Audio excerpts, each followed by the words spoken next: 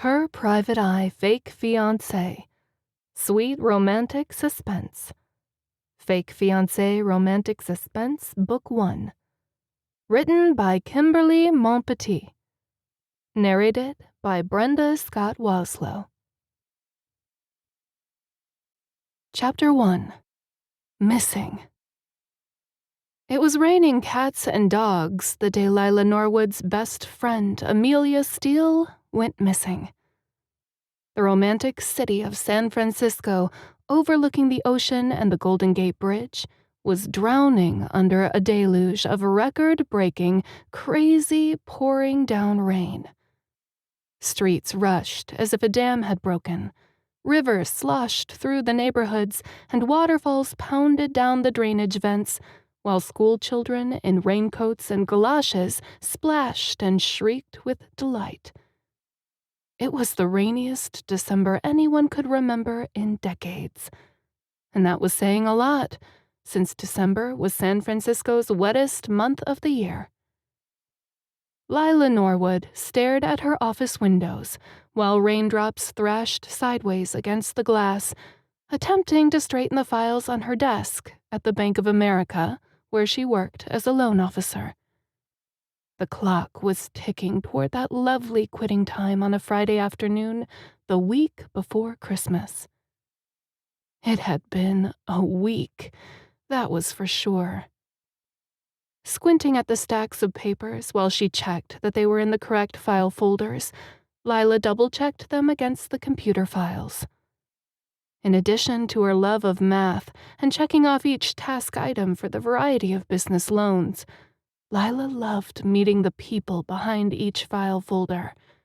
Construction loans, family-owned restaurants, beauty shops, or small stores that sold everything from boutique clothing to specialty popsicles. Lilah enjoyed hearing the dreams and plans, the struggles and hopes of opening a new business. Sheila, one of her coworkers, began to walk past the hallway door, shaking the rain from her coat while she fastened the snaps on a yellow umbrella. "Hey, this is a first," she said, stopping at Lilah's office door. "I just got back from a grand opening for one of my clients. An ex-police officer opened a detective agency in the Mission District. His loan went through a few months ago, and he had a big party today. Invited me too. Ooh la la."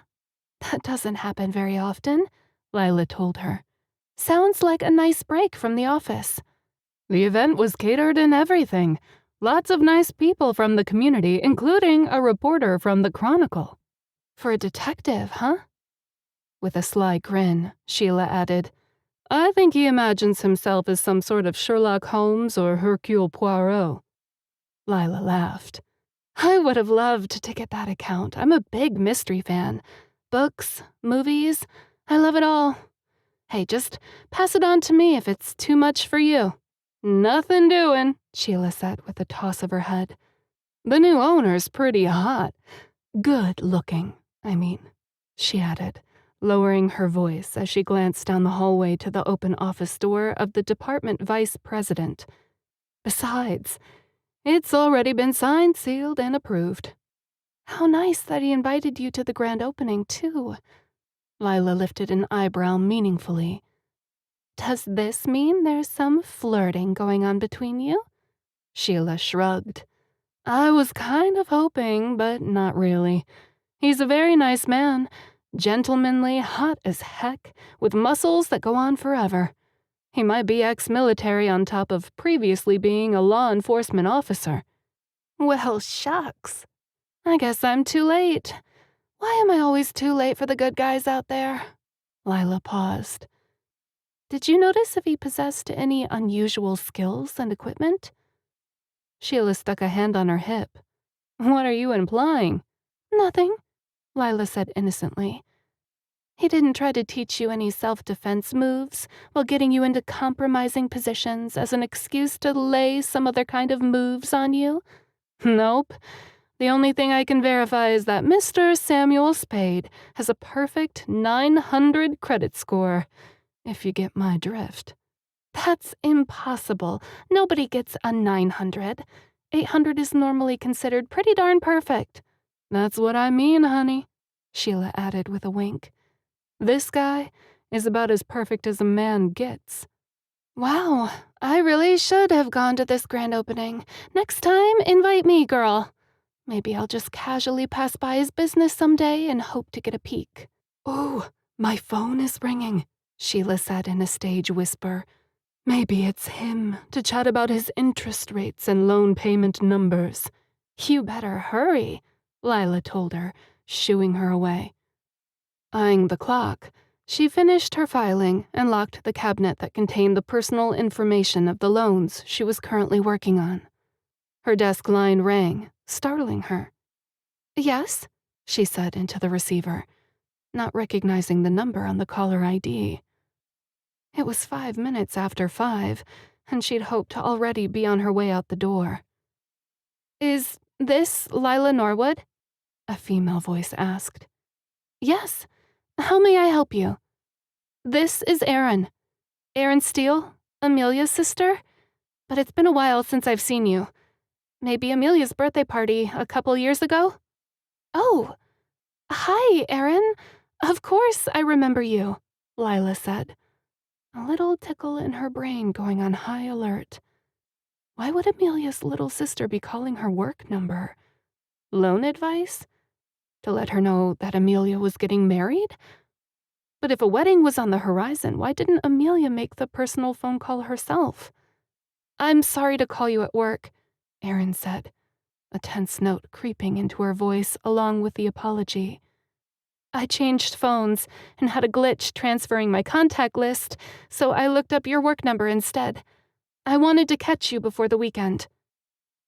That was a curious thing to say. Sounded urgent. No problem, Lilah told her, leaning back in her chair while she watched her coworkers heading out the door for December's final Christmas shopping weekend. It's been ages since we've crossed paths. You've been away at school, right? Yes. Graduated last summer and then went on to Quantico for training, in D.C., she added. Lilah gave a little laugh. Seriously? Do you mean as in the FBI training headquarters? What are you doing for them? I'm an official agent, but green as a cucumber. Wow. Congratulations, I've heard that's a tough program, like becoming a Marine or a Navy SEAL. Not exactly, Erin said with a little laugh. But it kicked me in the teeth at times, physically and mentally. What made you decide to work for the Federal Bureau of Investigations? I sort of fell into it. Got a degree in political science with an art minor and dabbled in a couple of languages and some extra computer science. I've always loved a good mystery and figuring out puzzles, like those escape rooms. I did one of those once with some friends. It was hard. We didn't fail or die, but we did embarrass ourselves a few times, Lilah added. I'll bet it was tough to get into Quantico. The combination of my studies and GPA must have worked after a lot of grueling interviews. Lucky for me, I got assigned back home to the San Francisco field office. I'll bet your parents love that you're so close instead of somewhere clear across the country. Lilah took on a teasing tone. How many of those good-looking greeny agents did you leave behind at Quantico? At least a dozen, Erin quipped in return. But honestly, the man I was dating got assigned to the Oklahoma City field office, a small town called Stillwater.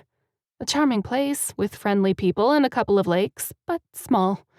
Very small. Goodness, hope he doesn't get bored. Erin gave a small laugh. It's surprising how much work there is, even in small towns or rural areas.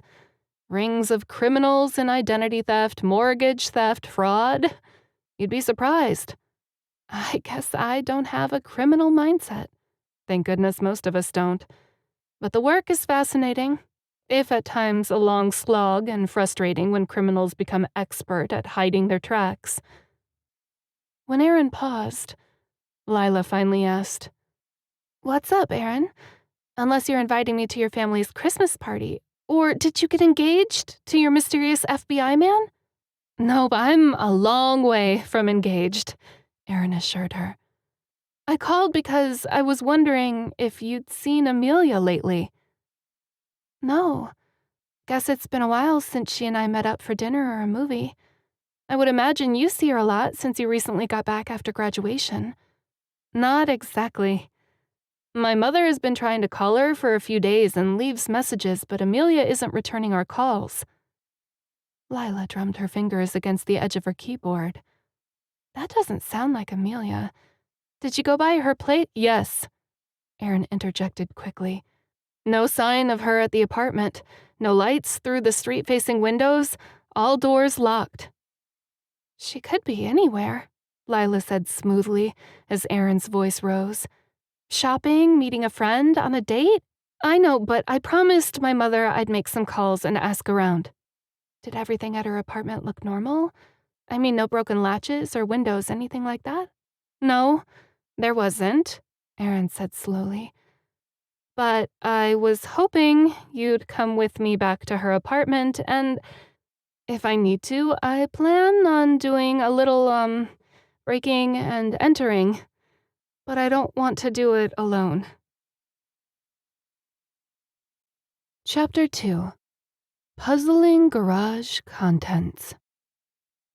Lilah let out a low whistle, but tried to lighten the mood.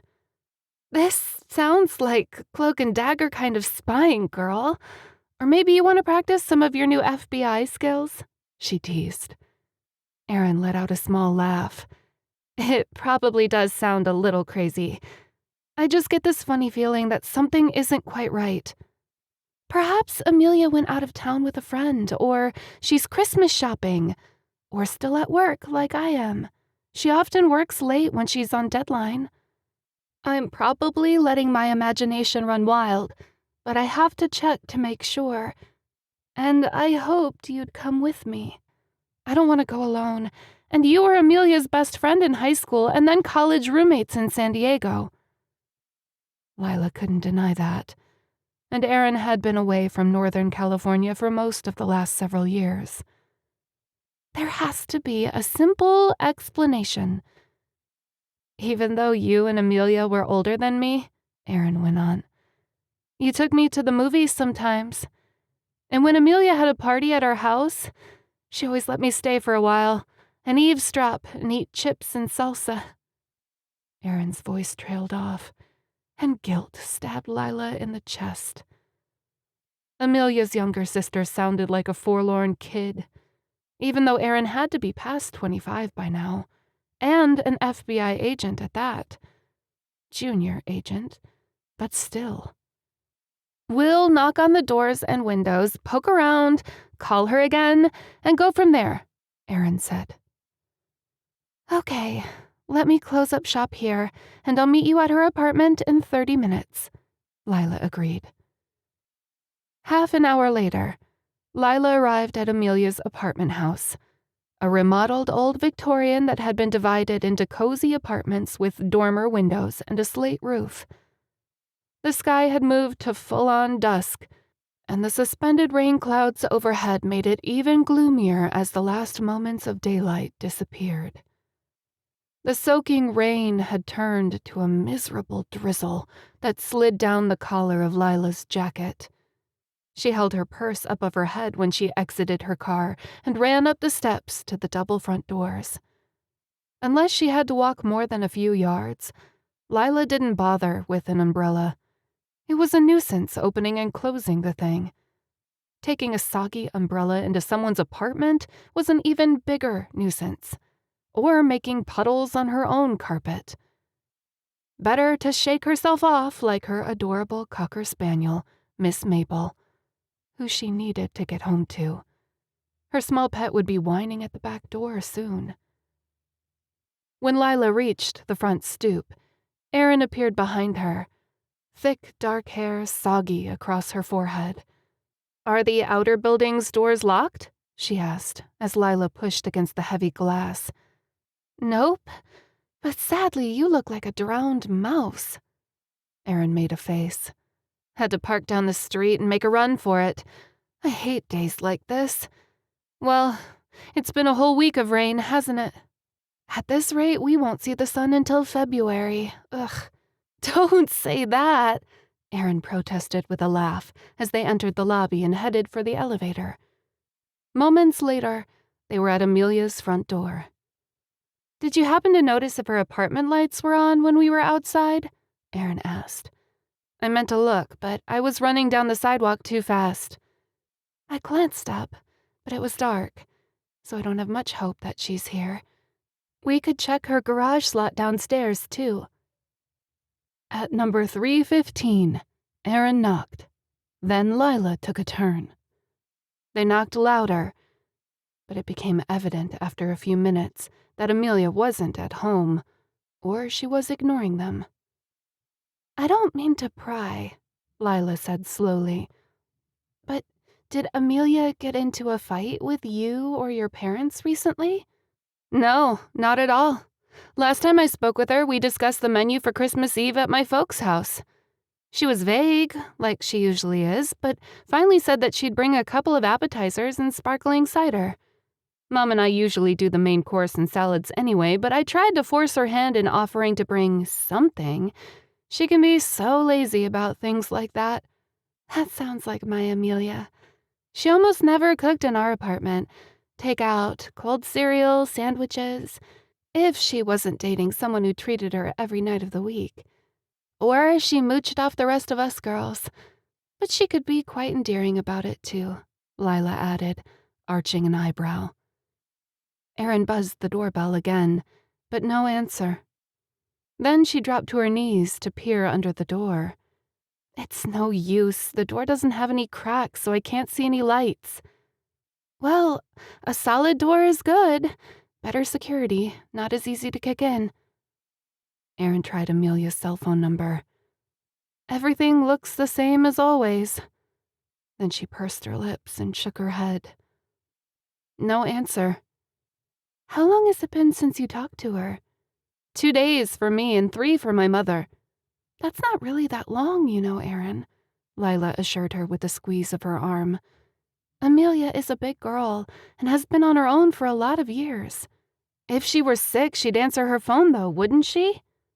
"Not if she took sleeping pills or cold medicine. Did you call her boss at work?"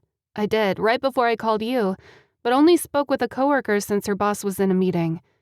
It was a little vague whether she was at work yesterday or today. He did tell me that she had mentioned not being in today, but said that she sounded perfectly fine, something about an appointment." "It's probably true, then. Is her car gone?" "I haven't checked, but the garage doors don't have windows, so it's impossible to know if it's there or not." Lilah touched Aaron's damp coat sleeve and grinned. "I know where a key is, my dear." "Perfect. I was hoping you might. Lead the way." Clumping back down the stairs, Lilah pushed through the vestibule doors once more, heading to the side yard, where a row of garages stood down the wide alley. "Number 315, Aaron called out a moment later, walking ahead to peer at the numbers posted on each door. Lilah tugged her jacket hood over her hair to keep the worst of the drizzle off. "Well, her vehicle probably won't tell us much, because she might be out shopping or grabbing dinner. It is Friday night." Aaron blew out a breath. "I know, I just wish she'd call back. I've left her 5 voicemails over the last 2 days and about 10 text messages." Lilah frowned, unease washing over her. "Okay, I have to agree. That is strange for Amelia to ignore that many messages. Does she have some new boyfriend, and he took her away for the weekend? That would explain her taking today off from work." "No new boyfriend that I know of. Nobody since Garth Sullivan. Garth the Beast," Aaron added, tisking her tongue in disgust. "Thank goodness he's finally out of her life," Lilah agreed. "A couple of months ago, his harassment was getting out of hand, stalking her, threatening, calling and texting all the time." Aaron's face was thoughtful. "Do you think he might have started up again? Maybe she's hiding from him." "True, and she's embarrassed to admit it. I'll do some checking up on the guy. He was horrible and would not let her go. She even put a restraining order on him. Garth definitely grew scary the longer their relationship went on. although it was only a few weeks, actually. As far as a new boyfriend, I would think Sean or you would know more than me since I've only been home a few days from the East Coast. And Sean's pretty distracted with his upcoming wedding to Katie. That's coming up fast, isn't it?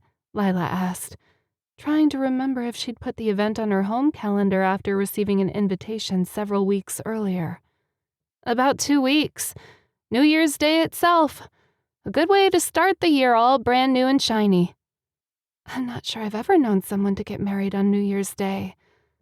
And regarding Amelia, she can be a bit secretive when it comes to the men in her life. Until the relationship gets to be more than a simple flirtation, she's a bit carefree. A moment later, Lilah stooped over and nudged at a rough rock next to Amelia's assigned garage number. Voila! The spare key? How did you know that was there? Erin demanded, a hand on her hip. Lilah gave a little wiggle with her shoulders.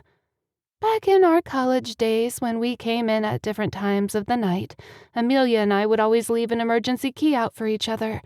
She told me about the hidden key once a long time ago, and I'd almost forgotten about it until now. You mean my sister could be a bit wild at times? We like to joke about doing wild and crazy things, but usually not. It was more like having pizza delivered while we gamed with our friends until 3 a.m. A smile lit up Erin's face. I believe that. She never had a wild side, but she loved staying up all night on Friday to provoke our parents Saturday morning when she refused to get up to do her chores and slept all day instead. Lilah noticed there was a wistfulness in Erin's voice, as if she wished she'd been invited to those all-night parties. As if she had put her big sister Amelia on a pedestal, which made sense, since there were 5 years between them. And of course, there was no way Erin could have dropped in on Amelia during her teen years, since Amelia was away at school at UC San Diego, a 9-hour drive from San Francisco. All right, Lilah said, shivering now from the damp chill. If Amelia's car is gone, that means she's out doing whatever she does on a Friday night, and you can try her again tomorrow. I will go home and take a hot shower and crawl under a blanket in front of my TV. A sheepish smile crossed Erin's face. You're right. This is probably just a wild goose chase. Can you switch on your phone's flashlight? Lilah asked. I swear it got darker the last 2 minutes, and the closest light pole is down the block. Using Erin's beam of light, Lilah found the lock on the garage door, turned the key, and then lifted the garage door up from the bottom. Erin stooped to help her, and almost instantly the garage door had rolled up. When Erin let out a little gasp of surprise, Lilah quickly clicked on her cell phone's flashlight. It became quite apparent that Amelia's red Honda Civic was safely inside her garage. I didn't expect that, Erin said in a soft voice. If her car's here, she must be here as well. But why didn't she answer the door? Chapter 3. Breaking and Entering. Lilah pulled the garage door closed and then jogged down the narrow alley to stare up at the apartment house again. Amelia's windows overlooked the street, something her friend had complained about since the street noise often made it hard to sleep. As a joke, Lilah bought her earplugs and a sleep mask for her birthday a couple of years ago. It wasn't long afterward that Amelia told her she became hooked on the sleep aids and used them every night. Lilah heaved a white breath in the frigid night air. Okay then. Amelia's got to be upstairs in her apartment. As soon as she got her own place with the garage, she bought herself a car and never takes streetcars or taxis any longer. Unless a date picks her up. If her vehicle is here, she has to be here. Yeah, I'm borrowing my folks' vehicle at the moment, but let me tell you, a car is the first thing I'm buying when a few paychecks come my way, Erin said with a firm nod. I got so tired of waiting for buses or doling out high taxi fees while I was living in Virginia. But Amelia didn't answer when we knocked earlier, she added, glancing into Lilah's face as she bit her lip. Maybe she's wearing super powerful earplugs and didn't hear us. Let's try again. Lilah led the way to the front doors of the vestibule again and pushed open the door. Or Amelia's gone out for a walk. Aaron was skeptical. In this weather? Lilah shrugged. Maybe she had a bad day and wanted to shake it off with a walk. Perhaps that's why she's not answering her phone. Just doesn't want to talk to anyone. But 5 phone calls? You called her 5 times and sent a whole slew of text messages too, right? 10, Aaron nodded, biting at her lips. And she's definitely in an ornery mood. I can't shake this feeling of gloom. It's not like Amelia to not send at least a quick text back. Do you have a spare key to her apartment? When Aaron shook her head, Lilah added, Let's talk to the manager and see if he'll let us do a wellness check on her. Show your ID as her sister. I was just going to suggest that. What if she's sick or hurt and unable to call for help? The apartment manager was home, a Gladys Wyndham, and Lilah was grateful that the woman recognized Aaron as Amelia's sister. I have a memory like an elephant, the older woman said, snatching up a ring of keys from a side table next to her front door and beckoning them to follow her. I can recall every single tenant that's ever lived here over the past 15 years, and most of their families. Lilah was relieved it would be so simple to get into Amelia's apartment. But she also knew that her old friend would be perturbed to have them barging through the front door. Amelia?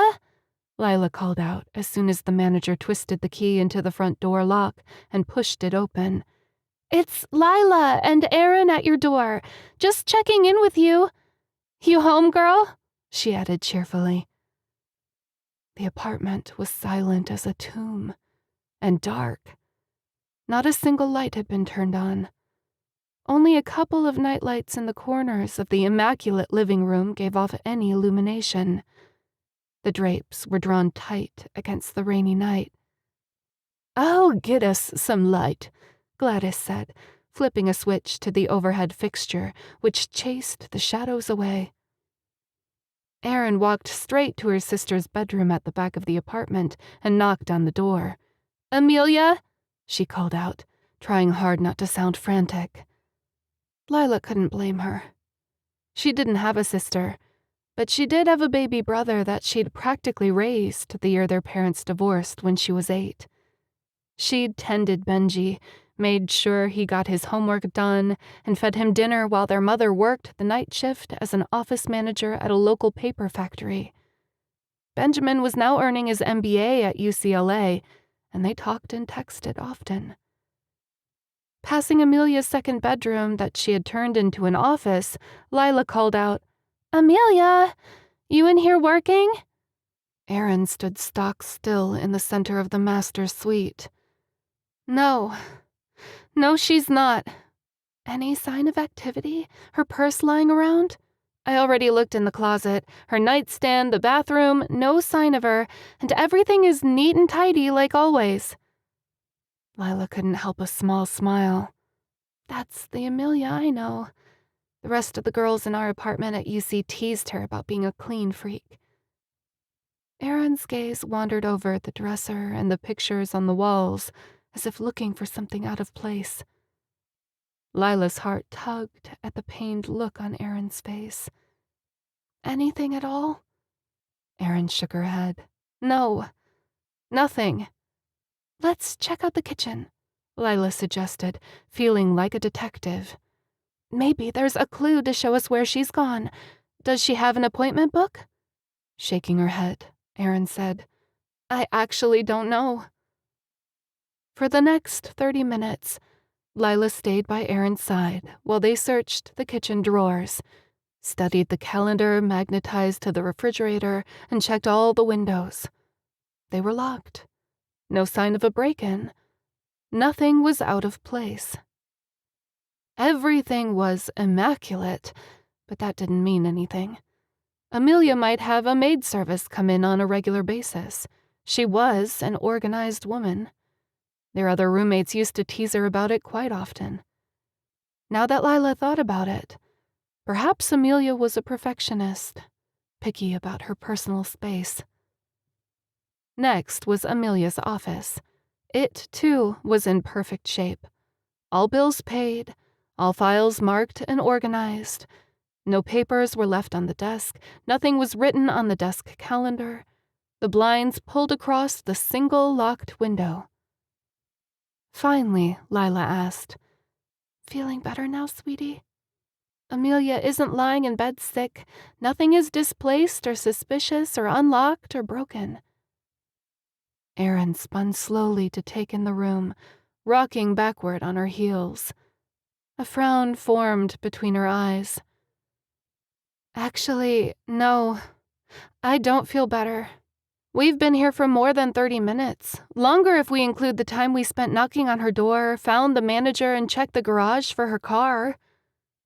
A chill ran up Lilah's neck, not wanting to agree, but finding that she did.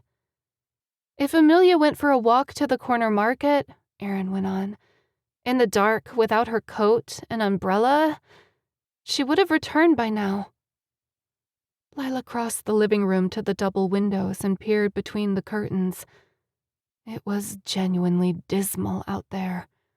Rain dropped steadily from the gloomy clouds. Not a downpour, but relentless and constant. If Amelia were out there, her shoes and slacks would be soaked by now, even in a long raincoat. She'd have damp hair and ice-cold fingers.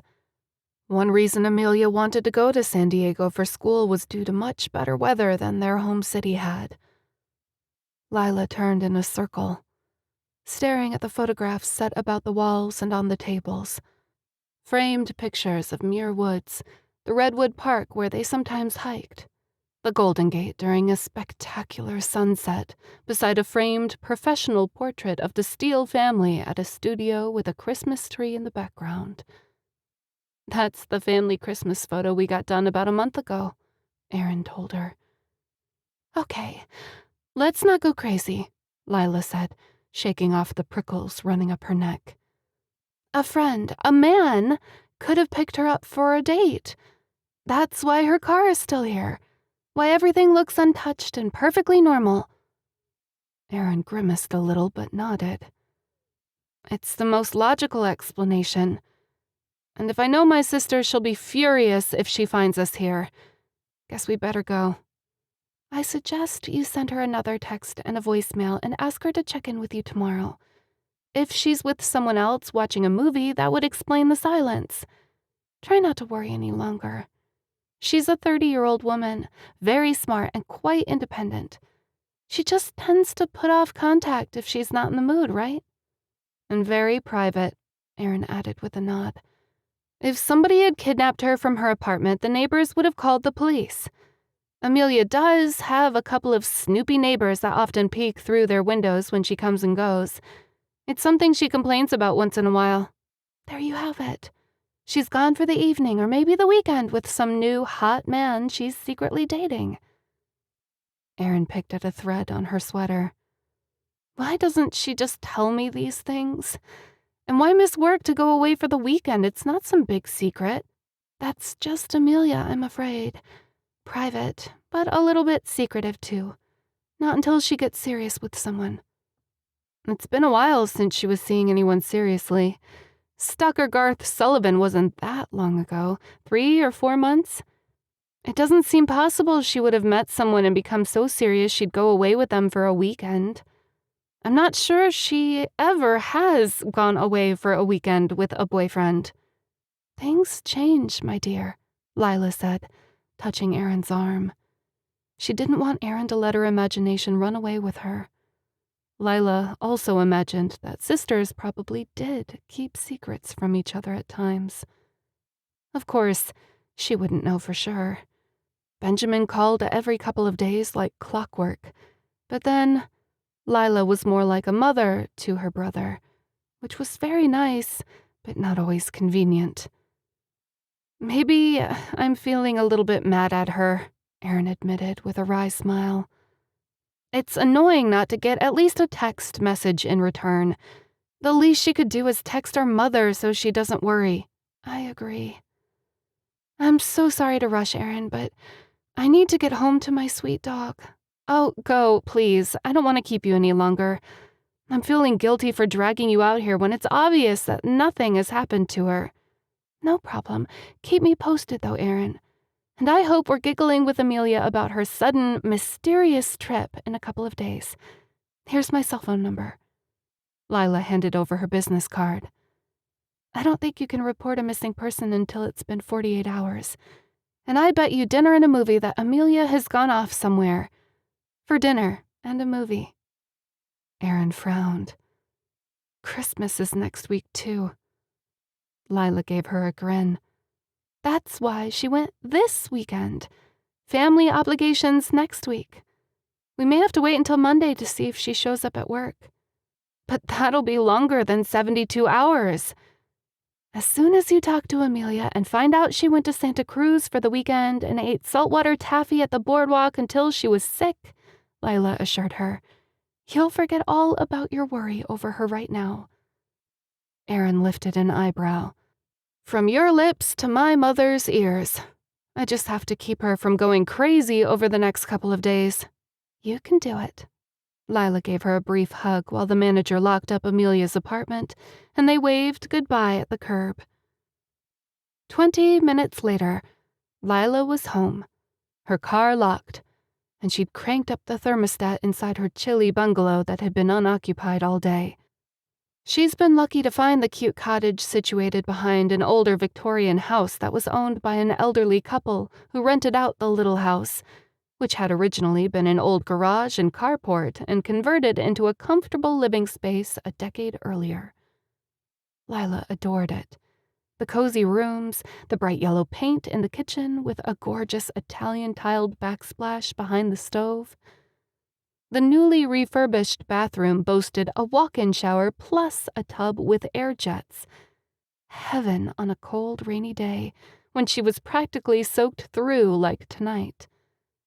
She'd been so lucky to find the place newly vacated with a for rent sign in the yard 2 years earlier, right after her divorce papers were signed. She couldn't get out of the house she and Richard had purchased together and shared for 4 blissful married years fast enough, because Rich's new girlfriend was moving in as soon as Lilah was gone. Lilah's throat closed up every time she thought about the man and his betrayal. Rich's casual, non-repentant attitude had left her with a daily sick feeling in her stomach. The two of them had met their senior year at UC San Diego and had been inseparable for nearly 7 years, making it hard to let go of the last threads of her feelings for him. Even so, it had already been well over a year since the final papers were signed, sealed, and delivered. She had to get over the man, but it sure was hard.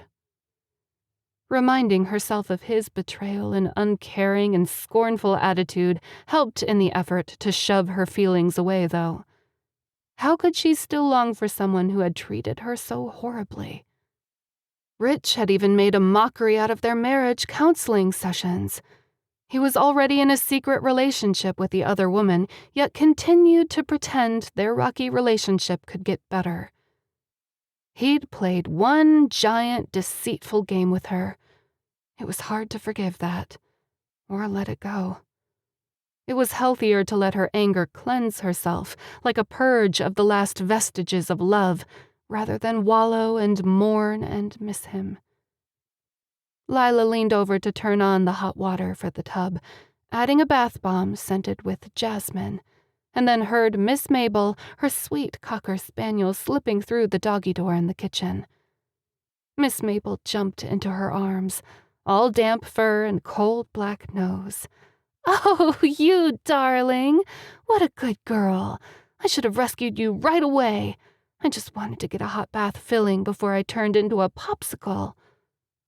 Miss Mabel was so excited, she was wriggling with delight and pushing her nose into Lilah's neck. "Goodness, you're freezing! Lilah said, picking her up to engulf her in her arms. The Cocker Spaniel could be such a baby, even though she was 5 years old and usually a regal lady who minded her manners. "Did you spend the day in your warm doggy house or sitting on the cold concrete outside waiting for me, you silly thing?" Instantly, Miss Mabel took off down the hall. "Where are you going?" Lilah called, hands on her hips. Seconds later, her pet was back with the red leash. "A walk? Seriously? It's drizzling and freezing out there." But Miss Mabel heard none of that.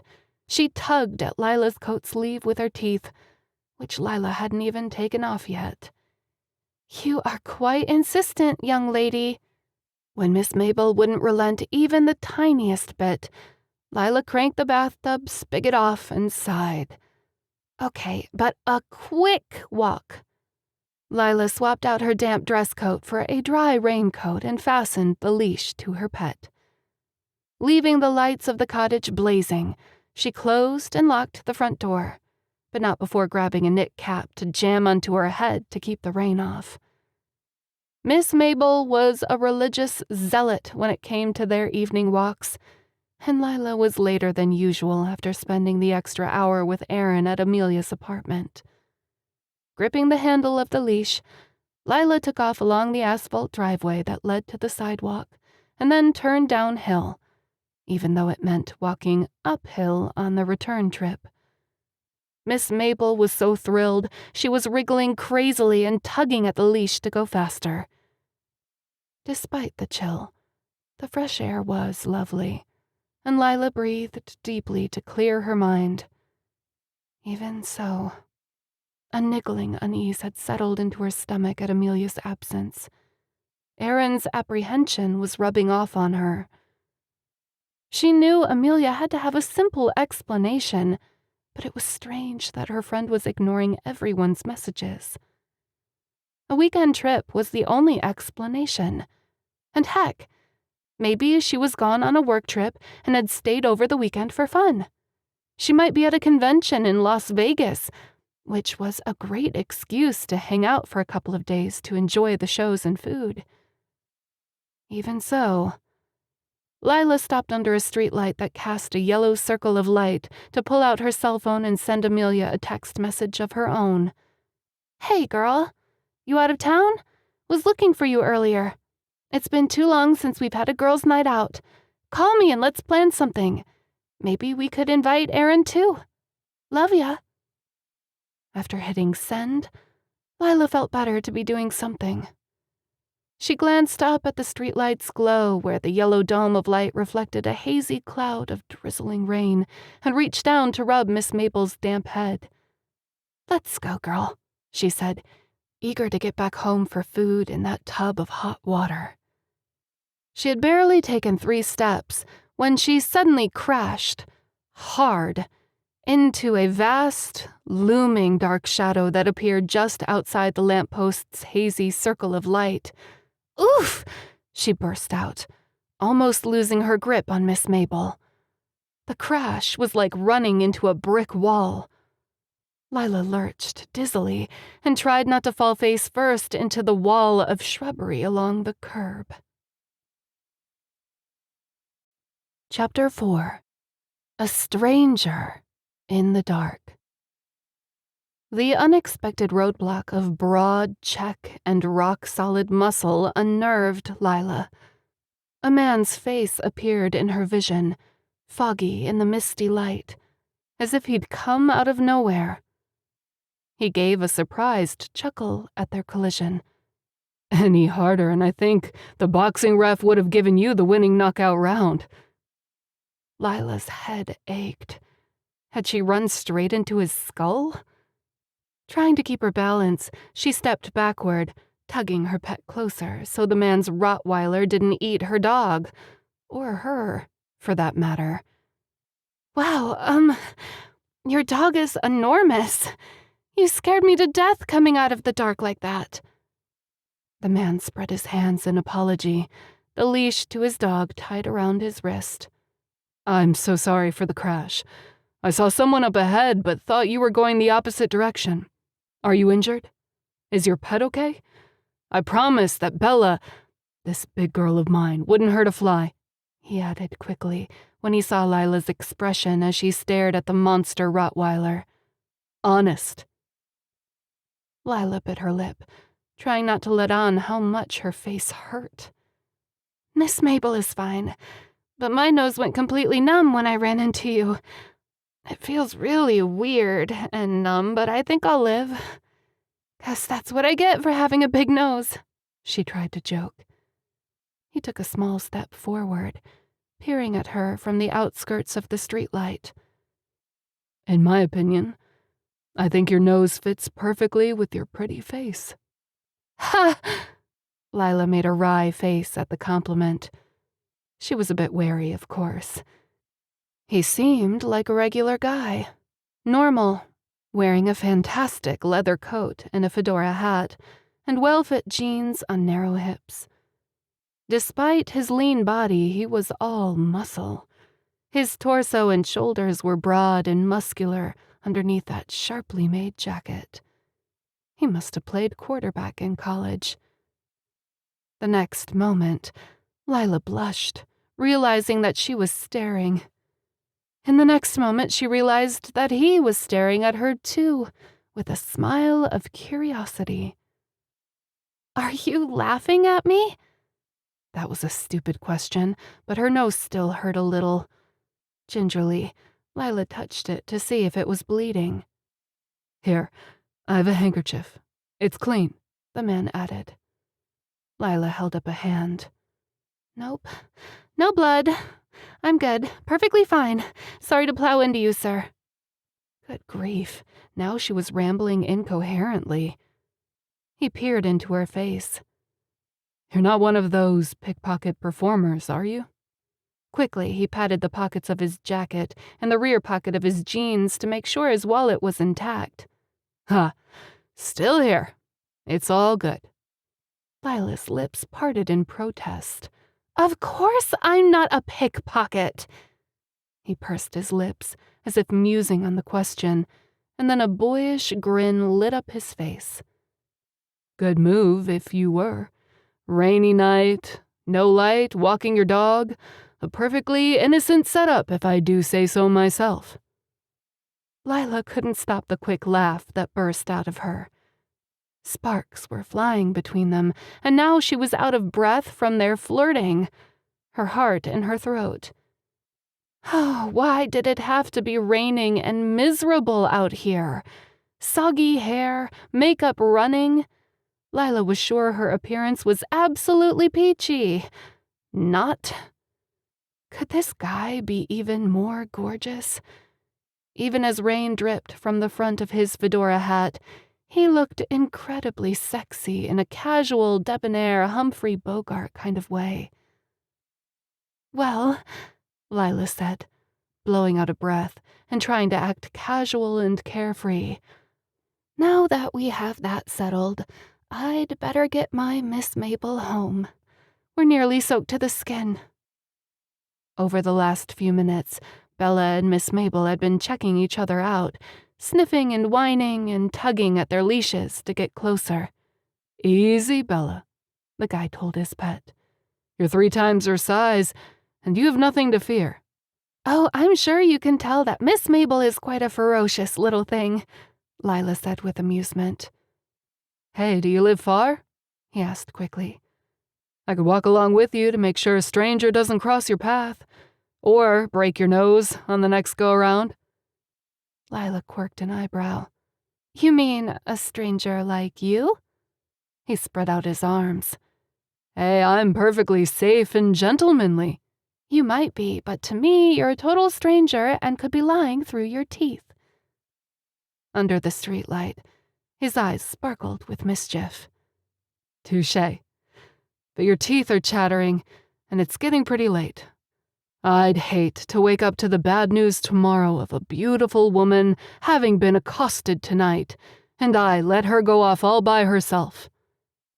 Lila knew he was being gentlemanly, but she couldn't help giving him a hard time. "I walk my dog every night and carry pepper spray. and perhaps several other deadly items which I can neither confirm nor deny." "I like your bold attitude, Miss Mabel's owner." "Well, thank you." It occurred to Lilah that her teeth were chattering, and the endless drizzle had soaked deep into her bones. "It's pretty quiet out here at the moment, and I don't live far. But I would not feel comfortable having you follow me, even in the name of safety.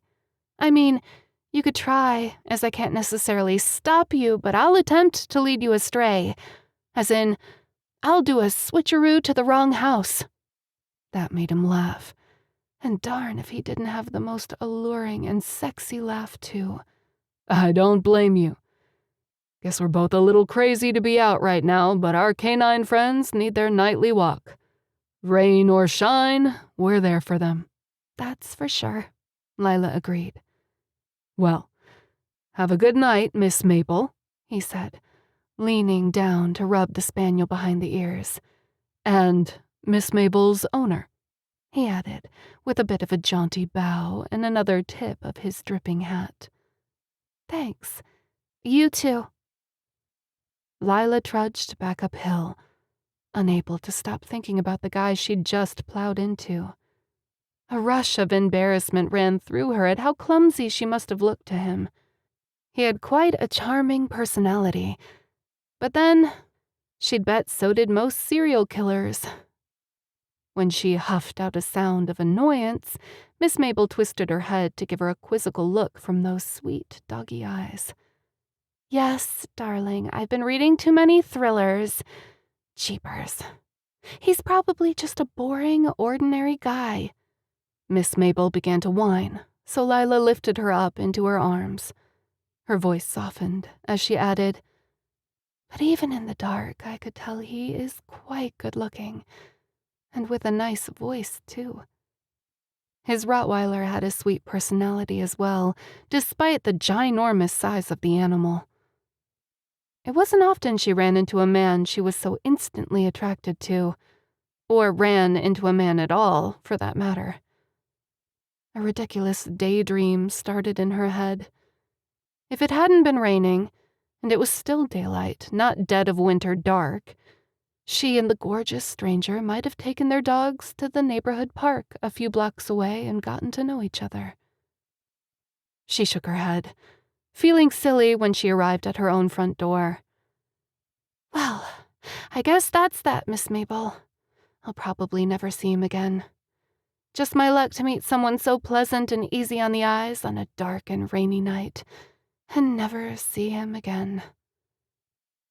It had been a long time since she'd met someone and was struck by that instant crackle of attraction. "Hot bath coming up," she sang out after closing and locking the front door. "Right after you get a good rubbing down by the fire with a warm towel." She kept a pile of firewood by the tiny fireplace and hurried to stack the kindling and get it lit. Lilah also cranked up the thermostat. It wasn't freezing temperatures outdoors, just a chilly 40 degrees, but in rainy, foggy San Francisco, it felt like she was in Lake Tahoe with a foot of snow on the ground. Quickly, she dried off the cocker spaniel, who then laid down in the basket by the fire as the flames grew brighter. "We'll have dinner right after I get out of these wet clothes." Lilah was so frozen she nixed the bath, which took too long to fill, and jumped into a hot shower instead. Peeling off her jacket and soggy jeans from her wet skin was no easy feat, but she let out a deep, contented sigh as soon as the hot water took off the chill. 15 minutes later, she was in cozy pajamas, towel drying her hair, and sitting in front of the fire with a mug of hot cocoa. Her mind kept flickering back to the enigmatic stranger, and then drifted back to the daydream of the two of them in the park, chatting a sunny afternoon away. Finishing her hot chocolate, Lilah got up to fix Miss Mabel's food bowl and rummage in the freezer for a microwave dinner. While her food cooked and Miss Mabel was chowing down with loud crunching noises, Lilah found herself wishing she'd learned the guy's name, or had agreed to let him walk her home. But a single girl could never be too careful, no matter how drop-dead gorgeous the man was. Maybe tomorrow. The rain would stop, and she'd take her dog out again.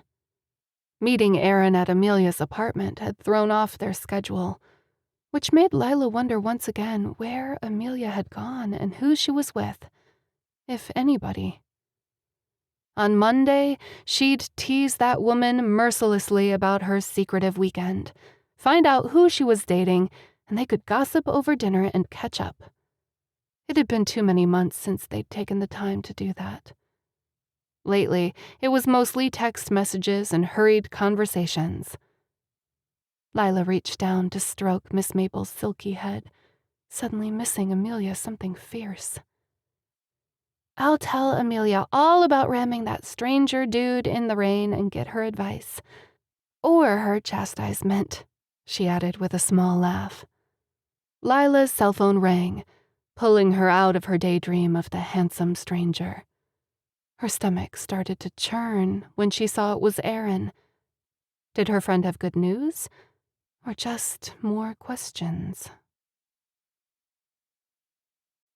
Chapter 5. Unanswered Phone Calls. What's up? Lilah asked, pressing the remote control button to lower the volume on the TV. I compared notes with my parents, and we realized that none of us have actually spoken in person with Amelia or received a text from her in 3 days. So I called my brother, and he said it had been a week for him, but that wasn't unusual. However, he's knee-deep in wedding stuff with his fiancée. Even so, he'd asked Amelia a couple of weeks ago to grab some of the paper products that were ready because neither he nor Katie could get downtown to do it. Did Amelia pick them up and drop them off to him? No, but Sean just thought she got busy. The company set them aside until he could pick them up. Still, it's not like Amelia to promise to do something and completely fall through. Lilah chewed her lower lip. It's also not like Amelia to ignore all of our texts either. We could ask the authorities to perform a welfare check, Aaron began. But we just did that ourselves tonight, Lilah said, speaking slowly. There's no sign of anything amiss at her apartment. I just can't stop worrying about her, Aaron confessed. Do you mind calling some of Amelia's friends? Perhaps the ones you knew in college or more recent acquaintances? I thought I'd call our family friends and old neighbors. We could compare notes in a couple of days. I'd be happy to do that. I'll make a list right now. I could call her work number on Monday, too, talk to her boss. Or would you like to do that? If you don't mind, that would be great. I'll go to her favorite restaurant and movie theater and see if she's been seen there lately. Sounds like a plan, Lilah told her. Hey, try not to worry. I honestly think she just went out of town for the weekend. My mind says you're right, but my worry gene keeps nagging at me. That might be a lingering effect of your Quantico training, Lilah teased her. Probably a good one to have now that you're an official agent sworn to protect and defend the country. Aaron gave a self-deprecating laugh. We had a few discussions at Quantico, mostly over meals or during our training exercises, about listening to your gut and instinct. But honestly, I hope I'm just a silly, worried sister and my imagination has gone into overdrive. It's understandable to feel this way when it's your own sister. They hung up, and while Lilah ate her dinner and watched the news, she jotted down a list of people to telephone. The longer she brainstormed, the more people came to mind.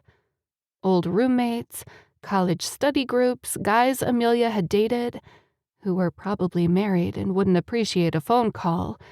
But even so, she'd cover all the bases so Aaron could stop worrying. It was Sunday afternoon by the time Lilah finished contacting the long list of mutual friends and acquaintances with Amelia from the last 7 or 8 years, and her ear hurt from pressing the cell phone against her head. Shaking out her aching hand, Lilah picked up a cup of hot tea to soothe her mind and stiff fingers. Many friends hadn't seen her talk to Amelia in months. For those who had more frequent contact, nobody had spoken to her or seen her in the last couple of weeks. One of their old roommates, Liz Schumer, had a lunch date with Amelia during the upcoming week. "I plan to text her tomorrow about which restaurant and a firm time to confirm. I'll let you know when I hear from her." "Super," Lilah said, relieved to know that Amelia had made concrete plans with somebody. That was a good sign that she was still alive and kicking. She never doubted it, but this would give Erin and her parents some peace of mind. Plus, there was Amelia's computer software job at that big tech company that was growing by leaps and bounds. The headquarters were located here in San Francisco, and she had recently received a promotion and a raise. Her old friend wouldn't do anything to jeopardize her career. A couple of months earlier, the two of them had gone to their favorite bakery cafe, La Parisienne Bistro, to celebrate Amelia's promotion. They'd spent 2 hours eating divine quiche and to die for pastries, while talking a mile a minute and gossiping wildly about life and work and men. Thinking about it brought a smile to Lilah's face now. It was so easy to let life's busyness get in the way of having a good time with old friends. She'd have to set something up with Amelia when she returned, too. Later that evening, Lilah caught up with Erin, and they compared notes. Turned out that nobody had seen or heard from Amelia recently, but none of her friends seemed worried or overly concerned. Another mutual friend of theirs had made plans with Amelia to take a weekend trip in May to hang out at the beaches of Mandalay Bay, a cute island town down by Santa Barbara. "I think we can safely say that all is well," Lilah said confidently. "Looks like it," Erin agreed. "I'm just paranoid. I'll phone her tomorrow during her lunch hour." "Sounds great. See you at the wedding in 2 weekends," Lilah added. "If you need help setting up or serving food, I'd be glad to jump into the fray." "That's so generous of you. I'll check with Sean and Katie and tell them of your offer." After Lilah hung up with Erin, she peered out the window of her cottage to check the weather. The rain clouds had finally dissipated, and Lilah managed to get out with Miss Mabel for their nightly walk without needing to carry an umbrella. She thought about the man she'd plowed into 2 nights ago and wondered if she'd see him. But with all her subtlety in watching for him, he never appeared again. Inwardly, she scolded herself about the fact that she was daydreaming about some random guy passing on the sidewalk. He was nobody special, a total stranger. Most likely a jerk like her ex-husband. The next time she got serious with someone, she needed to be more careful. There had been moments before she married Rich where she'd brushed away tiny doubts, where she had noticed him flirting with other women, moments where she'd caught him hiding a furtive second look at women in restaurants or while shopping. At the time, she convinced herself that Rich was just an easygoing, friendly guy. Unfortunately, she realized too late that she had ignored 1,000 little warning signs. Now, at 30, she was wiser and more settled than she had been at 23. More mature, with clearer eyes. She was more aware of observing a man's true character, and Lilah knew that in the future she wanted a committed relationship that would last forever. Even so, was she ready to start up a new relationship? She'd had the occasional date, but no sparks with anyone yet. And sometimes, after the bad experiences with Rich, the prospect of another romantic relationship scared her to death. The bank's loan department was busy on Monday morning, the phones ringing off the hook, typical after a weekend. Lilah had an enormous list of calls to make to customers, meetings about new loans to begin processing, and the never-ending paperwork. Which meant that when her cell phone rang instead of the office line, it took her by surprise. She recognized Aaron Steele's number and quickly picked up the receiver. "Hi, Lilah. I wanted to let you know that I just phoned Amelia's boss. She didn't come into work again today." That gave Lilah pause. Did she call in sick? No, not a word from her. Turns out her boss called her and didn't get an answer, and I was mistaken the other day at her apartment. Amelia didn't call in on Friday either. Took a day off without notifying anyone. One of her coworkers assumed it was a vacation day, but it was just an assumption, not fact. Okay, that's a little strange. Not like the Amelia I know. That woman is pretty reliable. If she went somewhere, she obviously didn't take her car since it was sitting in her garage. Lilah pictured Erin on the other end of the line, worry lines creasing her forehead. She had been so sure that Amelia would show up today and they'd end up laughing about their silly case of paranoia. But now, the situation was getting more and more mysterious. Have you tried her phone again? All of us have. Me, Sean, my parents. Erin laughed nervously. I can't help wondering if my sister ran off and eloped. I don't see her doing that to your family. Amelia would want the biggest, grandest wedding of the century. So where do we go from here? Do you mind going to my parents' house to talk to them? Erin asked. I got a call from my boss. He's sending me on a job down by Monterey, so I'll be out of town this coming week. I hate to ask you for more help, but we're seriously getting worried. Of course. I'd be glad to give them some moral support. When do you have to leave on your work trip? First thing in the morning? It's my lunch hour, so I'll jump in my car and meet you there. Chapter 6. The search is on.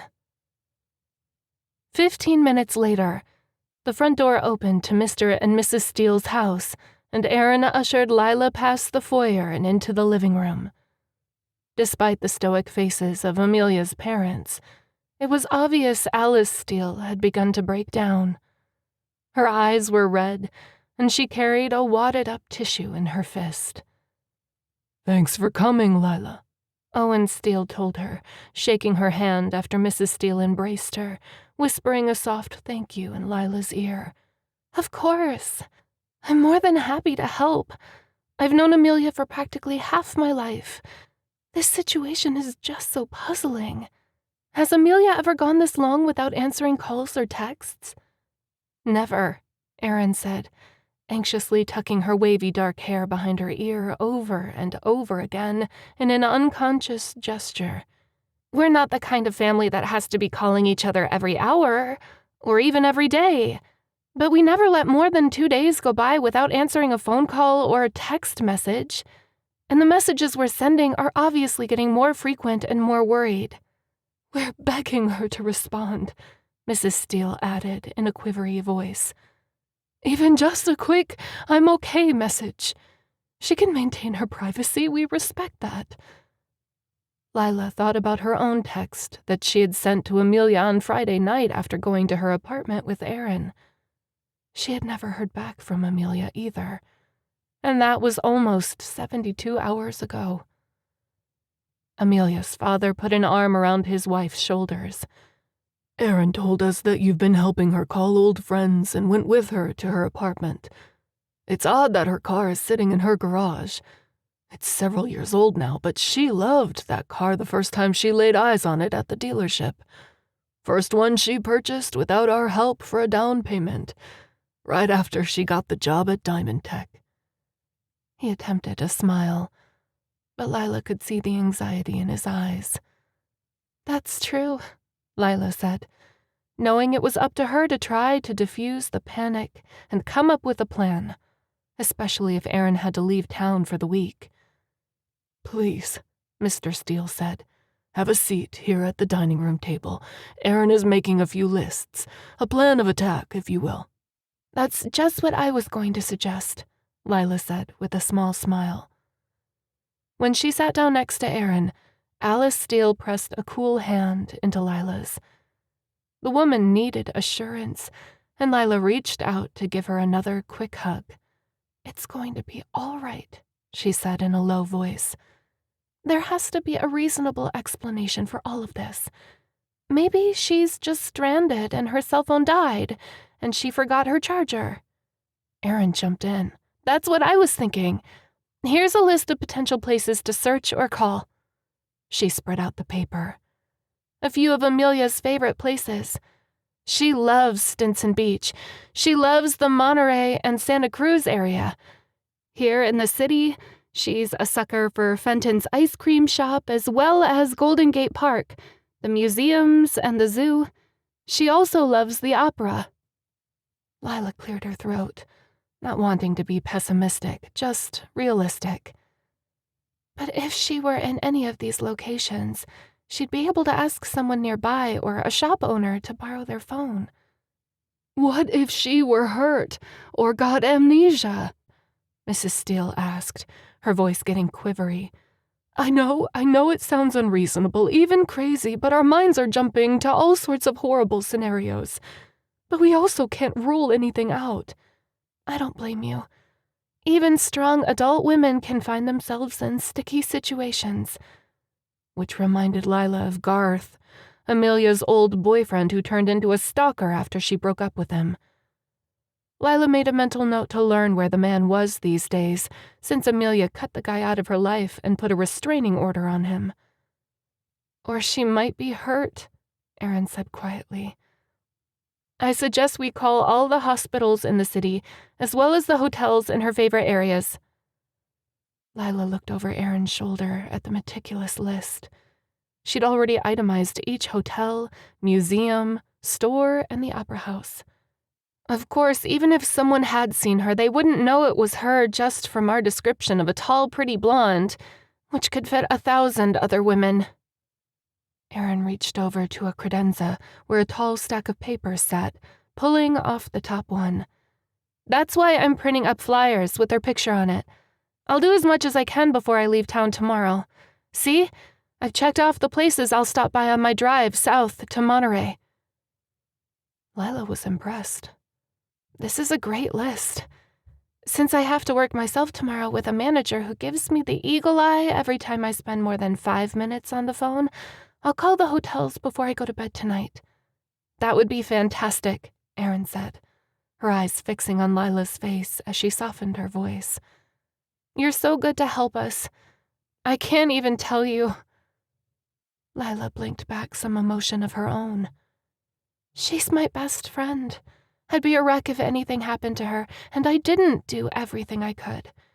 In fact, why don't I call the San Francisco Police Department to make sure they don't have her in a cell due to something stupid like getting drunk or unruly somewhere in town?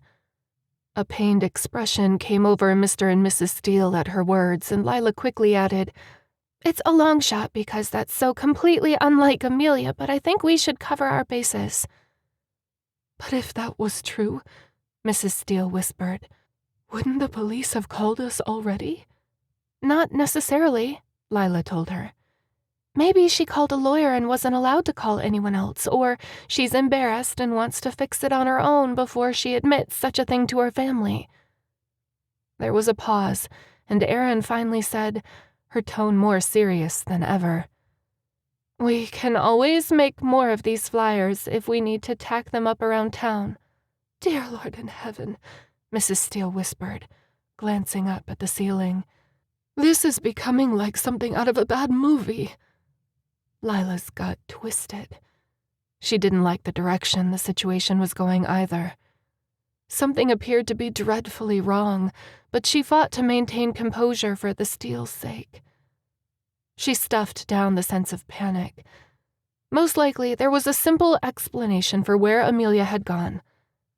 Before I forget, Erin added, Sean and Katie will obviously help us, even though they're frantic with last-minute wedding stuff. Actually, let's get Sean to take the flyer to the police station. I'll accompany him, Mr. Steele said, with a sober nod. That's a good idea, Lilah said. I'll call the hospitals and visit the hotels in the city. It will be a stronger case if Amelia's father and brother go to the police. She smoothed the hand down the 2-page list Erin had put together. Who knew there were so many hospitals and hotels in the Bay Area? I think phone calls to the hospitals will be sufficient, but it would be better to take the flyer to the hotels in case she checked in under an alias. Now you're thinking like an FBI agent, Erin said with a small chuckle. I'll be back Friday, just in time for Christmas Eve. Mom and Dad, we'll find Amelia. We will find her, Lilah gave Mrs. Steele a warm, sympathetic smile. I predict that in the next day or two she'll come strolling through your front door and wonder what all the fuss is about. That's what I'm praying for, my dear, Amelia's mother said in a soft voice filled with hope. Lilah ended up taking the rest of Monday off, calling into work that she had some personal business to take care of. Christmas shopping? Her boss asked, questioning her motives. Not exactly. Personal stuff for a friend. You're not on the calendar for a vacation day, but things are quiet this week, so I think we're fine. Lilah dug into her list of hotels.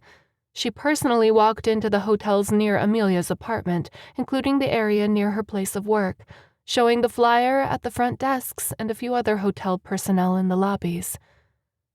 No woman by the name of Amelia Steele had checked in over the past several days, and nobody recognized her from the photographs as a recent guest. After driving to 10 different hotels, Lilah spent the afternoon on the phone and managed to telephone all the other hotels and motels in the city, including south, to Daly City and Oakland in the East Bay area, all the way east to the suburbs of Walnut Creek. By the time she was finished, her hand ached and her throat was hoarse. She had even faxed flyers to several of the hotel concierges, who seemed a bit vague or uncertain. It's like fishing for a minnow in the ocean, she muttered, pouring a cold soda and crashing on the couch, running a hand along Miss Mabel's soft fur, who jumped up next to her and laid her head against her thigh. The Cocker Spaniel reached up to lick Lilah's chin with a mournful gaze, then snuggled against her neck, as if sensing her owner's melancholy and frustrated mood. She could be hiding out with a new lover in a rental house, or in a completely different state. Come on, Amelia. Lilah texted her old friend again, for at least the 25th time in the past few days. Please just let us know you're okay, she muttered in frustration. Her cell phone was as silent as the dense interior of an empty redwood forest. On Tuesday, Lilah spent her lunch break calling the hospitals and as many clinics as she could. If Amelia was hurt or sick, they would probably know who the patient was, since Amelia would most likely have had her purse or ID with her. A sudden thought slammed into Lilah's brain. She tapped her pencil against her forehead. Now that she thought about it, she couldn't recall seeing Amelia's handbag at her apartment, although she probably had more than one. That would be something to search for if they returned to her apartment again. Aaron telephoned that night.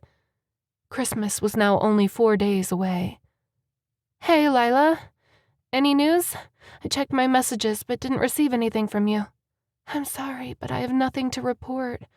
My neck and ears hurt from all the phone calls, and I'm probably on my boss's bad side now, she added with a little laugh. No leads at all? Aaron asked, the raw sound of hope in her voice. Lilah hated to give her bad news.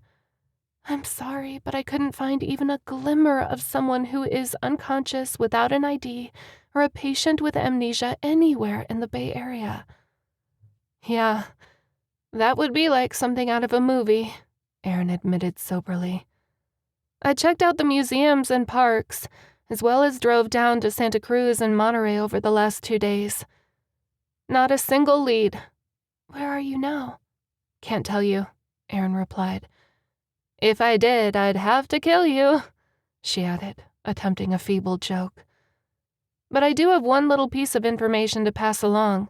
That's great, Lilah said, sitting up straighter. What did you find out?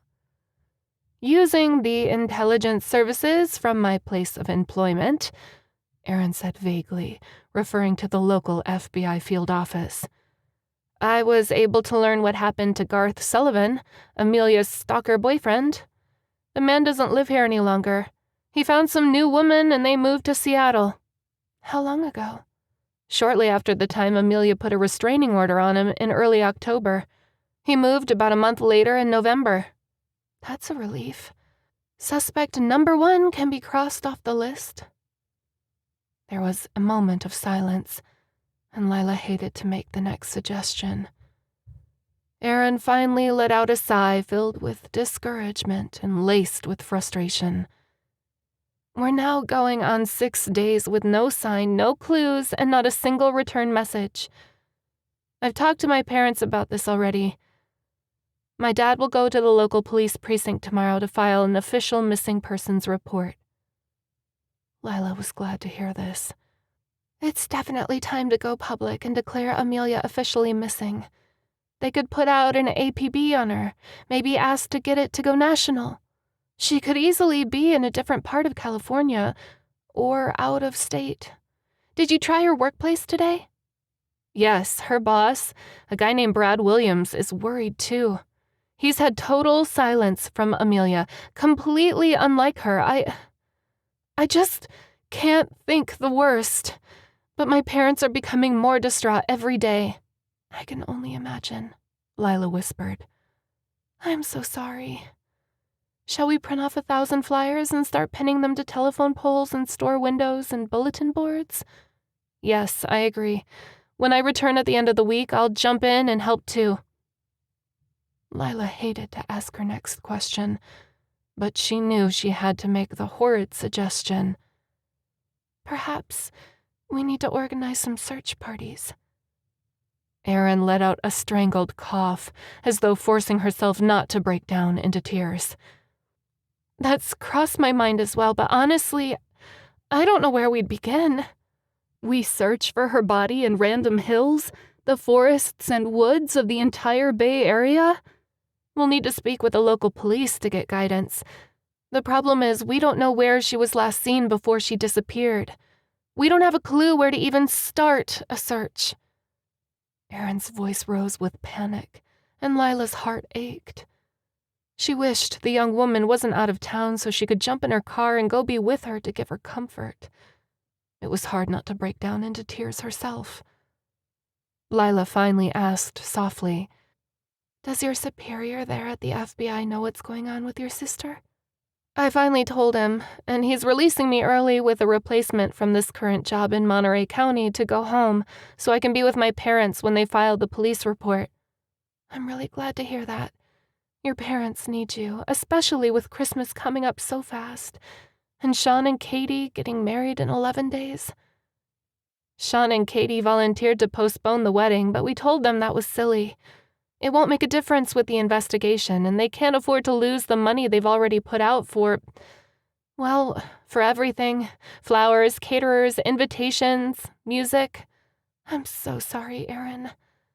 I honestly can't imagine what you're going through. I disagree.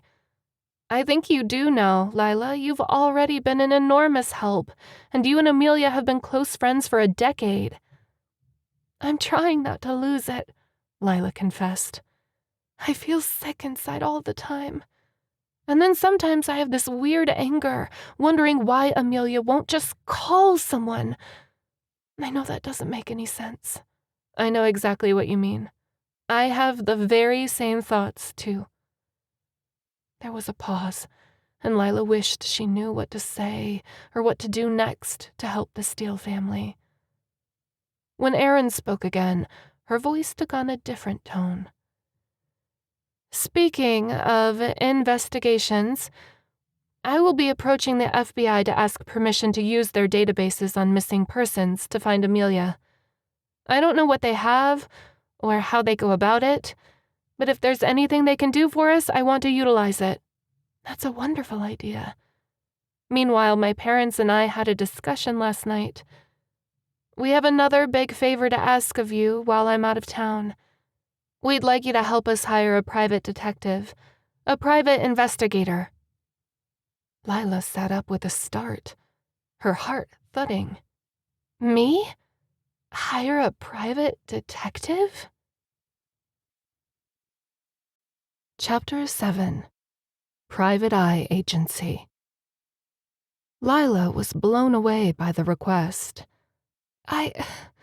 I don't know what to say, and I have no clue how to go about it. I'm asking a lot of you, especially after you've done so much, Aaron said in a rush.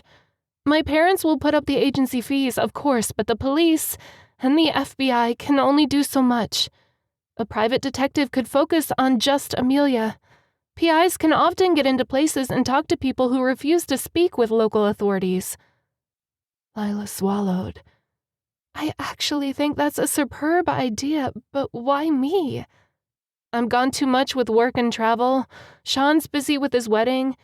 And over the last month, my father has been in the middle of trying to sell his business and retire, which is an enormous task. He's completely overwhelmed. Aaron's voice trailed off, and Lilah sat back with a thud against her chair, running her fingers along Miss Mabel's back. The Cocker Spaniel let out a funny little sigh in her sleep and closed her eyes again. Do you have a particular agency in mind? No. Do you mind finding one? I trust your instincts. We all do. Whoa, that was a tall order, but it was an excellent idea, and it filled Lilah with hope. Better than randomly calling hospitals and hotels. Okay, I'll do some internet searching before bed. Aaron's voice brightened. That would be fantastic, Lilah. Thank you so much. It will be one less thing my parents need to worry about. After they hung up, Lilah turned on the television and then turned the volume low while she opened up her laptop and began to search for local detective agencies. There were several, some ads more impressive than others, while some had too little information about what they did and who they were, so she ended up dismissing them outright. Skimming through the listings and clicking on each website to check each agency more thoroughly, Lilah finally went on to a second and then a third search page. At the bottom of the third search engine page, she saw an agency that sent a zinger right up her spine. The Little Gray Cells Investigative Agency. Mr. Samuel Spade. Owner. Retired military. Liaison to the San Francisco Police Department. Scams, identity theft, embezzlement, missing persons, and more. Bingo, Lilah murmured to herself. The Little Gray Cells, I love that. This Mr. Spade had a sense of humor in referencing Agatha Christie's infamous detective, Hercule Poirot, one of Lilah's all-time favorite authors and detectives. She and Aaron's family needed a little Hercule Poirot right now to find Amelia. She couldn't help giving a tiny smile when she wondered if the private investigator would be short, boast a mustache, and speak with a Belgian accent. The hours for the Little Gray Cells were listed as noon to 6 p.m. She'd leave work and head straight there before they closed tomorrow. The next morning, her coworker, Sheila, stopped by Lilah's desk. Hey, I missed you yesterday. You been sick? Lilah shook her head. I was helping a friend's family. A look of concern washed over Sheila's face. Seems like you were gone half of Monday, too. Everything okay? Well, no, not really. I don't know that I feel comfortable talking about someone else's problems, but it does concern my best friend. You mean Amelia? Haven't you known her forever? Lilah's face warmed as an embarrassed smile crossed her lips. You have a good memory. Well, I know you two talk fairly frequently and go to lunch sometimes. Didn't you go to college together, too? We were roommates. She kind of left town and nobody knows where. Lilah tried to make it casual. She didn't want to start up any untoward gossip. She ran off for some alone time with a new boyfriend? It's crossed my mind, but it's been almost a week, and she's not returning calls or texts. Okay, that is strange. Sheila stepped closer and lowered her voice. I promise to keep it to myself. You know you can trust me, Lilah. We've worked together for a lot of years. I do. I was researching local detective agencies, sort of like a PI, as in private investigator. Sheila nodded sagely. You're going to hire someone to help you find her? The next moment, she snapped her fingers.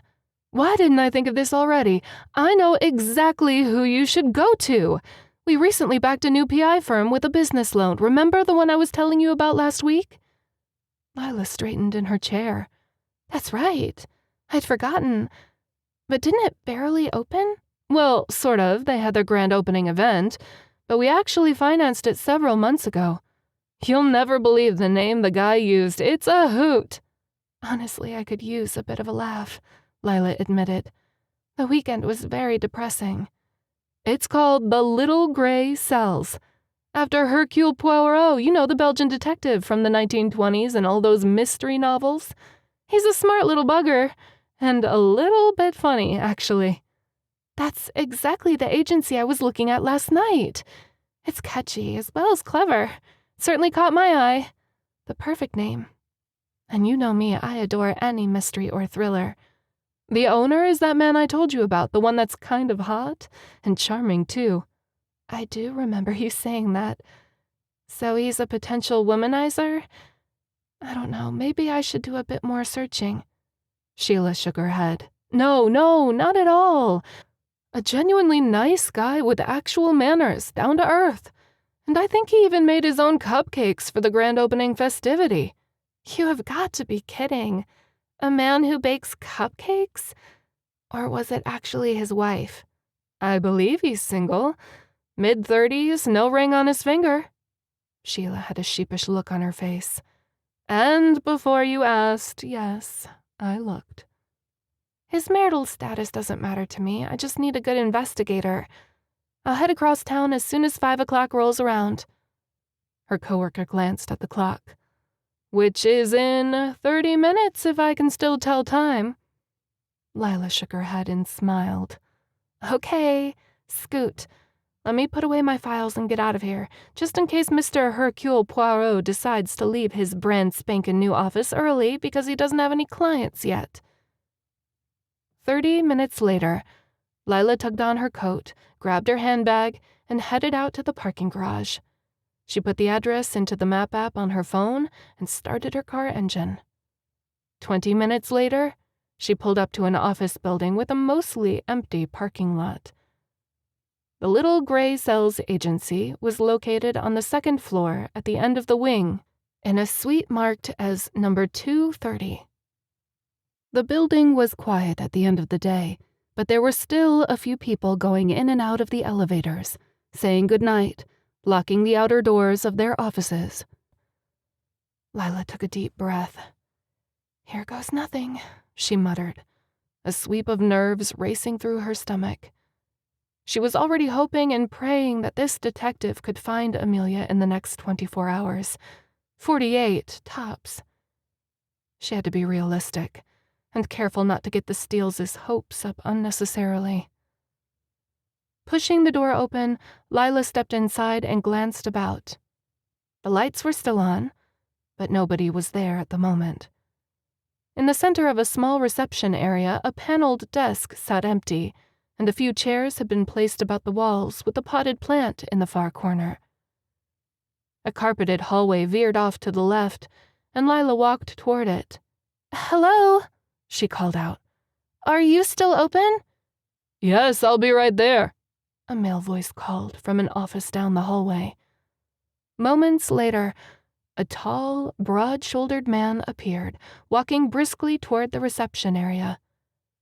He strode forward with confidence and a pleasant smile. Dark wavy hair touched the collar of his pressed dress shirt in a rugged and manly way. His website had said that he was ex-military, and Lilah could sense that in his erect stance, the biceps bulging from his dark blue dress shirt, those impressive, powerful thighs, as well as his tie that lay askew across his chest where he had loosened the knot at the end of the workday. The guy was so darn casual and attractive, Lilah couldn't take her eyes off him. Sheila had said he was nice-looking. She hadn't said that he was drop-dead gorgeous. His eyes were a deep ocean blue above a straight nose and what had to be the most perfect mouth ever created on a male of the human species. "Hello, I'm Samuel Spade. I run this joint," he added with a grin.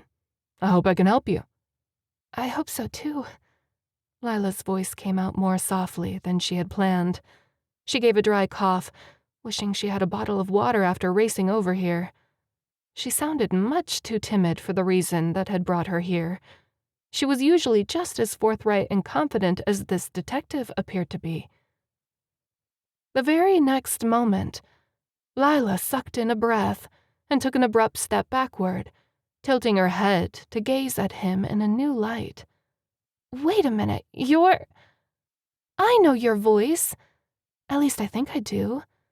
A few days ago, in the rain, walking our dogs?" Her voice rose at the end of the disjointed sentences, and she suddenly doubted herself. But wow! He looked so much like the guy she rammed into in the dark the night of the rainstorm walking Miss Mabel. At least the guy she remembered, even though it had been dark. "Say something else," she said, feeling foolish. His lips formed an amused smile as he stepped forward to shake her hand. With a hand that was warm and strong and perfect in every single way. She froze in place. What was wrong with her? She never acted like this around anybody. Not since... Well, she wasn't going to think about her horrible, cheating ex-husband. "You look like you've seen a ghost," Mr. Spade said. "I must be mistaken," Lila stammered. "You look just like a guy I ran into the night of the rainstorm several days ago. That's what I meant about walking our dogs. But I'm sure you don't have a Rottweiler named Bella. That would be too coincidental." He let out a chuckle.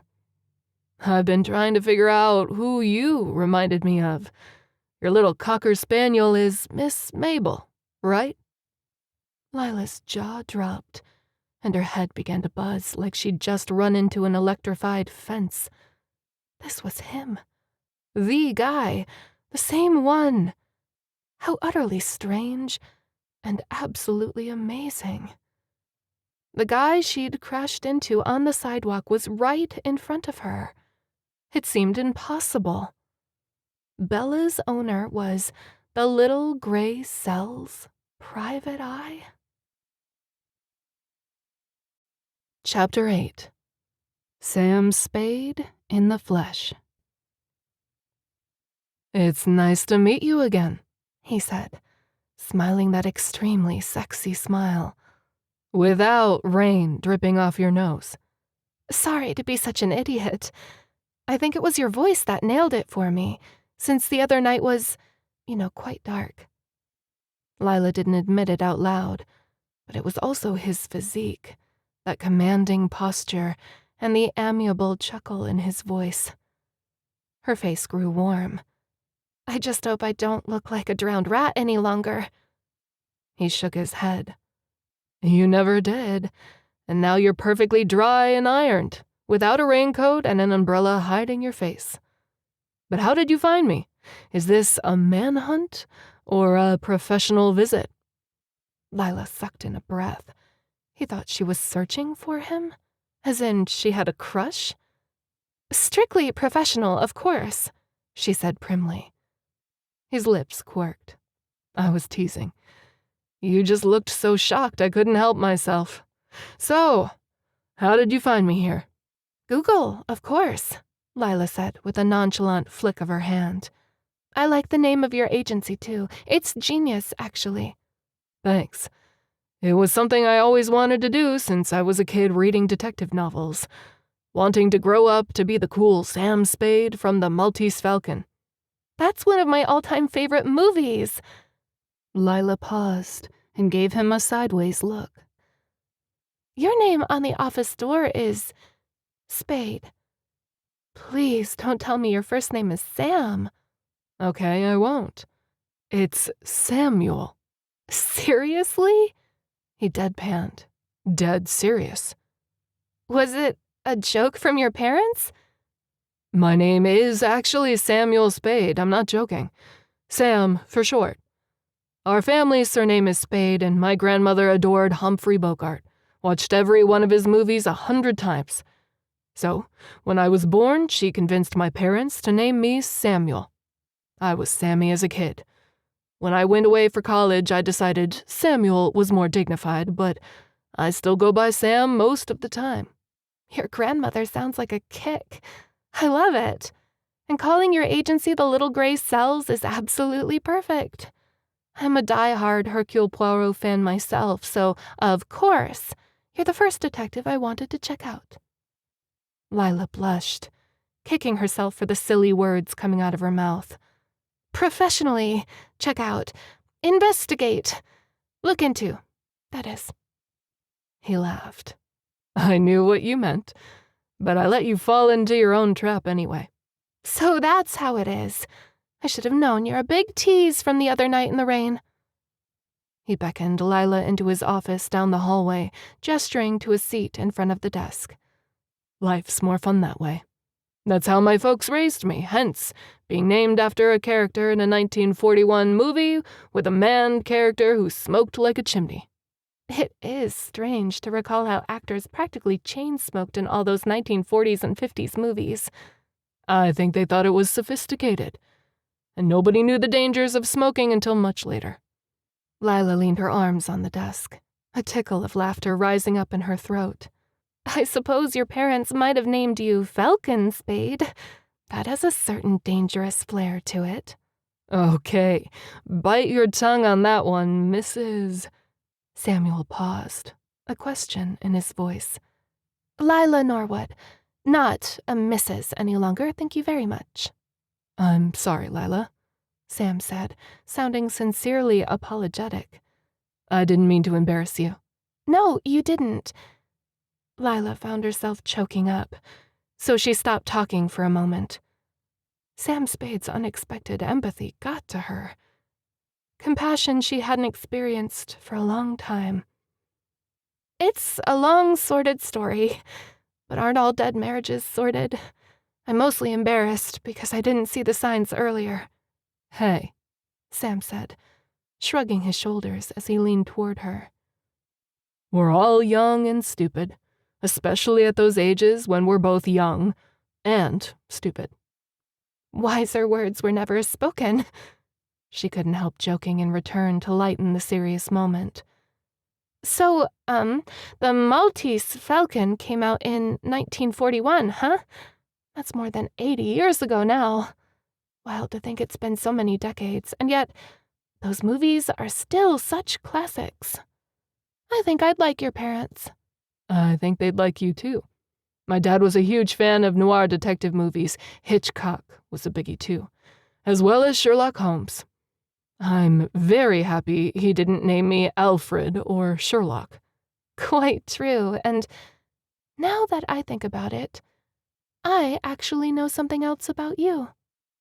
He lifted both eyebrows. Dare I ask? I know that you make cupcakes that are to die for. Sam leaned back in his desk chair and let out a belly laugh. How could you possibly know that? Lilah gave a coy little shrug. One of my coworkers went to your grand opening gala. I wouldn't call it a gala exactly. We're on a shoestring budget until I get a few more cases to work on. But who's your coworker? Let's just say that I work in the loan department of Bank of America. Business loans, that is. Ah, that means you must know Sheila. I think I have leftovers. Want a cupcake?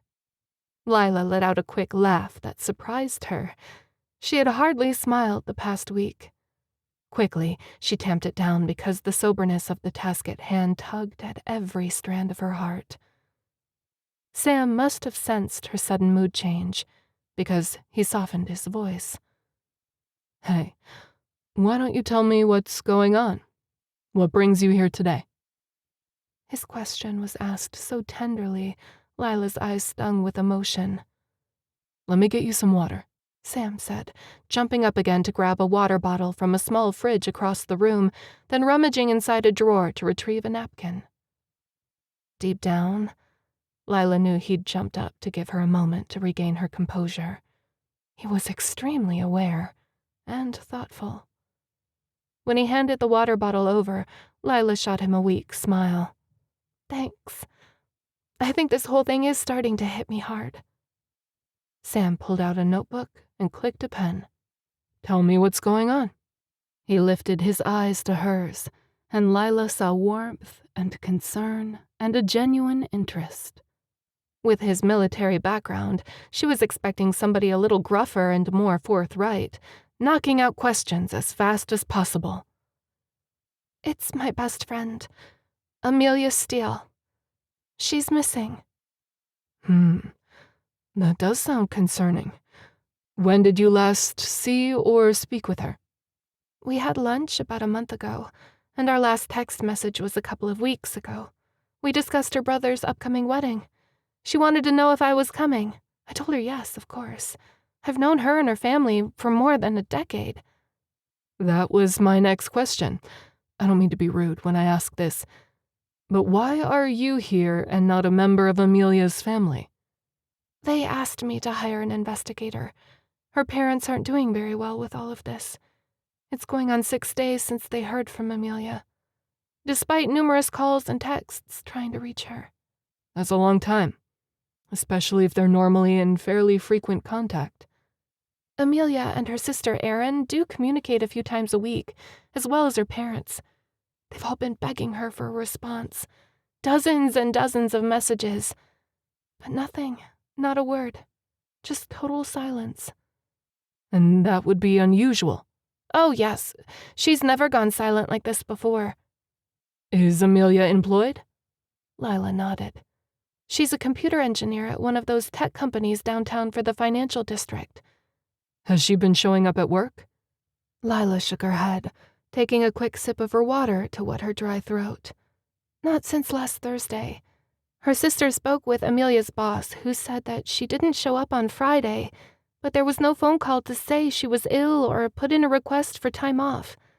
He hasn't heard a word from her since, and it's Wednesday now. 4 workdays missed without a word. That does sound like something unusual has happened. Not necessarily criminal, but unusual. Most people talk to their employer if they're going to be absent. He lifted his face to give her a small smile.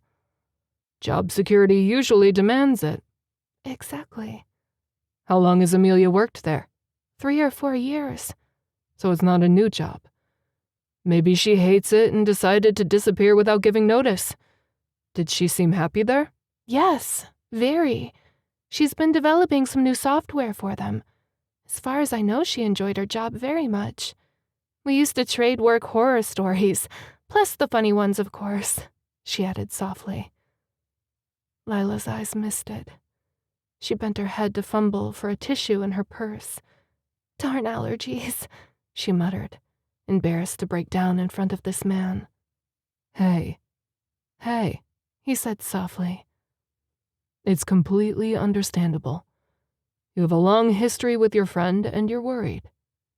Samuel Spade reached out to place his warm palm over her cold fingers in a brief, sympathetic gesture. Lilah nearly jerked because the sizzle that ran up her arm was so surprisingly strong.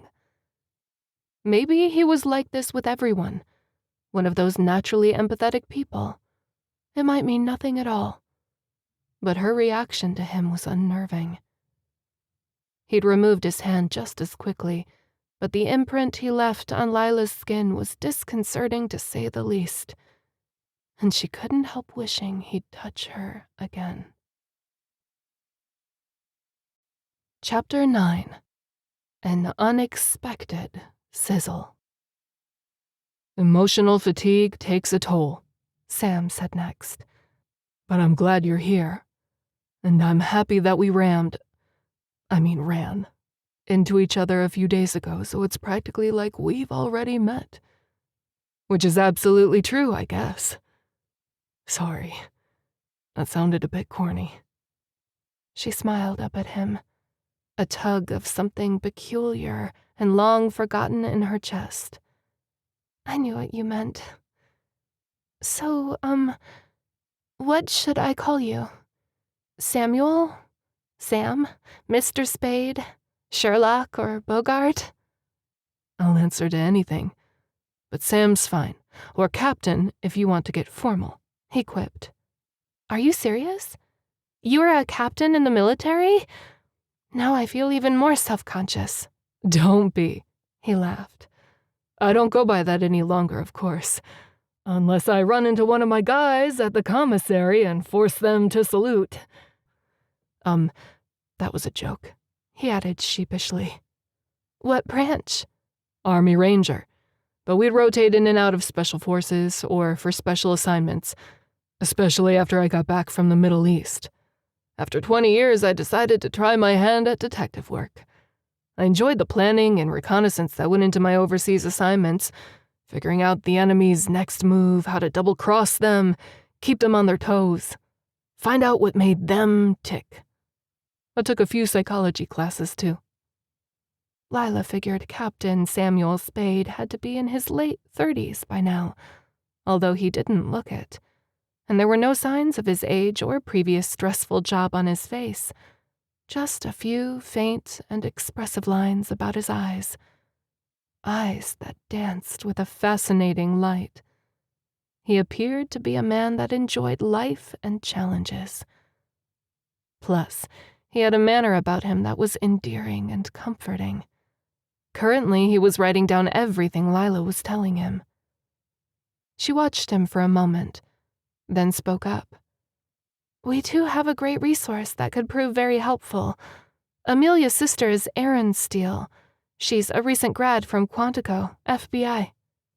His eyes shot up to meet hers. "Perfect. She'll be able to get into some databases more easily if the upper management allows it. My connections with the local police force will help me do some research on the people Amelia worked with." Lilah then went on to tell him about their current searches and Amelia's favorite spots, including calling hospitals and hotels in the Bay Area. "That's great. Perfect. Perhaps you have a head for detective work yourself," he added, glancing up from his note-taking to gaze at her. "And, here is the flyer we made up with her picture," Lilah said, handing it over. Sam leaned back in his office chair to study it, as if memorizing Amelia's face. "Once I do an initial search, we can add more details. The first thing is to narrow down as close as possible the people who last saw Amelia, who she last talked to, and her last known location." "That's what I was thinking as well." Sam stopped scribbling, pausing in thought. "Do you think Mr. and Mrs. Steele would consider offering a reward for information?" "Possibly. They're not rich by any means. Her father is currently in the process of selling his furniture business." "Any other siblings?" "A younger brother, Sean, who is getting married soon. I think he and his fiancée, Katie, have been dating for a few years." Sam leaned back in his chair, the leather making a squeaky sound as he steepled his fingers under his chin. "I hope nobody is offended if I have a background check run on all of them. Previous criminal history, if any, their movements over the last week or two, that sort of thing." Lilah blew out a breath. "This is getting complicated, isn't it? You have the Steeles' full cooperation. In fact, they're the ones who will be paying your fee." Good. I'll call them right after we're done and set up their account and a payment plan. I will also plan a detailed investigative proposal tonight and send them copies." When Lilah nodded and then bit at her lips, she noticed that Sam's eyes strayed to her mouth before casually glancing back down at his pad of lined paper, which was now filled with a long list of scribbled notes, lines, and arrows. The scent of Samuel Spade's aftershave, musky with a hint of orange citrus, was subtle and driving her a little bit crazy. Those dark blue eyes, that mouth, that build. Was she going to swoon all over his desk? Shaking her head, Lilah blinked. I think I'll take a few notes myself," she said, fumbling in her handbag. "You don't need to. I'll send a copy of my plan to you as well as the Steele family." "Thank you. That would be great. I should tell you that Erin and her parents are filing a police report right now. They hope the authorities will send out an APB." If she speeds in a car or gets pulled over for any sort of traffic violation, that would be the fastest way to find her. Even if she might be with someone else, no matter where she is in the country. I suppose we can always hope she rents herself a Ferrari and tries taking it up to top speed. He gave her a smile at that. That would certainly be ideal. Do I have permission to search your residence? Yes, in fact, here's a copy of the key to Amelia's apartment. The Steeles got it made for you. Where should I write the address? Down here at the bottom of this page, Sam said, pushing a pen and his notebook toward her. Their hands brushed once more when he flipped the notebook around for her to write the number down more easily. Lila's head jerked up and saw that he was watching her too. She tried not to blush. Actually, Lilah, I'd like you to come with me to her house. Apartment. Really, in a restored Victorian, Lilah said, her voice going a bit hoarse. The electricity between them was ramping up 1,000 watts. Yes, I'd like to accompany you, she added. I want to see things again with a fresh eye now that a few days have passed. I'd love to have you there. You know Amelia so well. I'll telephone the Steeles and make sure they're good with me going through her personal items, her computer, and her files, so I don't need to get a search warrant. Having to wait for a warrant will slow things down. I can guarantee they'll approve it. I mean, the Steeles already made a copy of her keys. Next, I'll be interviewing everybody Amelia knows. Maybe tailing a few people just to make sure her closest circle of friends and coworkers aren't hiding her somewhere. Why would anyone do that? Oh, Sam gave a soft, sad smile. There are lots of reasons, some too sordid to discuss. A flush ran up Lilah's cheeks, and she placed a hand against her face. Gotcha, but it's disturbing to think about. Speaking of any sort of foul play, I'm going to spend the day at the downtown police precinct and do a statewide search for the most recent kidnappings and murders. See if anything matches or stands out as unusual. That's... really? Already? Tears burned at the back of Lilah's eyes. It's too horrible to contemplate. I've been trying not to. We never want to think the worst. But she's been missing for at least 6 days now from what you've told me. We need to eliminate that possibility right off the bat. Then we can move forward with the rest of this list. That's true. Depending on what I find, I'll be working toward going nationwide by the end of tomorrow. Facial recognition software is excellent these days. That's good. Hopefully we won't get an accidental positive ID for someone else entirely. I don't anticipate that, so try not to worry. I'm going to reach out to Erin to see if she can open up a search in the FBI databases for any record of Amelia taking an airplane, rental car, BART train, that sort of thing, and getting her credit card records. After that, taking apart her phone and getting a search warrant from the cell service company is next on the list. Work and personal cell both. I'll need a search warrant for most of that. I'll begin the paperwork this evening and take it to a judge tomorrow. This all sounds good. It feels great to be doing something concrete. When should we meet at Amelia's apartment? Tomorrow, as soon as you're off work. Earlier, if you can swing it. I won't take a lunch and ask my boss if I can leave early. Should we meet at 4 o'clock? Perfect. We'll still have a bit of daylight left. I'll do some sleuthing about the grounds and garage, too. He rose to his feet, and Lilah followed suit. Let's go print up a few copies of our plan. The Steeles are going to be so relieved, she said softly. Then Lilah realized that Detective Spade had said, our plan, not his plan. It felt good to be included in the entire operation, not brushed off or told that he would figure it out independent of her or the Steele family. She followed him down the hall into a small lunchroom that doubled as the copy room. Sam stuck his notes under the copy machine lid, pressed a few buttons, and out came 6 copies.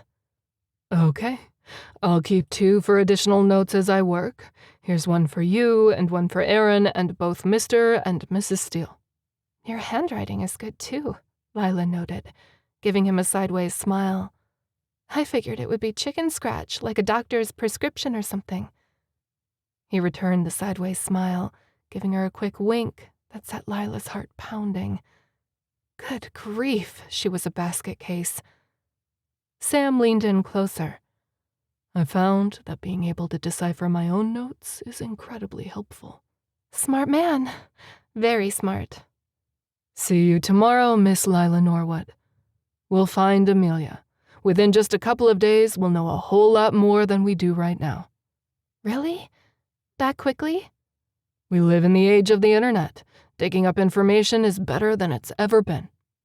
You've given me hope. I'll drop this file off to Aaron on my way home. Sam paused at the doorway, letting Lilah pass through first. They almost brushed against one another, and her heart began to gallop all over again. He asked, Do you have my phone number? Yes, it's on the internet. Right. That's my landline here at the office. Let me give you my cell phone number, and then we can talk anywhere at any time. Oh, right. Good idea. Before Lilah could hand the file back to him, Sam took her hand that held the papers while he wrote the phone number directly on top. His arm warmly pressed against hers.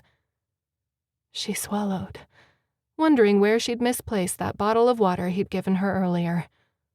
Sam's eyes darted to her mouth, then back up to her eyes.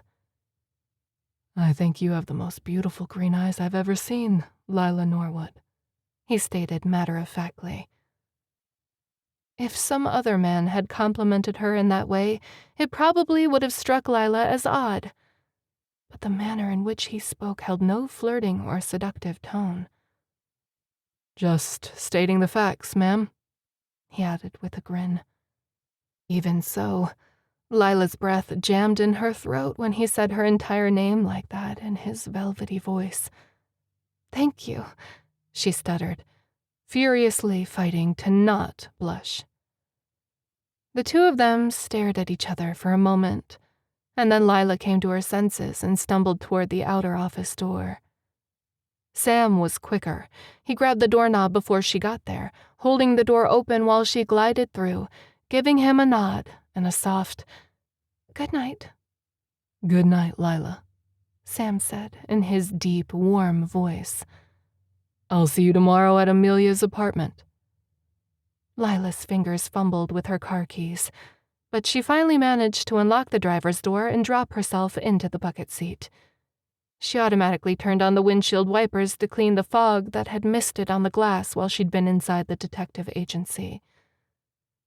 She couldn't get over what he'd named his agency, or the name his parents had given him. How completely perfect. But what had just happened in there when they were staring at each other? Lilah's brain buzzed with 1,000 thoughts while her body overheated and her heart had pounded. The Little Gray Cells Detective Agency was much more than she had anticipated, in about 1,000 delicious ways than she could ever have dreamed. Chapter 10. Fingerprints.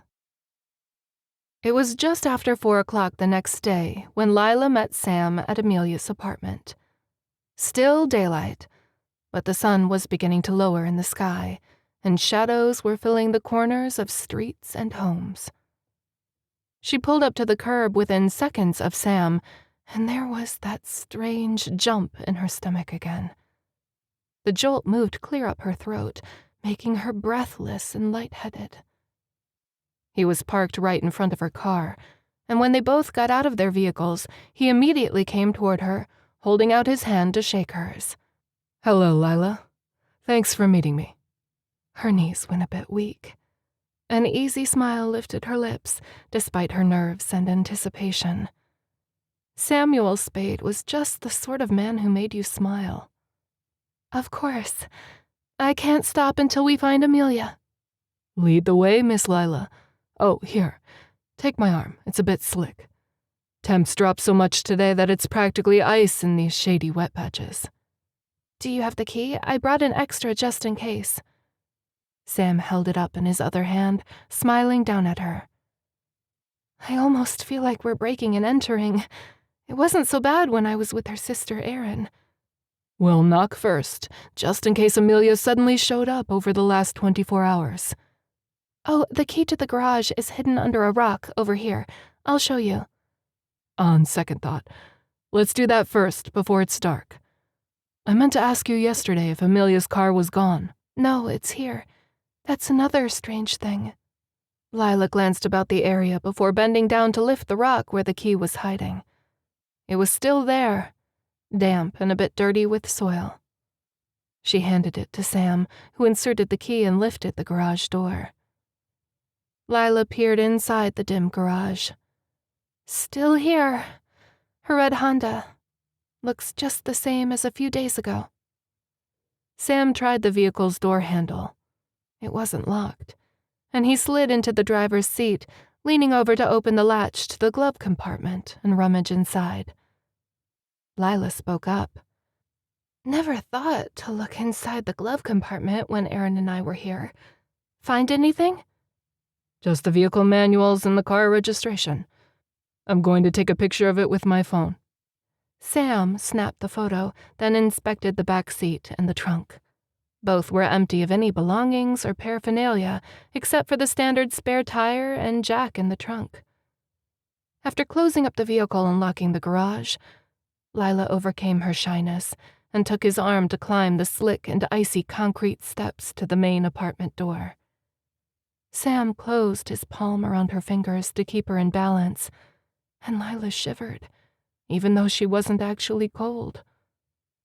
There was that same little tug in her stomach when he touched her. It was inexplicable how she was reacting to him. The sensation was one she hadn't felt in years, if ever. She pointed out the correct apartment door, and after Sam knocked 3 times, he unlocked it and stepped inside, with Lilah close behind. He paused, as if just taking in the sight of the living space and the layout, before beginning to do a search or inspection. Lilah leaned against the door after closing it. What are you doing? He shrugged. Just trying to feel the atmosphere, the mood of the place. I don't have a sense of violence or fear, it's just quiet. Does it look the same as when you were here with Amelia's sister? She bit at her lip and nodded. Exactly the same. I don't think anyone has been inside since Erin and I were here. Sam nodded. It's a bit musty. Has a closed-up feeling, but it's hard to say if that means anything. Okay, let's get to work, but stay right here by me. Don't want any surprises. Oh, okay. I hadn't thought about being wary. Sam was already inspecting the furniture, looking under tables, the sofas, the cushions, and he paused to smile at her. I may be retired military, but I'm always cautious. That's probably why you came home in one piece. Lilah briefly closed her eyes and clapped a hand over her mouth to shut herself up. I'm so sorry. I didn't mean to say it like that. My mother was pleased, Sam said quietly. You didn't say anything wrong. Every military family feels the same way. For the next hour, Sam worked his way methodically through Amelia's apartment.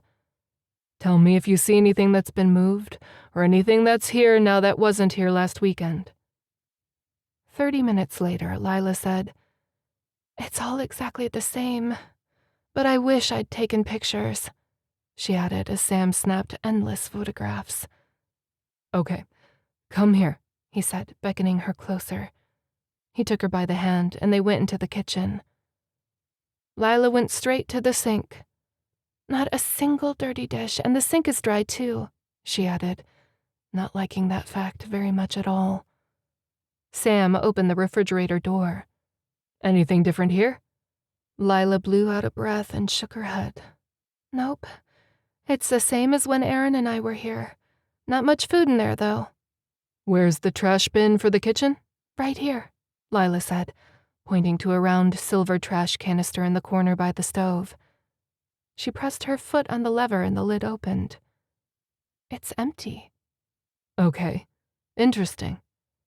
Maybe there was garbage pickup the day she disappeared. A phone call will tell us that. I'm heading to her home office at the end of the hall now. We'll take a peek at her computer. I'll probably take it with me for analysis by one of my computer techs. They can tell me the last time the machine was used, or if anything was added or deleted in the last week. That would be good. Shall I phone Erin to tell her that you'll have it? I already spoke with her parents, so we're all good. Sam finally went to Amelia's bedroom and spent time going through her bureau, the nightstand, and the bathroom. After 15 minutes, he said, "She's very tidy. Was that normally her temperament?" "Not in college, but then that's how it is when you're always studying for exams, working toward homework deadlines and trying to have a social life too." Sam moved to the far wall of the master bedroom and studied the framed family photographs hanging there. "Is this the Steele family?"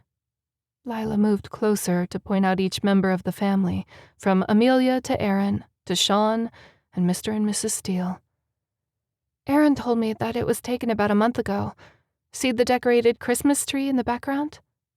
Sam nodded, snapping more photos while Lilah went on. "After Amelia graduated and got her own place, yes, she became much more meticulous about her personal life. Is there something in particular you're thinking about the apartment's organization?" Sam pursed his lips while gazing about the place. "Not really. But there is one thing that keeps going through my mind. Her apartment and vehicle hardly looked lived in. It's almost too clean and organized. No leftovers in the fridge, no trash, no jotted notes or books pulled out from the bookcases, no pens or papers or makeup lying about. It looks like someone making sure their home is tidied up before going on a trip." Slowly, Lilah nodded. "Yes, I see what you mean. That's what I kept telling Erin, to reassure her, of course, that Amelia had gone out of town for the weekend with some new friend and would be back soon, but..." She paused, swallowing hard. "It's now Thursday night and she's never returned. She hasn't called into her job either." "Unless she's somewhere she can't call from," Sam mused quietly. Tears threatened Lilah as her voice choked. "It's sickening to think of foul play, or Amelia kidnapped by some monster." Hey, Lilah. I'm sorry," he apologized. "I didn't mean to upset you. But I know it's gone through your mind already, because you and the Steele family hired me. But it could also mean her phone battery died, or she's in a location without cell service." Lilah nodded, taking a moment to regain her composure. "Despite the fear," Sam went on, "we will maintain hope. It's the only way to get through a situation like this." "I know," she said, her voice barely a whisper. "It's all becoming much too real. How can someone just disappear like they fell off the planet?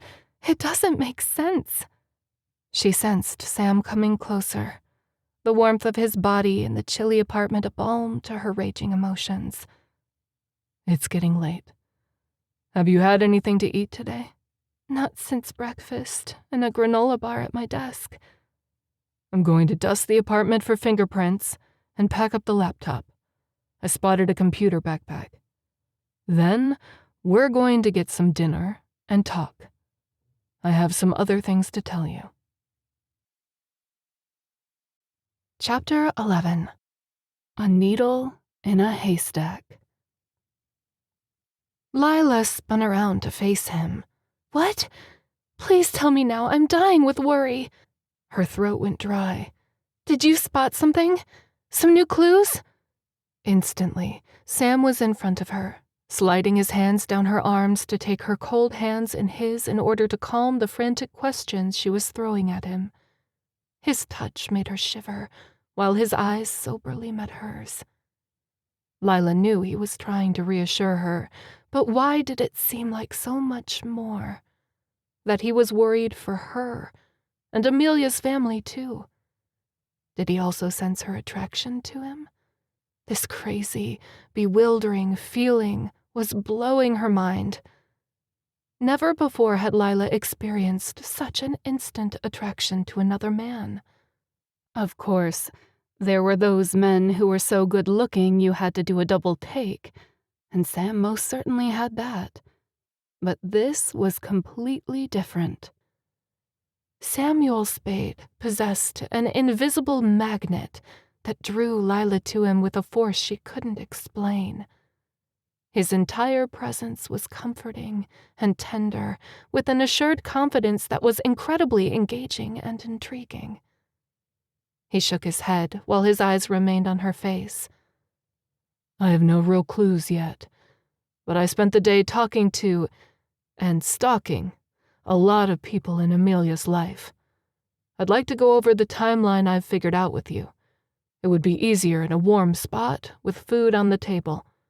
You'll feel better if you eat. But no pressure, you can go home if you'd prefer. No, Lilah shook her head. I want to know what you've learned. And yes, I'm a little bit starving. His lips turned up in an amused grin. I never knew you could be a little bit starving. It actually makes sense, though.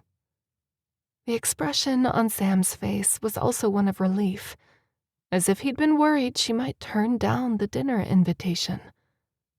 What woman would turn down a man like Samuel Spade? Unthinkable. But Lilah tried to play it cool. He steered her to the door. Let's head straight from here. Going back to my office to discuss would be just a little depressing, even if it's clean.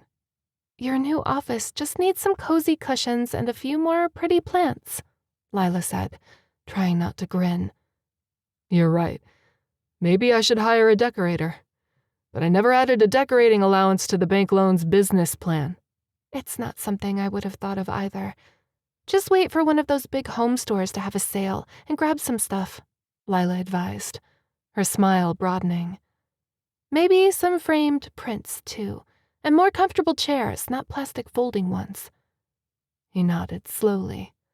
Definitely. So, do you like Italian? Lilah quirked her chin.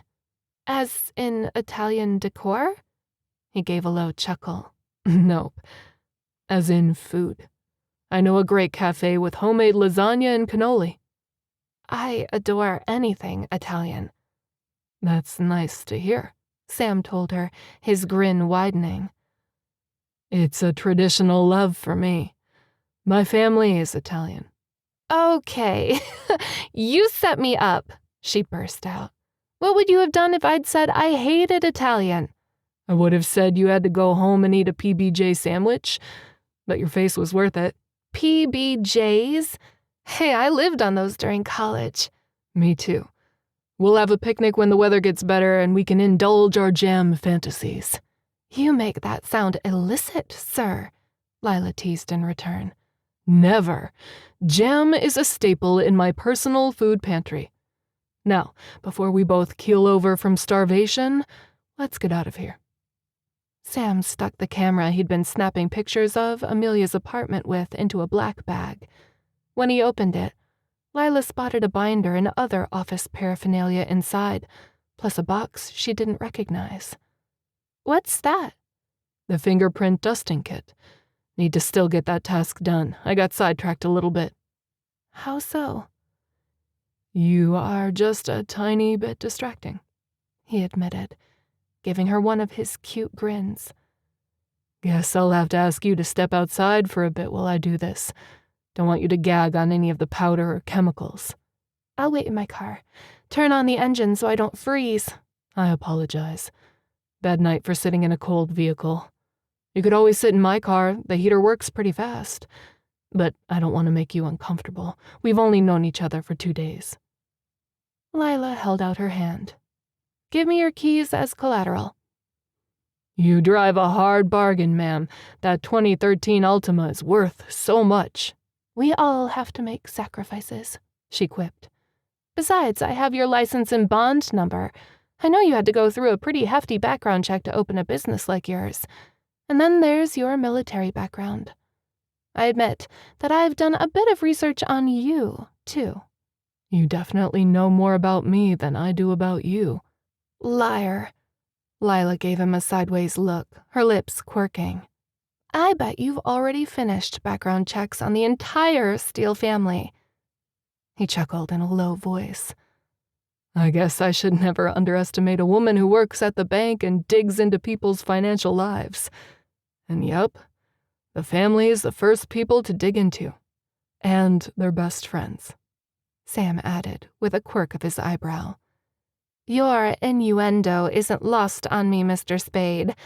I suppose I'll be fine in your car if you don't mind me cranking up the heater and the radio. Taking one car will be easier than trying to find parking at a restaurant for 2 vehicles, especially if it's a good Italian restaurant. He shook his head at her underhanded quip. I do believe you're going to keep me on my toes, Miss Lilah Norwood. That's the plan, Mr. Samuel Spade, a.k.a. Bogart. 45 minutes later, Sam parked the car in front of the Penny Roma restaurant and helped Lilah out of her seat. Instead of releasing her hand after shutting the door, he kept her hand in his to guide her up the brick walkway and steps. She melted at the warmth of his touch. That large hand holding her so protectively, so romantically, was a piece of perfection. She bit her lips to keep from swooning against him. The restaurant was toasty warm with a gorgeous blazing fire in a large open brick fireplace and snowy white tablecloths. Sam ordered a salad with chunks of tomatoes, arugula, and shaved mozzarella, followed by rigatoni in a fantastic white sauce. While they were waiting for their food, Sam placed his hands on the table and gazed at Lilah from the other side. A flutter stirred in her belly. I can't stand it any longer, she said. Please tell me what you've learned. Also, did you get many prints at Amelia's apartment? I got a few, but not as many as I'd hoped. Of course, several of them will probably be yours and Aaron's from last week when you were going through the place. True. The thought was disappointing. Of course, we can rule Amelia's prints out in all of the family. You'll be looking for fingerprints that might pull up some particular criminal in the police or FBI database, right? Absolutely. We should know that by end of day tomorrow. Lilah took a sip of water. I'm glad. But it just occurred to me that there could be prints of someone who took her who isn't in the database. That's always a possibility in any crime. But it will be interesting to see the locations of where in her apartment and vehicle the fingerprints are found. You're referring to prints in the living room or kitchen from a friend as compared to prints from the bedroom or bathroom? Somebody more intimate in her life? After Sam nodded, his expression became serious. Are you and the Steeles prepared for what you might learn about Amelia? Lilah realized she was holding her breath. We have to be, don't we? We have to find her. He was silent for a moment. There is also the distinct possibility that Amelia just disappeared on her own for a week. And scared us all to death. Yup. It happens, though. People do strange things. It would be unusual at Christmas time, with her brother's wedding coming up. Sam nodded. That's also very true. This situation becomes more surreal every day. The fact that we've got a private detective doing this kind of research on a close friend is hard to take in. Amelia is a loving daughter and a good friend. She'd never miss her own brother's wedding. Sam put down his fork and cleared his throat. I learned something else that was a bit disturbing. When I was going through police reports of other missing people in the city, I came across an incident of a woman about the same age as Amelia being abducted from Golden Gate Park a few days ago by what looks like a carjacker. Chapter 12. Living Dangerously. Lilah gripped the edge of the restaurant table, trembling with trepidation at Sam's ominous words. Is there a description of the woman or the carjacker? Or the car? The description could be Amelia, but it's not completely certain. It was dusk, and the only witness wasn't very reliable. A homeless man who was a bit drunk. Lilah thought of something else that didn't make sense. But Amelia's car is still in her garage, so it couldn't be a carjacking with her vehicle. Sam nodded slowly. That's why I'm not holding out much hope that it was her, but we're still looking into it. She might have been forced into a strange vehicle, and the witness was mistaken about that aspect of the incident. Their first course salads arrived, and Lilah spread her napkin across her lap as her stomach growled, trying not to worry about Amelia all over again. I heard that, Sam softly teased her. She made a face at him. I'm so hungry, I honestly don't care if you can hear my stomach. Hey, mine's doing the same. Let's dig in while I keep talking. Lilah took small bites of her salad, studying Sam's face while he spoke. His entire persona was distracting, and she had to focus on his words rather than the way his mouth moved or the tenor of his voice or those incredible shoulders. I interviewed Amelia's coworkers and the other tenants at her apartment, as well as her parents, Aaron, and Sean. I've got a pretty firm timeline of last week. Anticipation shot up Lilah's spine while Sam laid out the last few days of Amelia's life before she dropped off the face of the earth. Her brother last spoke to her on the previous Thursday, a week before she played hooky from her job. It was in the morning on his way to work, verifying that Amelia had mailed the stack of wedding invitations to their extended family, which they had all done as a group the week before while at her parents' home. Addressing and stamping, that sort of thing. Lilah nodded, watching him closely. Aaron's last text message to Amelia was Wednesday afternoon, the night before we lost sight of her, to ask if she could go shopping for a wedding outfit on Saturday. They made no definitive plans, and all other texts and calls went unanswered. Lilah chewed on her lip, then took a tiny sip of ice water. The last time any tenant at the apartment house saw her was a few days before on Tuesday. Someone else noticed that she'd come home from work when her car pulled into the garage. The next-door neighbor heard the front door open and shut, but nothing since. Amelia's boss, Brad Williams, last saw her on Thursday when she left work at the end of the day. Amelia did not show up to work the following day or any day since. So that all lines up, Sam finalized. From that point on, nobody in her family has received a message from Amelia since before this past weekend. That's correct. When was the last time you saw her or spoke to her? It was about 3 weeks ago when we had lunch on a Saturday. We usually go to lunch together every month or so. Did she act unusual in any way, whether in her manners or dress or tone? Lilah shook her head. It was all completely normal. Nothing unusual at all. We've known each other pretty well after being roommates for so many years. I would have noticed if she was nervous or evasive. Sam nodded, jotting down a note on a card. That's what I needed to know. A couple of her coworkers also said the same thing. She was completely herself the last few days before she disappeared. Wouldn't that rule out that she was planning to run away or disappear on her own? It looks that way, but I can never rule out anything completely. That's true, Lilah whispered. A moment later, their waiter arrived with their entrees, and her eyes widened. Wow, this is gorgeous. Sam grinned at her. I love a woman who isn't afraid to eat good food. Lilah took a bite and closed her eyes in sweet pleasure.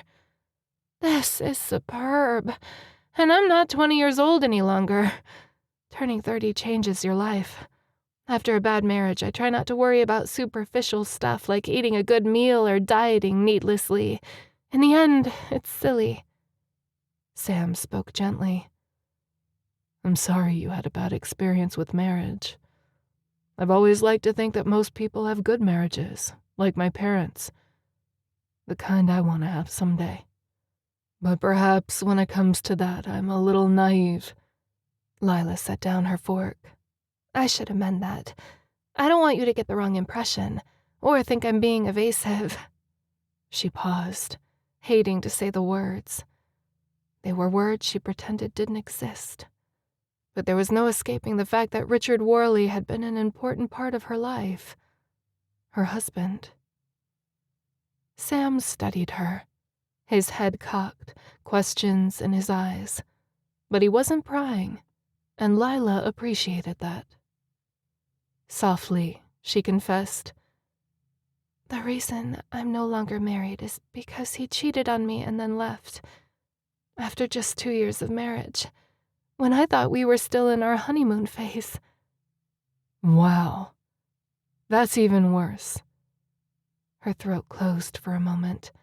Then Lilah forged forward. Better to get it all out now and let the chips fall where they may.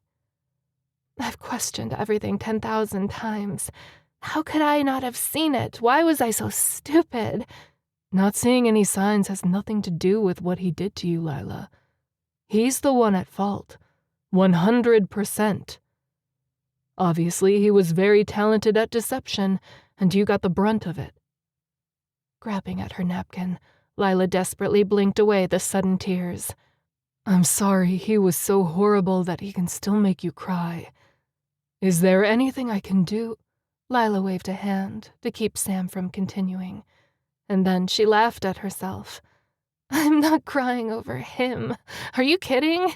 He's not worth it. I'm teary-eyed because of you. You're so empathetic, so kind, and, well, kind of amazing, actually, Mr. Samuel Spade." "I think you're pretty wonderful yourself, Lilah, as well as a truly beautiful person. Gorgeous, in fact," he added with a smile. She lifted an eyebrow, bowled over by what Sam had just said. "I've never been accused of being gorgeous. Richard used to complain about my hair, or my clothes, or my cooking, or, well, pretty much anything, like an unspoken rule that I could never figure out." "I'd say there's something wrong about this ex-husband. He must be blind." "I think he wanted a bimbo. He has her now, and I hope she drives him out of his ever-loving mind." Sam let out a belly laugh and gave Lilah an approving look. "That's the spirit." "I've spent the last 2 years trying to wipe him out of my mind, and I think I finally succeeded. I'm free. I stopped feeling sorry for myself and started to live my life again. We only have one, right? The marriage falling apart was his fault, not mine, but—" Lilah paused. "I hope you don't think differently about me. Men at work or parties or barbecues often look at me, wondering what I did wrong, wondering if I'm a witch to live with." "I don't base my conclusions on other people's opinions. We've all had bad relationships. Getting married right out of college can often lead to unexpected situations." "Thank you for that, Sam. But let's not talk about me anymore. I wasn't planning on bringing that up. I try to forget about it most of the time." Actually, I'm glad it did come up. That man betrayed you in the most damaging way a husband could, and I'm sure your self-worth took a huge hit. I think you're pretty amazing." Sam reached out to take her hand. Before Lilah knew what was happening, he gently lifted her hand to kiss the back of her fingers. Her heart went into overdrive, hammering against her ribs like she'd just run a 100-yard dash. Lilah agreed.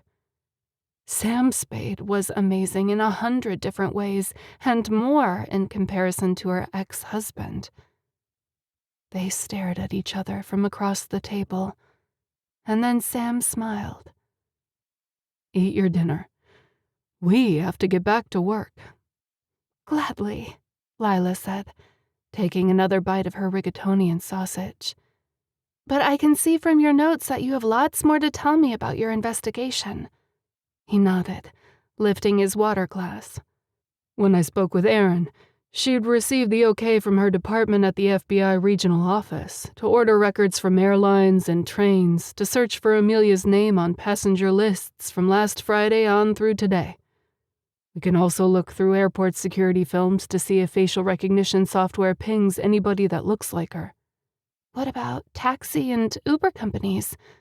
I've got another man, an assistant who was with me in Iraq that specialized in procuring and analyzing data.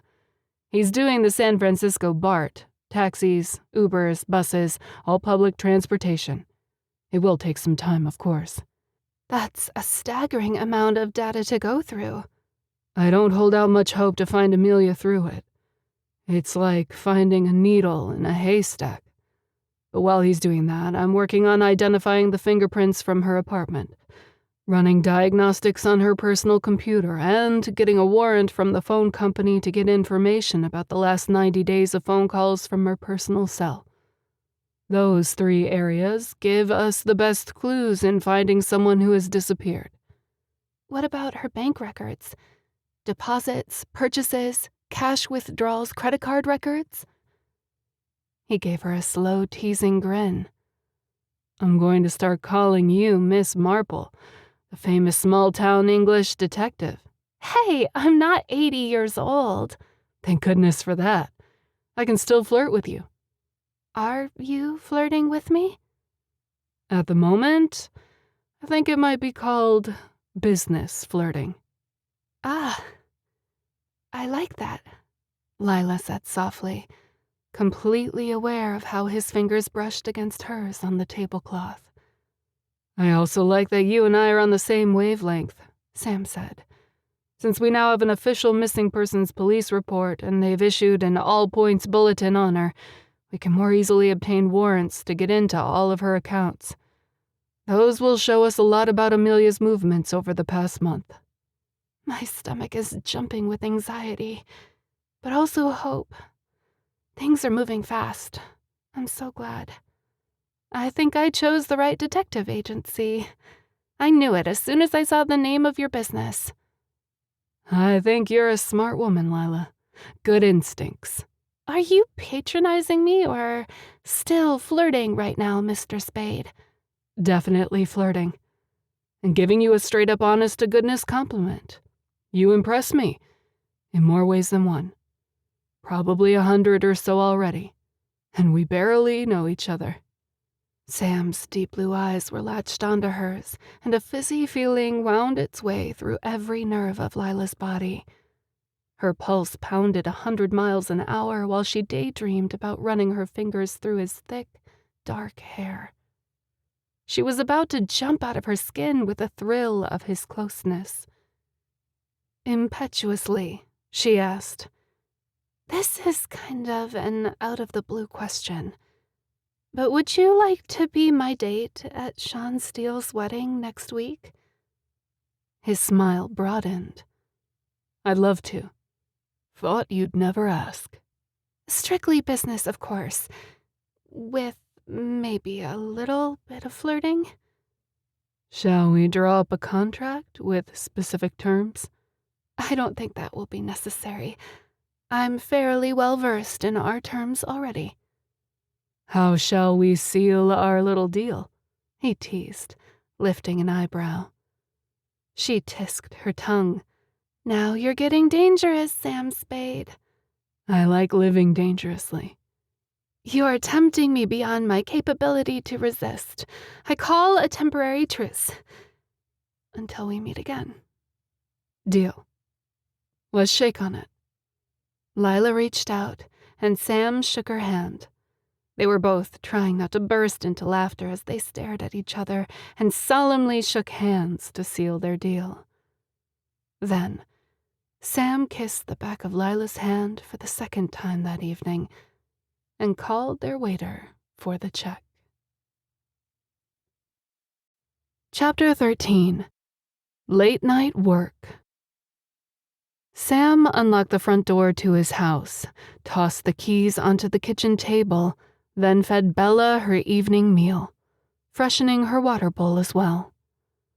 While his pet wolfed down her food, Sam sank into the overstuffed chair in his living room and stared into space. A few moments later, Bella bumped her head against his knee for attention. Absent-mindedly, he rubbed her head while she gazed at him with a funny expression, as though his pet could read his mind. He gave Bella a half-smile. "We'll go out for a walk in a bit," he murmured, his mind working overtime. Missing persons cases were the hardest because they were so fraught with emotion and grief, and he'd become emotionally involved in Amelia Steele's case very quickly. All because of Lilah Norwood.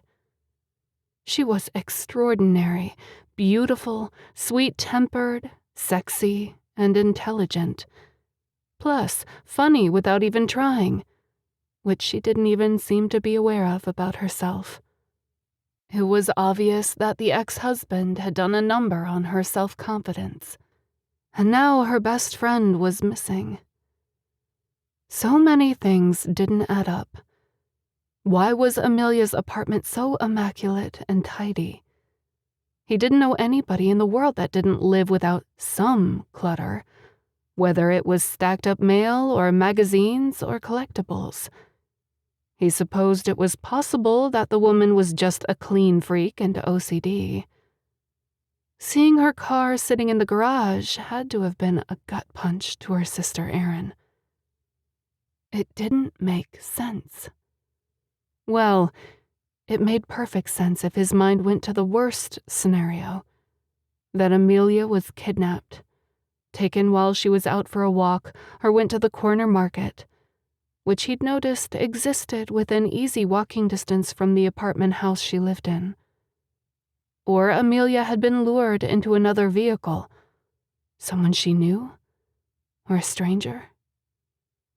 She could have also taken a bus downtown to a location like Golden Gate Park, not wanting the hassle of parking, and was abducted after dark when the place was practically deserted in winter, except for the occasional jogger.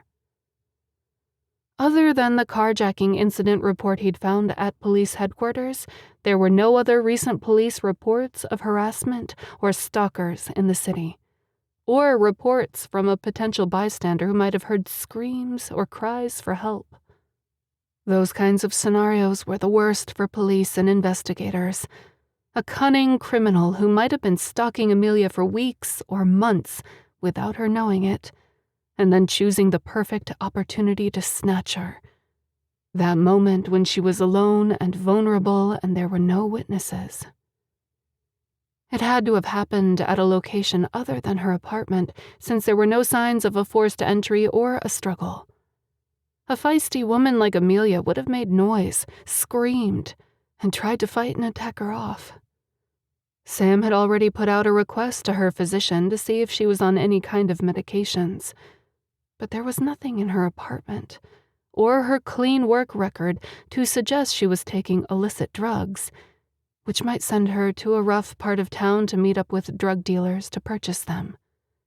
Her medicine cabinet in the kitchen held nothing but vitamins and aspirin, an old prescription for an antibiotic from a year ago for something like strep throat. The only time these kinds of situations came up with a normal, hard-working, and conscientious person was a crime of lust or a psychotic person who eventually killed their prey. And weeks or months or years down the road, the person's body was found in the woods or desert, dumped by a maniac. Horrific scenarios he didn't like to dwell on, but he had to face the fact that without any clues, Amelia could very well have disappeared just like that. Sam jotted down another avenue to research. Records of a convicted predator that had recently been paroled, who might live within the vicinity of Amelia's residence. This was an avenue he would pursue privately. No need to tell the family. He was sure that Lilah was already thinking it, worrying about it, but he didn't want to worry her or Amelia's family needlessly. Sam planned to be as thorough as possible and keep in touch with his friends at the precinct so that they'd send him potential possibilities. Rising from his chair, he ran his fingers through his hair and rubbed the back of his neck. He got a glass of water and leaned against the sink for a moment before taking his files into his home office. Sitting down at the computer, he checked emails from the precinct, including the search warrants he'd applied for. He hoped they'd be in tomorrow. He wanted to give the Steele family something concrete, avenues of pursuit that would turn something up. Sam had a fierce need to help her and the Steele family. He was going to solve this case if it killed him. When he glanced into the fridge for a snack, he shook his head, remembering that he'd had a fantastic dinner with Lilah and wasn't actually hungry. He was just roaming, thinking the case through. But his thoughts kept touching on Lilah over and over again. Sam had been attracted to her from the moment they met. Her sweet smile tugged at his heart. He loved that she got the play on words when naming his agency. She conjured up all the memories of watching old movies as a kid with his granny. He wanted to know more about her, to talk movies and make jokes and compare notes, to go watch old films at the historical theater downtown, to snuggle on the couch and share popcorn, walk their dogs, drive up the coast and hike the beaches. And, he had to admit, he wanted to protect Lilah from her ex-husband and the pain the jerk had inflicted on her. He had a sense that the guy probably poked at her occasionally, like showing up at places he knew she'd be, just to make her jealous, or to feel superior. "Yup," he said aloud to Bella, curled up on the floor at his feet. "I'm falling for her fast. A client, of all people. I'd better solve this case so I can officially ask her out." Tonight had been the perfect opportunity to take her to dinner and talk about the case. But if he tried it again, she'd see right through it. One thing was certain. He hadn't been able to get Lilah out of his mind for a single second the past 2 days. Was she interested? She seemed to be. But there was a part of her that was hesitant and worried, not wanting to make another relationship mistake. She obviously didn't trust herself yet. His heart kicked up a notch every time he saw her. Yup, he was in trouble. But she wasn't the only one with a damaged heart. Not when he'd been left at the altar 5 years ago himself, while on some very hard-to-get military leave for 6 weeks. Their wedding and honeymoon already planned and paid for. But he'd been over Maggie for a long time now, even though he'd sealed off his heart and emotions for years. He'd also come to realize that his ex-fiancée had used him and taken advantage of his need to do anything for her. But time, and years, continued to march forward. There were days when he passed by the park and watched dads playing with their kids, or soccer fields filled with shrieking happy kids running back and forth on the grass, that he yearned to have in his life. He wanted somebody to be on the same emotional field as he was, someone he could truly make a new life with, to share their dreams, their lives, marriage and a family. Could that woman possibly be Lilah? In the last 5 years, he hadn't even entertained the thought about anyone else, not even close. What was it about Lilah Norwood that set his heart racing? There were inklings, but it was also very early. He had to be careful not to scare her and not to move too fast. "Play it cool, Spade," he muttered. At the sound of his voice, Bella lifted her head from the top of his shoes where she was lying. She often tried to get up on the couch onto his lap, but she was so enormous it just made him laugh that she thought she could be a lapdog. "You're a good girl," he told her, rubbing her head and leaning down to give her thick neck a hug. Bella licked his cheek and let out a long, funny sigh, then laid back down, her eyes half closed. After closing his laptop and filling another notebook page with ideas and avenues of research, Sam took Bella for a quick walk around the block, then returned home, exhaustion hitting him hard.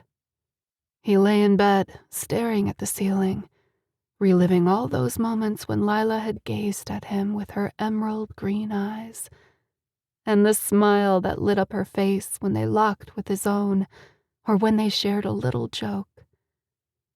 The woman was gorgeous and svelte and quirky. He wanted to kiss her so bad he could practically taste it. But he wouldn't. He wouldn't make the mistake of going too fast and scaring her off. Moments later, Sam punched his pillow, turned off the bedside lamp, and tried to fall asleep, while Bella snored on the floor beside him. Chapter 14. An Anonymous Letter. The next night, Lilah's eyelids were drooping, and she realized that she was falling asleep in front of the TV while reliving her dinner with Samuel Spade. She couldn't stop thinking about him and those personal, tender moments they had shared. His deep blue eyes were a magnet to her own, and those very romantic kisses along the knuckles of her fingers were enough to make her fall straight back onto the couch, which she had done earlier and had never bothered to get up again. She really needed to go to bed and catch up on some sleep, while at the same time, she was trying not to find an excuse to call Mr. Samuel Spade, that dang hot man. They hadn't spoken since the dinner, and Lilah knew he was busy working on Amelia's phone records, diagnosing her computer and the fingerprints from her apartment. But goodness, she really wanted to hear that deep, beautiful voice of his again. How could she be suffering withdrawals from a man she had only met a few days ago? It was a little crazy, but it was also true. "Okay, I gotta drag myself to that bedroom over there, Miss Mabel," she said to her little dog, eyes burning from fatigue. "Turning the TV off now. I'm sorry if you were really into that sitcom, but that's life, eh, girl?" She gave a small laugh and tried to rouse herself into a sitting position when her cell phone suddenly rang, bringing her out of her stupor in a flash. When she sat upright so quickly, she startled Miss Mabel, who gave a tiny bark and a growl of discomfort, then padded across the room to finish licking her food bowl clean. Lilah quickly punched at the phone to connect the call. "Hello?" There was a moment of complete silence, and then the sound of soft weeping filled the line. "Who is this?" Lilah asked, adrenaline racing. Then she recognized the voice, and her heart dropped. "Aaron, is this you? Aaron, what's happened? Tell me, honey." It was obvious the Steele family had received bad news. In her mind, she was screaming with the fear that they had found Amelia, that her dear friend was hurt or dead. "No, no, no. Lilah," Aaron blurted out, tears overcoming her again. "I'm sorry to be such a mess. We're all a wreck over here." Lilah clutched a hand to her throat. "What's happened? Please tell me." "The police were just here. I'm at my parents' house. They received an anonymous letter." "An anonymous letter?" A roaring sound filled Lilah's ears. Aaron's voice was strained as she attempted to gain control of herself. "The note is unsigned and cut and pasted from newspapers, but someone says that they have Amelia, and they want $100,000 in ransom to get her back." Cold chills ran down Lilah's spine, and she fell back against the couch, feeling ill in her stomach and heart. Their worst fears were coming true. Amelia had been kidnapped by some madman or pervert. Aaron sucked in a shaky breath. "Did you see the local news tonight?" "No. I worked late to catch up on some loans, and then I came home and crashed on the couch, Why? Amelia's disappearance was leaked to the press. Of course, reporters are always in touch with the local police departments and often listen to the police scanners. They ran a story about how a pretty and popular local woman disappeared and hadn't been seen in 8 days, adding that there was currently no clues and the family was offering a reward, except that we're offering nothing close to $100,000, which is what has been demanded. My parents set up a fund with the police to offer $10,000 for any clues that lead us to Amelia. So whoever this person is saw the news and decided to demand a ransom 10 times over?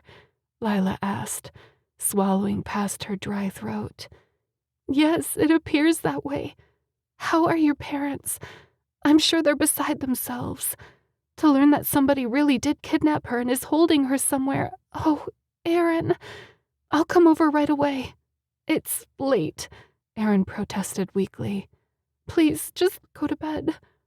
I just needed to call you and let you know the newest horror. You've been so great in helping us and taking time off work, too. This is the stuff of nightmares. I am so very sorry it's come to this. But we know that she's still alive and in San Francisco, right?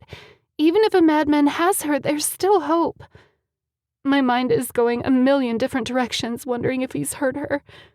Will you please let the private detective know about this new development? My parents are too distraught to call him themselves, and you've been our contact person. A rise of emotions filled Lilah's throat, and tears began to leak from the corners of her eyes. Of course. I'll do anything. Just tell me, any time of day or night. Aaron went on. The police detective who was here an hour ago said that the MO on the anonymous letter reminded them of someone who abducted another woman in the past and got out of prison a few months ago. He's on parole with an ankle bracelet monitor. That's a positive lead. I hope they can get him to talk and figure out where he's keeping Amelia. They said they would keep us apprised, and they have sternly warned us not to attempt to contact him ourselves or give him any money. Did the suspect give the authorities any contact information? Lilah asked next. Yes, a phone number, but the police say it's some kind of burner phone that's difficult to trace, although they're working on it. Softly, Lilah said, I'll be praying they find him, and Amelia soon, and I'll give this update to Mr. Spade right away. It sounded funny in her ears to call him Mr. Spade, when Lilah was used to calling him Sam when they were together. And Sam in her mind, of course. Lilah was so exhausted she fell into bed after hanging up with Aaron, and yet she ended up tossing and turning until 2 a.m. Her brain would not shut off. Frightening and chilling thoughts tumbled over and over again. She tried not to picture what horrors Amelia might be enduring being held in bondage, or worse. Despite her efforts to stop the runaway scenarios running through her brain, Lilah still couldn't sleep. So she finally took a sleeping pill, hoping she'd be coherent in the morning. Of course, she forgot to set her alarm, so it was her ringing cell phone that finally dragged her out of a deep sleep. Lilah jerked awake, swimming up from sleep like she was drugged. When she glanced at her bedside table clock, it was after 7:30 already. Her heart began to pound. She was late for work. Sam's name appeared on the screen of her phone, and she quickly punched the talk button. Sam, she said before he could speak, have you heard about Amelia and the ransom note? Yes, I have, he said. His voice so soothing and matter-of-fact, Lilah immediately felt reassured. Sam went on, I spent a few hours last night at the precinct after the letter arrived, and the captain called me. He wanted an update on my investigation, and I wanted his. Mutual cooperation, which doesn't always happen between law enforcement and private investigators. Do we know anything about the guy on parole that they're looking into? They're speaking with his parole officer now and getting a warrant to make a surprise visit, and I have some other news I need to tell you about, but I'd like to talk with you in person first before I go over to the precinct.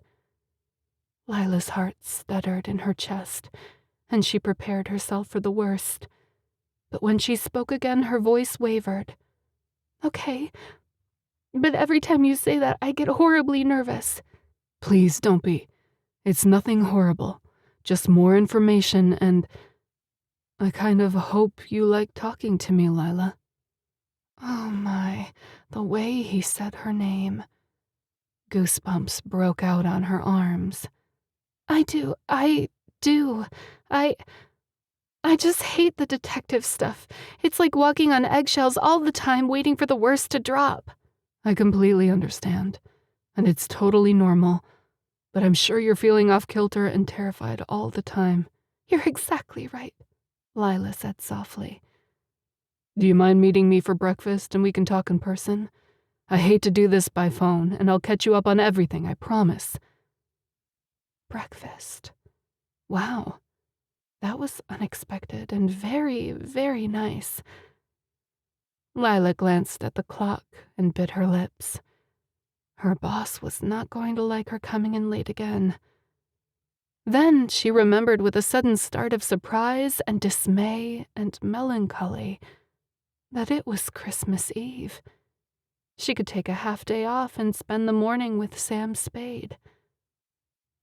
A lump formed in her throat. How was it possible that Christmas was already here? The most wondrous family holiday of the year was staring the Steeles in the face, and their daughter was missing. What a horrible thing to go through right now. Lilah, are you still there? Sam's voice spoke through the receiver.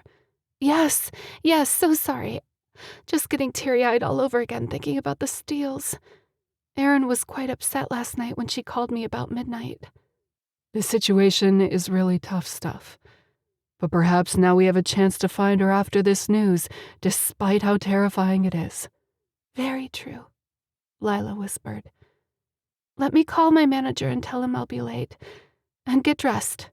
Sleeping in, huh? He teased. Let me tell you, buddy, last night was more than tough. I think I only slept about 3 hours. I know. Me too. I just couldn't resist teasing you. How's Miss Mabel? He added. It was sweet of Sam to ask about her dog. Well, she's pacing the floor a lot, following me around the apartment. She knows I'm upset, but doesn't know why, of course. I talk to her and she sleeps on the bed with me, but can she really understand? I think dogs understand much more than we realize. Whenever I get sick, Bella stays right there, never leaving my side. Her eyes and feet follow me around my house. That's so true about pets, isn't it? Lilah agreed. Okay, where should I meet you? I'll pick you up, if you don't mind, that is. Okay. Lilah gave a little laugh. But if I don't have my own vehicle, are you going to drop me off at work and then pick me up again? His deep chuckle sent those tantalizing chills up and down her spine all over again. Thought you'd never ask, Miss Norwood. Okay, you got me there, Mr. Spade. How can I say no to your kind offer now? If you're sure you can spare the time. I can spare the time. After all, it's Christmas weekend. Do private investigators take the holidays off? Only if I don't have a current case. But this is also my first Christmas with my own agency, and this is one case I would not let vacation time interfere with. Thank you, Lilah whispered. I'll see you in about 45 minutes. I think it will take me almost that long to get across town in morning commute traffic. After hanging up the phone, Lilah tugged her electric blanket up over her arms again to take off the chill. She had a breakfast date with Samuel Spade. How delicious. Was it a date, or merely an appointment to give her and the Steeles their money's worth? The latter, of course. Even so, it had been such a very long time since Lilah had looked forward to meeting a man for breakfast, and she was dying to know what he had uncovered about Amelia. Lilah finally jumped out of bed, turned up the thermostat, and raced for the shower. Chapter 15. Christmas Eve Breakfast. Sam promptly picked her up 45 minutes later. He even slid out of the driver's seat and ran around the car to open her door. Lilah felt tingles run up her neck. "You are a true gentleman." Or a skilled valet at a hotel parking lot. "Seriously?" Sam quirked an eyebrow. Dead serious. That's what I did to pay my way through freshman year at college, the year before I joined the military. "You are an enterprising young man." Sam shook his head, his mouth turning up in a smile. It was probably the only time I will ever get to drive a Ferrari or a Camaro or a Rolls Royce, although the chauffeur for the Rolls insisted on coming with me. Well, to be honest, he drove and I just pointed the way to the covered parking lot where he stayed with the car and guarded it for the next 6 hours. Some diplomatic dinner. Or maybe it was a bunch of Hollywood elites. They're all the same, right? Lilah threw him a teasing glance. "I'm sure I'd never be able to tell them apart, except I imagine that the diplomats are much more dour with seriously wrinkled foreheads, and the Hollywood royalty are stiff with Botox and have better evening gowns and rhinestone jewelry." There is that. Those were the days.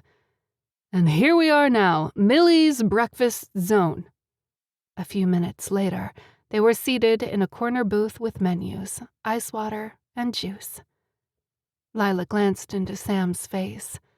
At the same moment, his eyes met hers. His face lit up, and they smiled at each other for one long moment. She bit at her lip, feeling that zing in her stomach while she sank into the deep blue ocean of his eyes. "My stomach is in my throat every time I see you," she confessed. "So is mine," he whispered back. A sideways grin slipped across Lilah's face. "Because I'm worried about what you're going to tell me about Amelia's case." "Oh, it isn't because of my charming self?" She knew he was giving her a hard time, but she took a chance anyway. "Dare I also admit that there is that too?" "I'm glad." He lowered his voice, and Lilah thought she would literally swoon right into his lap. "You know I feel the same way, don't you?" Sam reached out to slide a finger along the side of her hand, just as their waitress showed up to take their order. The woman saw the tentative touch of their hands and smiled broadly. "Do you need another moment?" Sam straightened. "Nope, we're good." "Looks like it," the older woman said, grinning. "The special today is our Christmas breakfast. The works, bacon, sausage, flapjacks, or waffles, your choice, and an omelet to die for with your choice of meats, veggies, and cheeses. To top it all off, one of our famous big, fat cinnamon rolls." Lilah sat back, impressed. "That sounds like breakfast, lunch, and dinner combined." "It's hearty, that's for sure, but it will probably last you until you go out caroling tonight, or your family Christmas party." "You're on," Sam said. "Give us the works." "Don't you dare," Lilah said, stifling a laugh. "I couldn't possibly eat all of that in the next hour. You'll have to roll me out the door." "I don't mind, I'm pretty strong," he said with that mischievous grin he had. "Besides, it would be fun to try." Lilah wagged her finger at him. "You are bad, Mr. Samuel Spade." The waitress was trying not to burst into laughter herself. "So what'll it be?" she asked, with a saucy twinkle in her eye. I'll take the cinnamon roll to go," Lilah said, studying the menu some more. "And I will attempt to eat the rest of it, in small portions, of course." "That's the Christmas spirit, ma'am." The waitress left to place their order with the cook while Lilah shook her head at Sam, her lips twitching. "So now it's the Christmas spirit to eat 2,000 calories for breakfast?" "I never knew that either," Sam said with an expression of solemnity. Good to know for future reference. He locked eyes with her again, obviously admiring her. A rush of shivers ran up and down her body. What was that? This man, this gorgeous, funny, smart, and good man, did things to her she couldn't begin to explain. Taking a sip of her apple juice, Lilah tried to change gears after all the joking. So, what's going on? I'm worried all over again. Although actually I never stop worrying. Sam leaned his arms on the table, his hands folded in front of him. Those strong hands with the most perfect fingers she'd ever seen were so close to hers. Lilah remembered the feel of her own hand inside his and felt it jump in her stomach. I know, he said softly. I do know. Would it help if you went with me to the precinct and we can speak with the chief of police together? She lifted an eyebrow. Seriously? You wouldn't mind? He wouldn't mind? I've known him a long time. He was glad to know that I had been hired to oversee a private investigation of Amelia's disappearance. Until this disturbing ransom note showed up, he was pulling his hair out too, trying to figure out where a young woman like Amelia Steele would be. None of the crimes of the past 10 days fit her disappearance in any way. I'd love to go. It will help me to know what to say to Erin and her family, straight from the police chief's own mouth. I agree. But the Steele family will also be in attendance. Lilah's eyebrows shot straight up.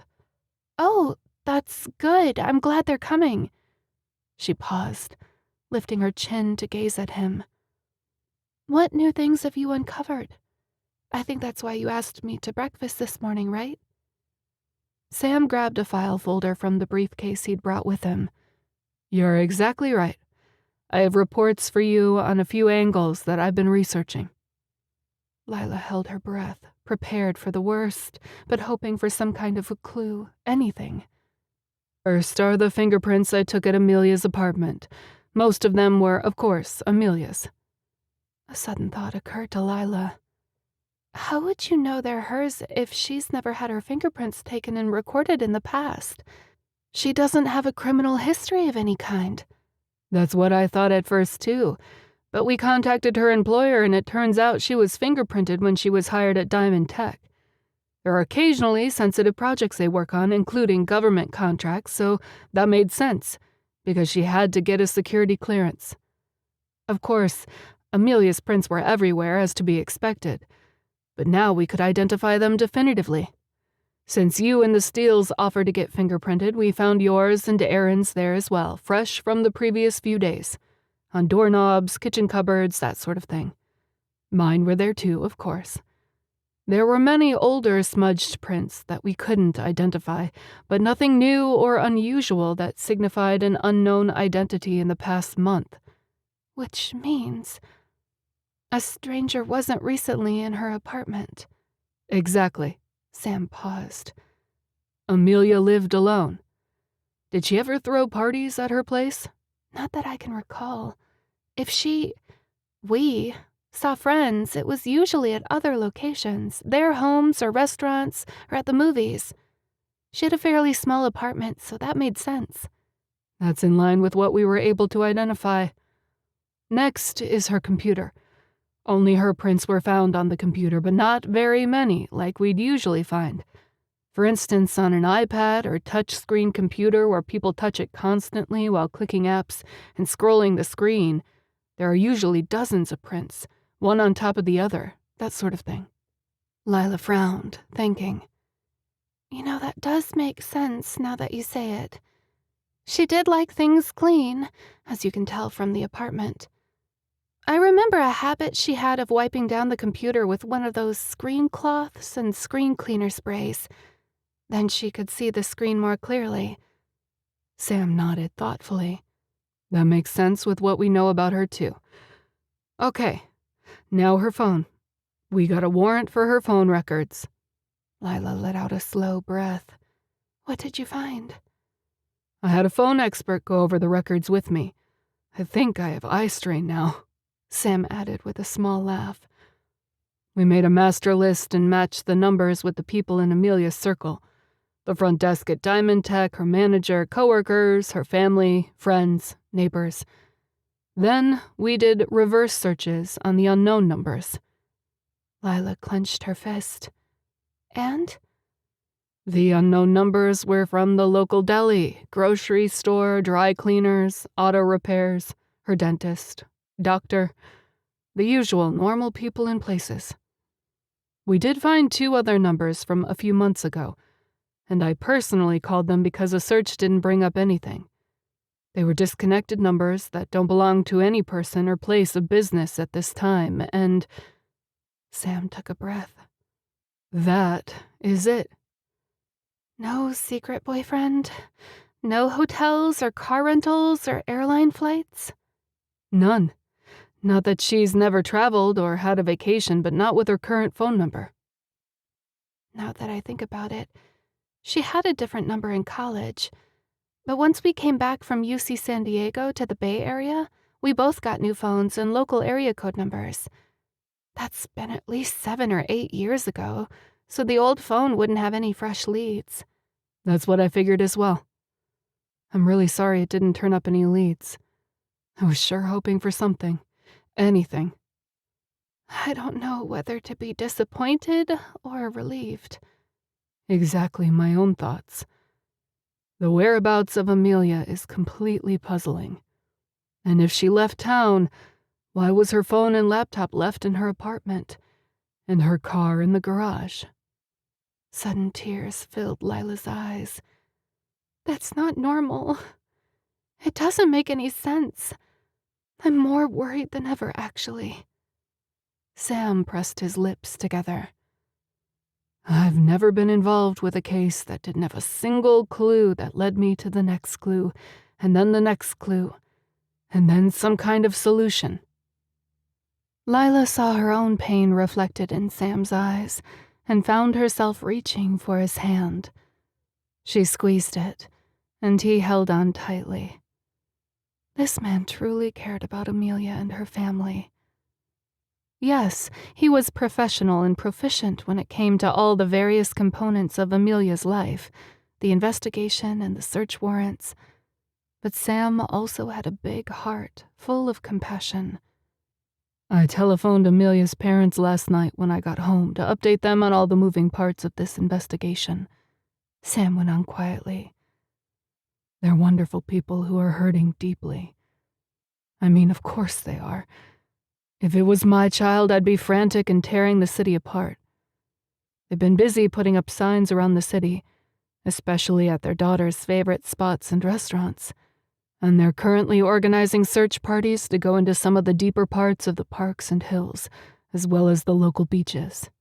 Aaron told me some of this the other day, Lilah said softly, even as she was hyper-aware of the powerful sensation of holding hands with Sam. Her family is pretty darn wonderful. And it's right in the middle of the Christmas season and their son's wedding next week. I cannot imagine the stress they're going through. At that moment, the waitress showed up with multiple plates of food. She efficiently and beautifully laid it all out on the red Christmas tablecloth. It looks fabulous, Lilah said. But I think I just lost my appetite. Sam gently smiled at her. Try to eat something. You'll feel better. And leftovers are always good. I live on them most of the time. Leftover cooking? Nope. Leftover takeout. 30 minutes later, after eating much of the beautiful holiday breakfast, Sam reached across the table to touch Lilah's wrist. We should probably get down to the precinct headquarters. Lilah nodded. I don't think I can stuff any more of this food down, but it was definitely delicious. The waitress boxed it all up for them and even tied it with a red and green ribbon.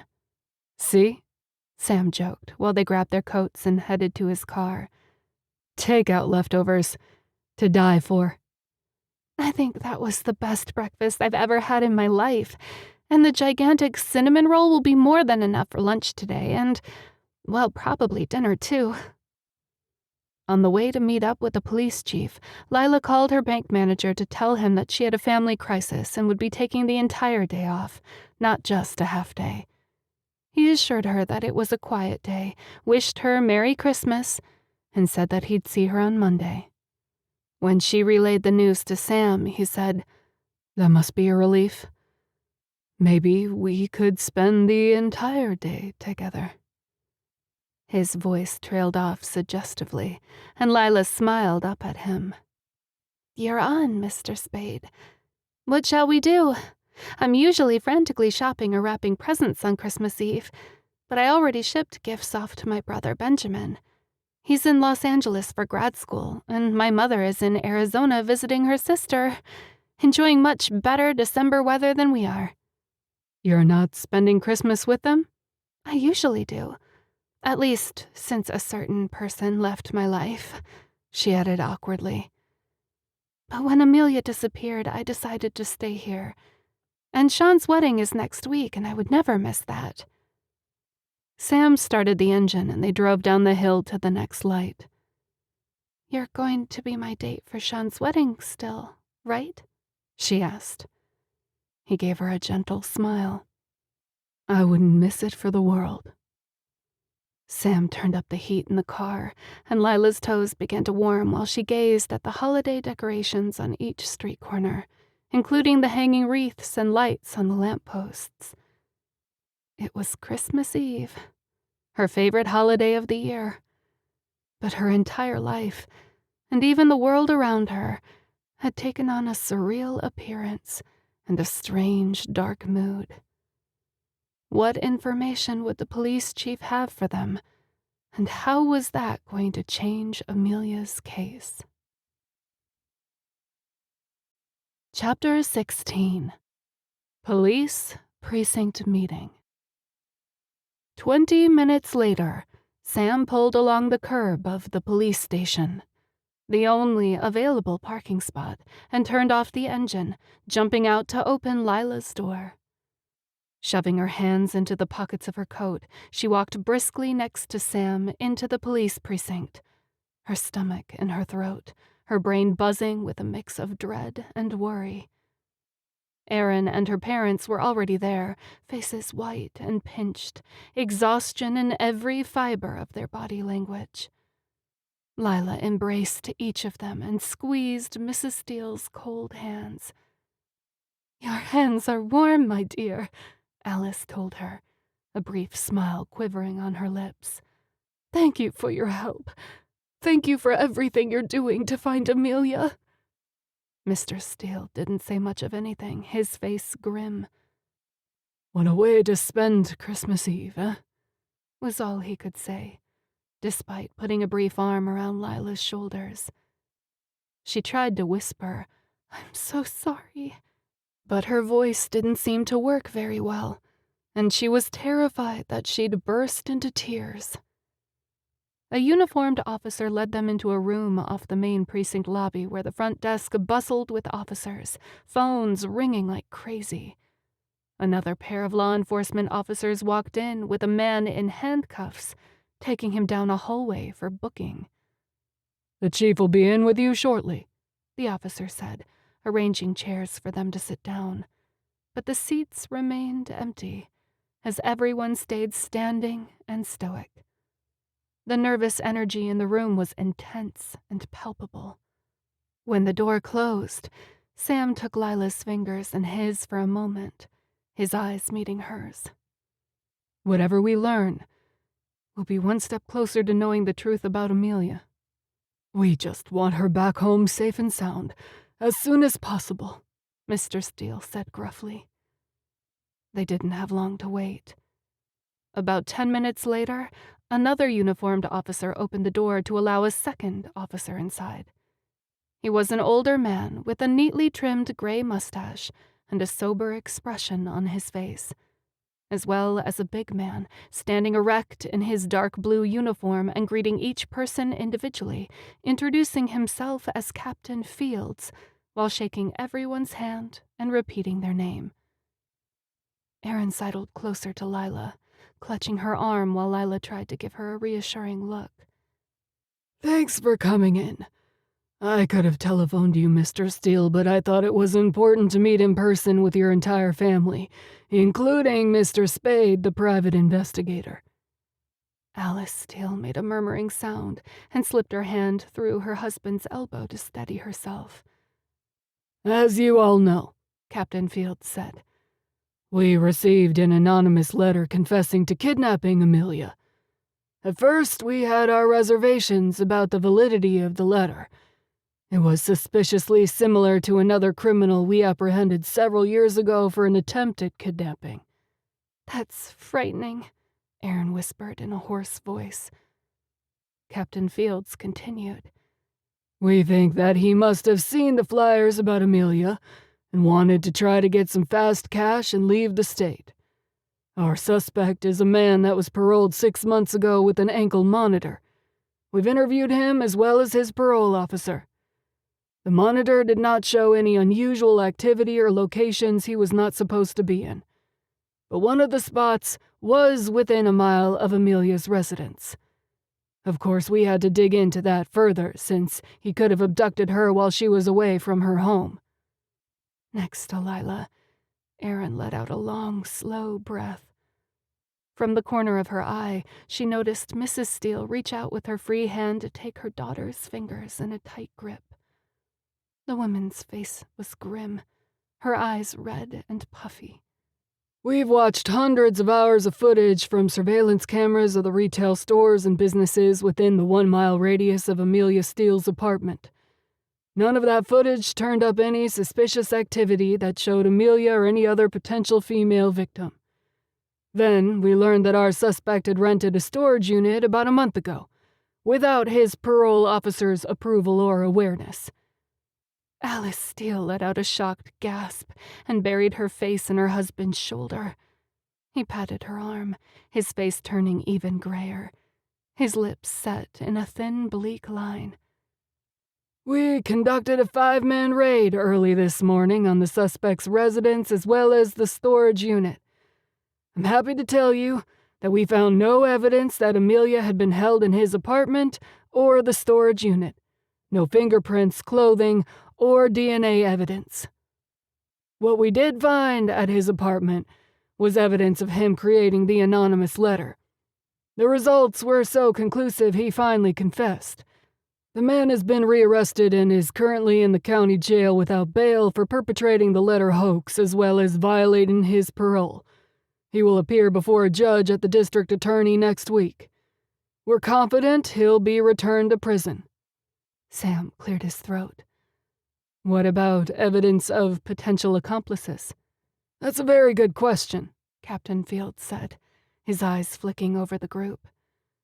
"There are cameras outside his apartment, and as I mentioned, we can track his whereabouts at any given moment with the ankle bracelet. In the past several weeks, he hasn't been seen with any other suspicious persons or other previously convicted or paroled criminals. His phone is also monitored, so we have confidence that he had nothing to do with Amelia Steele's disappearance." "Do you have any other clues?" Aaron asked. "Where do we go from here? What is law enforcement's plan?" Captain Fields nodded at her. "Miss Steele, we have appreciated very much the help you've been able to provide local law enforcement from the FBI field office here in San Francisco." Aaron nodded, her face impassive, even as her fingers turned white around her mother's hand. "As you know, we've been running diagnostics on your sister's phone, her personal computer, including facial recognition software from cameras in the local airports, the ports, the malls, BART trains, city buses, and other public arenas. Nothing has turned up, but we'll continue to do so in case Amelia is still in California somewhere and her kidnapper tries to sneak her out of the state or the country." Lilah tried not to groan with the frustration of no new clues or leads after so much police and investigative work. "We're leaving the investigation open for at least another 3 months, Captain Fields went on. "I also have a team that will be going through the camera data from the local parks and zoos and other similar locations." "It's Christmas tomorrow," Alice Steele said, her voice trembling. "In the end, We know nothing yet." "I apologize, ma'am," Captain Fields said. "We're working as hard and as fast as we possibly can." Erin put an arm around her mother, whispering something that Lilah couldn't hear. They would most likely go home and discuss everything more thoroughly together. Watching them made Lilah's heart hurt, as if a knife was stabbing her chest. The entire situation was unreal.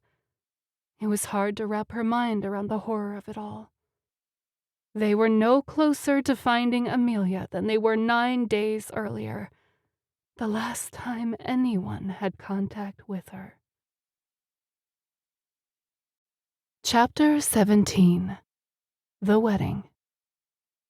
On Christmas Day, exhaustion took over, and Lilah stayed in bed all morning.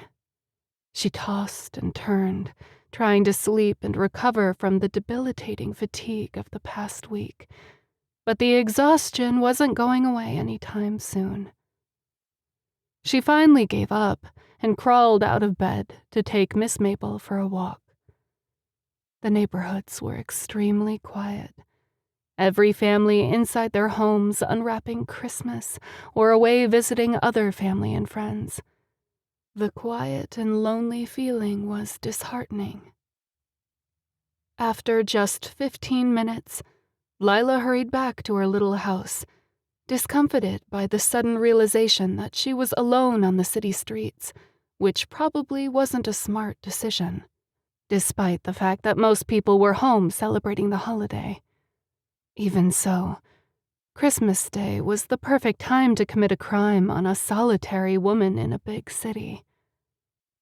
After Amelia's disappearance, she was definitely spooked and looking over her shoulder every 30 seconds until she reached her front door again and locked it behind her. Back home, Lilah fixed herself a cup of orange blossom tea and called her mother and brother to wish them a Merry Christmas. The three of them didn't talk long when her mother announced that she and her sister's family were about to head out for their Christmas dinner reservations at a fancy restaurant. "I wish I was there with you," Lilah said wistfully. "I miss you both." "We miss you too, darling," her mother said. "Next year you must come for the holiday season and stay an entire week or 2. We could have such fun." "I will put it on my calendar. But perhaps I'll visit over a weekend this spring, too, before the heat of summer takes over. I can't take 110-degree days," she added with a small laugh. After perusing the TV channels and not finding anything to keep her mind occupied, Lilah's phone rang to break up the silence of her little cottage. It was Sam, inviting her to the movies. Lilah jumped at the chance to spend time with him, as well as the opportunity to get out of the house and away from her spinning, out-of-control thoughts. Sam held her hand throughout the Christmas comedy. It was nice sitting in the dark with this handsome and kind man, but it was so inexplicably strange when she realized that her ex-husband holding her hand had never thrilled her in quite the same way as Sam's warm hand did while laced around her fingers. Afterward, they strolled down the street, finding a cute little cafe that was still open on Christmas, and ate a lovely ham and turkey holiday dinner. On Sunday, the day after, Lilah hid away from the world, sleeping late, giving some extra attention to Miss Mabel, and talking on the phone with Sam in the afternoon. Luckily, he made her laugh, and then he finally convinced her to take their dogs to Golden Gate Park for a walk. It was lovely to get to know him better and hear him talk about his family, who now lived in a small town up north on the coast of California. They had wanted him to go home for Christmas, but he told them that he was working a crucial case and would visit in a few weeks after the New Year. When the holiday weekend was over, Lilah returned to work on Monday, still tired and a little bit depressed that Amelia's case appeared to be at a standstill. Surely something would break. It had to. They couldn't go on this way indefinitely. Amelia's parents would eventually have an emotional breakdown. The one bright spot was Sam's daily phone calls offering comfort, or telling Amelia funny things previous clients had said or done via text message. One evening he dropped by with ice cream sundaes from a shop down the street. They curled up on the couch to eat the treat while watching a movie. Sam wrapped an arm around her and Lilah leaned against his shoulder, which comforted her immensely. It was hard to follow the movie's plotline when they kept making silly comments to each other. Sam's deep voice and strong arms were steady and solid and kept Lilah's fears at bay. But each night, Lilah couldn't help crying a little for Amelia, and Aaron, who didn't have a close friend in the vicinity after most of her high school and college friends had departed for jobs around the rest of the state or the country. Perhaps one day Aaron would meet somebody through the FBI, but meanwhile, she had left a boyfriend back at Quantico who got assigned to the Oklahoma field office, and the long-distance relationship was getting difficult to maintain. Attending Sean and Katie's wedding next weekend was a welcome event to look forward to. Several days later, Sam picked her up in a dark blue suit and tie, and oh my, he looked delicious. Lilah found it difficult to hide the swoon she felt at the sight of him. To distract from work and the perplexing events surrounding Amelia, Lilah had gone shopping with Aaron for a new dress for Sean and Katie's wedding. She came out of the last store with a floaty swirl of a dress with a wide black belt and a short jacket that was flattering to her figure, but warm enough for the winter season. The wedding was held at a cathedral downtown with gorgeous stained glass windows. Each aisle was decorated with flowers and velvet bunting. Sean Steele looked dashing in a black tux and dress shoes shined to the hilt, but his eyes were only for Katie, his bride. The young woman's old-fashioned satin dress boasted a long train of swirls of lace, and her stunning veil was studded with pearls and rhinestones. The bridesmaid smiled prettily, and the flower girl was the adorable 4-year-old daughter of one of Aaron's cousins from Sacramento. The guests tittered behind their hands at the sweet dark-haired little thing dancing down the aisle just ahead of Katie with her basket of flower petals. Every few steps, she stopped to twirl a few times, showing off her own darling dress, until Katie reached the spot where the minister and Sean stood waiting for her. The flower girl grabbed the last handful of petals from her almost empty basket and tossed them straight up at Katie and Sean, showering them in pink and reds and purples. "Now that's spunk," Sam whispered to Lilah. "What a doll," she whispered back. "I love it. I think Katie and Sean do too." Despite the terrible circumstances, Sean and his bride held tentative smiles on their lips, but Lilah could see the stress of the last 16 days etched into their faces too. Even so, Sean only had eyes for Katie and she for him. An ache bloomed in Lilah's throat watching them. This is what she wanted. A real wedding with intent and purpose. A real marriage of pure love and commitment that would last forever. Her ex-husband, Richard, had convinced Lilah to have a spontaneous wedding on the beach one weekend in Monterey, which was nice, but not much time to inform friends and family or put together a reception. At the time, it seemed adventurous and carefree to get married on the spur of the moment. Romantic, she had thought. But she also remembered feeling that, in some ways, it didn't feel as though they were really, truly married. Especially when her fiancé had promised to find a minister, but he and his best friend plotted to get an online license instead to perform the quick 3-minute ceremony. Lilah shook her head, eyes misting with regret when she thought about how young and stupid she was. Next time. It would all be different next time. Sam must have sensed her melancholy because he reached up to put an arm around her shoulder, bringing her in close to lay his cheek against her hair in a gesture of comfort. Closing her eyes, Lilah breathed in his incredible musky scent. After their promises and vows were finished, Sean and Katie kissed as husband and wife, and then they walked jubilantly down the aisle to the outer courtyard as their friends and extended family stood and applauded. Outside, hugs and kisses and joyful congratulations filled the air while the guests smiled broadly. After giving their own happy wishes, Sam escorted Lilah back to his car to drive over to the wedding reception booked at a nearby hotel. The rented banquet hall was beautifully decorated. Tables laid with snowy white tablecloths, china, silver and crystal goblets for the buffet dinner, and later a toast. After the speeches and toasts were over, a DJ began warming up the crowd for dancing.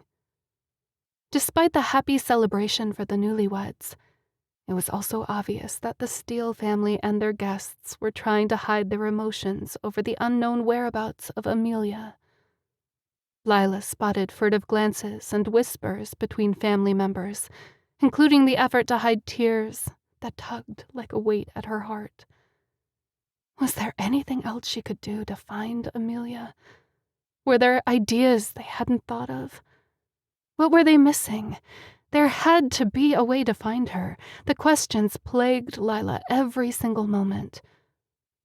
After the meal was cleared and finger desserts were served by the waitstaff before the cake was cut and served, an older woman approached Lilah and Sam's table, holding her hands out to them. "I'm Katie's great-aunt, Olivia, but you can call me Livy. I've known that sweet girl since she was born. We're very happy for her and Sean. He's a great young man." "They do seem like a couple that was meant to be," Lilah said, inviting Aunt Livy to sit with them for a moment. Sam pulled out a chair for her, and the older woman leaned in closer to be heard over the dance music. "I've been watching you two from across the room. Well, to be honest, I noticed when you came into the church and sat down just a few rows across from me. My husband passed away 2 years ago, and I've been a bit of a recluse all this time. But I couldn't miss my darling Katie's wedding, and Sean is such a nice young man." "I'm so sorry about your husband," Sam said. "Well, thank you, dear," she whispered, her voice turning a bit raspy with emotion, but it only lasted for a moment. "The first year of our marriage was tough because my husband was serving at Vietnam, but Gerald and I were married for 58 years, mind you. Losing him was the most difficult thing I've ever gone through. But I finally decided that if the good Lord was going to keep me on this earth, I had to keep living instead of hiding out in my house." "I'm so happy to meet you," Lilah told her. "I'm a longtime friend of Amelia's and Aaron's. Well, the entire Steele family." At the mention of Amelia, Aunt Olivia made a choked sound in her throat while she patted Lilah's hand. "This has been the most awful time for the entire family. It makes one feel helpless and so inadequate to give them support. I can't imagine the suffering Sean's parents are going through." "Devastating," Lilah murmured in agreement, trying to hold back her own emotion. "She'll be found," Aunt Olivia said, patting her hand. "She has to be. Nobody stays lost forever, do they?" Attempting a tight smile, Lilah gave a small nod. At the moment, it certainly didn't seem that way. "Just have to keep on hoping, praying, and working to find Amelia." There was a moment of silence when a hotel waiter laid a plate of cakes and chocolates in the center of their table. Olivia nodded a thank you and then lifted a hand as Sean and Katie began the couple's dance. "Those two are wonderful together, aren't they? I'm so happy they found each other. And," she went on, turning her full attention on Lilah and Sam, her dark brown eyes snapping with mischief. "If you don't mind me saying this as a complete stranger, but I've certainly felt vibes coming off the pair of you young people all day. You seem like a sweet couple. When is your wedding?" Lilah choked out a startled laugh. "Oh, we're not," she started to say. Sam was more than smooth. He placed a hand on top of Lilah's fingers to stop her from continuing with her objection. "We're not married yet. Just engaged, Aunt Livy. We haven't set a date yet, but I'm hoping for this summer." Lilah gasped and her jaw dropped to the floor. What?" Sam gave her a sly wink with those audacious blue eyes of his. "Didn't you say you wanted to be a June bride, Lilah?" "Oh, yes. But June is a terrible month in San Francisco," Lilah told him pointedly. "The fog is intrepid. It will spoil the view of the Golden Gate Bridge and the wedding pictures, not to mention our honeymoon down the coast. The ocean will be freezing and windy. I think we should consider October, dear Samuel," she said, adding her own little hint for him to cut the shenanigans. Aunt Livy leaned in conspiratorially. "I completely concur, my dear. If he's worth keeping, he'll wait for you another few months." "That's what I always say, too," Lilah agreed, trying to squelch her laughter. "Oh, I just spotted Alfred, my brother," Aunt Livy said. "Best go chat with him and my sister-in-law. Have fun, you two. And I hope you'll send a wedding invitation to my Katie so I can see your engagement photo." "I'll add you to our invite list," Lilah assured her. As soon as Aunt Olivia flew away on her wobbly high heels, Lilah turned to give Sam a cockeyed glare. "What was all that about, Mr. Spade? I was using my little gray cells and I didn't want to disappoint Aunt Olivia. She actually seems like she'd be a kick to hang out with." "Well, I agree with you on that last point," Lilah admitted. "But now your little gray cells are going to get you into trouble. So you're going to tell everybody here at the reception that we're fake engaged?" "Yup, just to see you squirm, my adorable fake fiancé." "If I'd known you were such an outrageous joker, I'd have left you safely at home." "But that wouldn't be near as much fun." She made a face. "Just for that, you have to dance with me." Sam's eyebrows lifted. "Seriously? You like to dance?" "Yes, and if we're going to be engaged, you'd better fake dance with me too, instead of being one of those men who don't know how and refuse to dance with their wives or girlfriends." "Oh, honey, I'd love to dance with you. Took classes way back in my college days, despite how long ago that was. Let me show you in real time." Sam rose from his chair and held out his hand for Lilah. Within moments, he had his arm around her waist and they were swirling around the dance floor with the rest of the guests. Lilah was impressed, and it was absolutely lovely to dance about the floor in his very capable arms. "You're pretty good, Mr. Samuel Spade." "Why, thank you, Miss Lilah Norwood." In a low voice, he added, "I hope you're not going to hold a grudge against me for my little stunt with Aunt Olivia." She pulled a face at him and tisked her tongue like a schoolteacher. "I should, but I won't. I guess it's your lucky day." "I think it is my lucky day," he said with a low growl. "I get to legally hold you in my arms every time the music comes on." Sam pulled her a bit closer, and Lilah's stomach shot into her throat. This man sent her head and heart spinning out of control. He laid his cheek against her hair and whispered, "If we're engaged, does that mean I can hold your hand for the rest of the evening?" She smothered a small laugh at how charming he was, then tilted her chin to whisper in return, "I thought you'd never ask." After a couple more dances, in which Sam proved his talent with the waltz and swing, they were laughing as they made their way back to their table, holding hands, of course, to gulp down some ice water. The cake cutting was next, and Lilah tugged Sam with her to stand next to Aaron while Sean and Katie stuffed cake into each other's mouths, giggling throughout the entire stunt, and then kissing while everyone clapped. It was charming and lovely, and Lilah's heart burst with the emotion of it all, thinking about Amelia missing these special family moments. She would never have purposefully missed this, not her own baby brother. It had to mean that wherever Amelia was, she had not gone willing. The idea was absolutely terrifying, and enough to make her want to sob with fear. Next to her, Lilah caught Aaron wiping away a tear while she watched her brother marry the love of his life under such difficult circumstances. Even so, Sean and Katie deserved their day of happiness despite the heartbreak. Lilah slipped an arm through Aaron's to give her a quick embrace, kissing her on the cheek. "You hanging in there, honey?" she asked softly.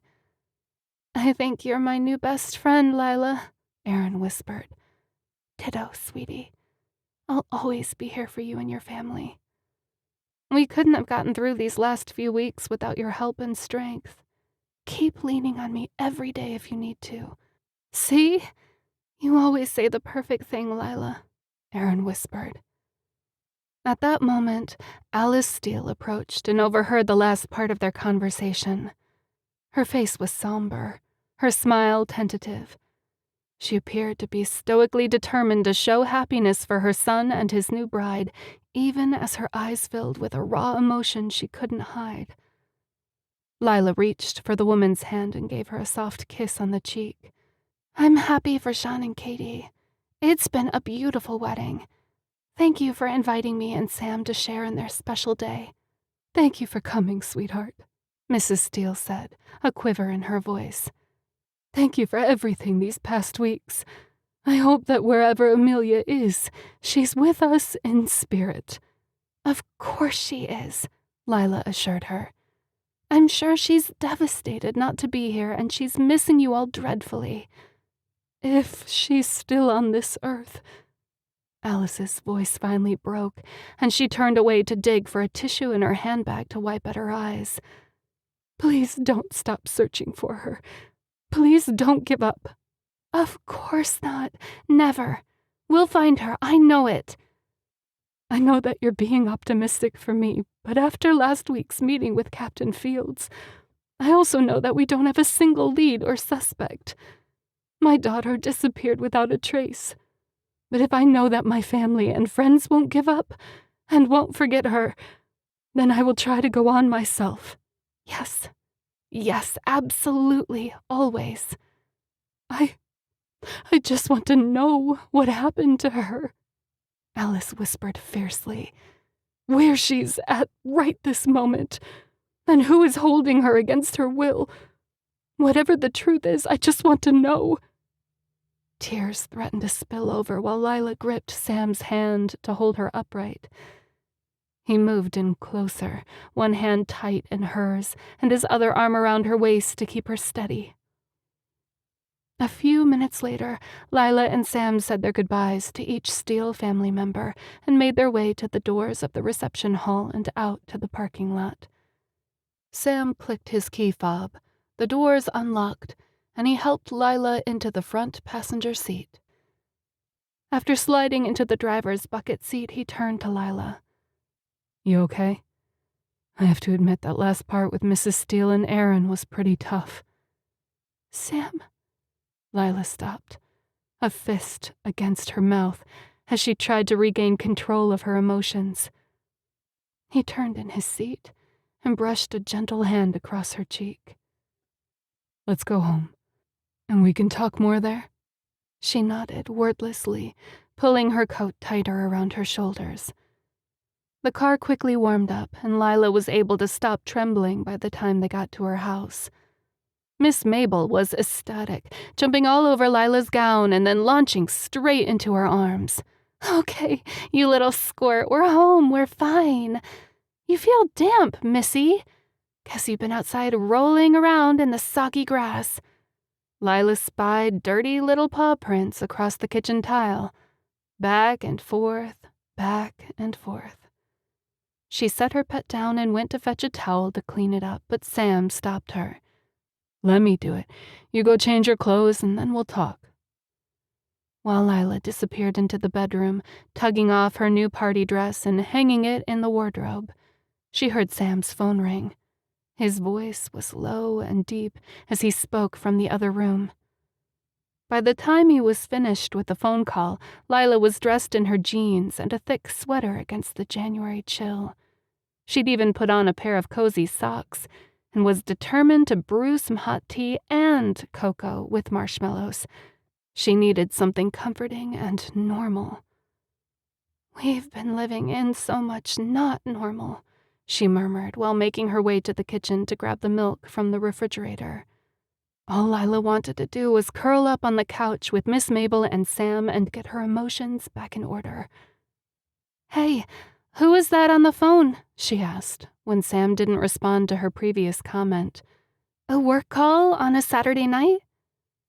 When Sam didn't respond right away, Lilah pivoted on her heel to stare at him, her throat going dry. Sam's face was sober. It was Captain Fields, Lilah. I have some news to share with you. Chapter 18. Kisses in the Dark. Lilah dropped the half-gallon of milk with a thud to the kitchen table. "What did he say? What's happening? Did they find Amelia?" Sam didn't say anything for a moment. He looked as lost as Lilah felt. "No," she groaned. "Please, no." He held up a hand to stop her from jumping to the wrong conclusion. It's not bad news, but not exactly comforting news. Terror overcame her, and Lilah's legs began to shake. She reached out a hand to grab the edge of the countertop, a roaring in her ears. None of the search parties have turned up anything. There are no clues and no sightings. Not a piece of clothing, footprints, nothing. I'm afraid this isn't good. So basically there are absolutely no clues whatsoever to where Amelia might be. The police will keep the case open for another few weeks, and then they will have to close it if nothing new comes to light. Their investigation and my investigation have both been fruitless. We've run into dead ends every avenue we've tried. I'm so sorry, Lilah. I'm completely baffled. Lilah wanted to clap her hands over her ears and scream with the agony of it all. Sam's words were so ominous and heart-wrenching that her stomach ached and her eyes burned. Sam's voice became softer, more gentle. It's the most puzzling thing I've ever worked on, and it brings me no comfort, only an urge to smash something, he added with a wry smile, as if attempting to keep Lilah from breaking down. "What do you think?" Lilah asked, her voice rising. "Nobody just disappears into the ether without a single clue. Do you think she was kidnapped by a gang or organized crime or taken across the border into a trafficking ring?" Sadly, those possibilities have crossed my mind. Even so, we have no sightings from Border Patrol, either the Canadian or the Mexican borders. But then the mafias and cartels who run the borders do things in the dead of night without witnesses. They also use tunnels they've burrowed underneath the border, or they disguise themselves and use fake passports and documents. It's so easy to do these days. Too easy. And disheartening for the Border Patrol. Lilah couldn't breathe while the horror of the possible scenarios raced through her mind. In a wretched voice, she whispered, "If that's true, then she'll eventually be murdered and we won't find her body for years and years." Sam's expression was stoic. Amelia will remain on a missing persons list until we do find her. Captain Fields said they're now working with border agents to get their camera records to see if anything comes up for us. We'll search the most wanted lists and see if something new has come up there. You're all just grasping at straws. Lilah was close to breaking down and becoming angrier by the minute. There's always a dark moment where all hope seems lost before something breaks, he went on softly. There are only two options that I can see. Lilah stiffened. What are those? She's already dead and her body is hidden somewhere remote, or she was kidnapped and is already out of the country. The San Francisco Police Commissioner has brought up the possibility that her disappearance also might be a hoax. A hoax? How can you say that? Amelia would never in a million years do this to her family. You're painting her in a very harsh light. Lilah, I'm just telling you where the law enforcement's mindset is with this case. There's no evidence for that. I hate that you said that. If that's true, then there is no hope at all. None.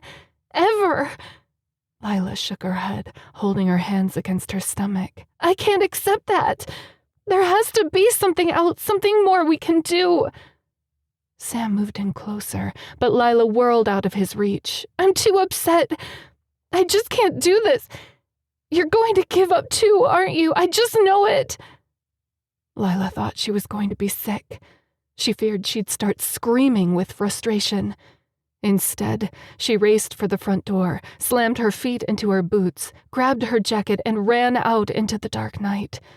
The pent-up anger and confusion and fear of the last 2 weeks coursed like hot fire.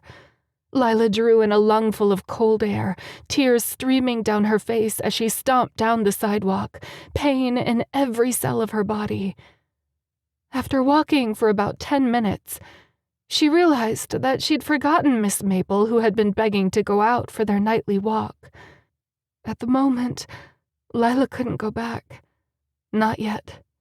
She was too riled up and too embarrassed to face Sam for all the things she'd just said and accused him of. Deep down, she knew he was right about everything, no matter how much it hurt to acknowledge it. All the things Sam had mentioned, including the fact that Captain Fields and the rest of the police force were speaking out loud the same fear she had been trying not to admit to herself. Nevertheless, it didn't make the pain of Amelia being gone any less. The hurt was like a constant throbbing ache that never went away. She missed her, and she was terrified for her. It was all too horrific to contemplate, even as those thoughts didn't stop her brain from going over the possibilities over and over again. At the corner, Lilah came to an abrupt stop, staring back and forth as she realized that she had walked farther than she'd realized. She was at the bottom of the hill, and on this Saturday night the intersection was busy with congested traffic. The stoplight switched from red to green over and over as she stood there, motionless with indecision, her eyes blurry with tears. The shops along each side of the street were still open, including the little bistro on the far corner. A hedge ran the length of the west sidewalk with tall apartments behind that and a brick wall. It was here that Lilah leaned to catch her breath and try to regain control of her emotions. She contemplated hitting the drugstore for some aspirin or more sleeping pills, but decided she was too cold to stay out here much longer. Pivoting on her heels, Lilah began the long slog uphill back to her house. Unfortunately, she lived on one of the very steep San Francisco hills, and it was slow going after just a few steps. Wow, she was out of shape. Her calf muscles were screaming. They'd be aching tomorrow with a vengeance. The further she got from the intersection, the quieter it became, and the darker it got, with only an occasional streetlight to break the gloom. Head down, she watched for cracks or breaks in the sidewalk so she didn't stumble and fall, but barely a minute later, Lilah slammed hard into somebody. A dark shadow. a very dark and wide shadow of a man that had been walking downhill just ahead of her. "Ouch!" she muttered, her head cracking against the other person's chin. "Excuse us," a woman's irritated voice said right in her ear. But it wasn't the woman she had run into. It was a man. A man with shaggy hair and a silly mustache and a black trench coat. She lifted her chin to stare up at him, and he stared back, his eyes glittering. Could this night get any worse? It was Rich, her ex-husband, with his new wife, her arm locked inside the crook of his elbow as she clung to him like a leech. What was her name again? Rose? Rosamund? Rosalie? Whatever. Lilah had seriously hoped to never see them again, and here they were, right in her face. Worse than that, her nose throbbed after hitting Rich in the chest. Well, she'd probably slammed into his chin, which was hard and knobby. "Where did you come from?" Lilah spit out. "I could ask the same of you," Rich said in his annoying high and mighty voice. "I live up this hill." "I guess you moved." "Obviously, since you took the house and left me to fend for myself. But I can see that you're as astute as always. Now excuse me." Lilah moved to her left to get around them, and they moved to their right at the very same moment, which meant they knocked into each other again. What a way to completely ruin an already perfectly miserable night. Not 3 seconds later, a white Altima appeared from the darkness and pulled along the curb to Parallel Park. "Do you know who that is?" Rich asked irritably. Lilah didn't answer the man's inane question. Instead, she froze in place, her heart climbing into her throat with the speed of lightning while she watched Sam unfold himself from the driver's seat and climb out. Right behind Sam, Miss Mabel leaped out of the car. With one swift movement, Sam caught the Cocker Spaniel's leash in his hand and stepped up onto the sidewalk. "Lilah," he said in his deep, beautiful voice, "I found you. But you forgot someone. Well, 2 someones, actually," he teased, gazing into her eyes with the tenderness that washed like a sweet comfort over Lilah. Right then, she knew she was going to cry all over again. Somewhere from the shadows, Rich cleared his throat, tugged at his wife, and they continued downhill to the lighted intersection as fast as possible. Good riddance, Lilah thought. So relieved to be free from her ex-husband, it was like a dead weight had lifted from her soul. Crouching down on the sidewalk, she scooped up Miss Mabel and hugged her, cradling the dog's face with her cupped hands to kiss her head. "I'm so sorry I left you, baby. But I didn't forget you. I was coming back, I promise." Slowly, she set Miss Mabel back on the sidewalk and rose to her feet, staring at Sam. Another tear rolled down her cheek. "I'm sorry, Sam, for acting so childishly and storming off on you like that. Thanks for coming to find me." "There's no question that I would come looking for you. I care about you, Lilah. More than you know." "I care for you too, Sam. More and more every day.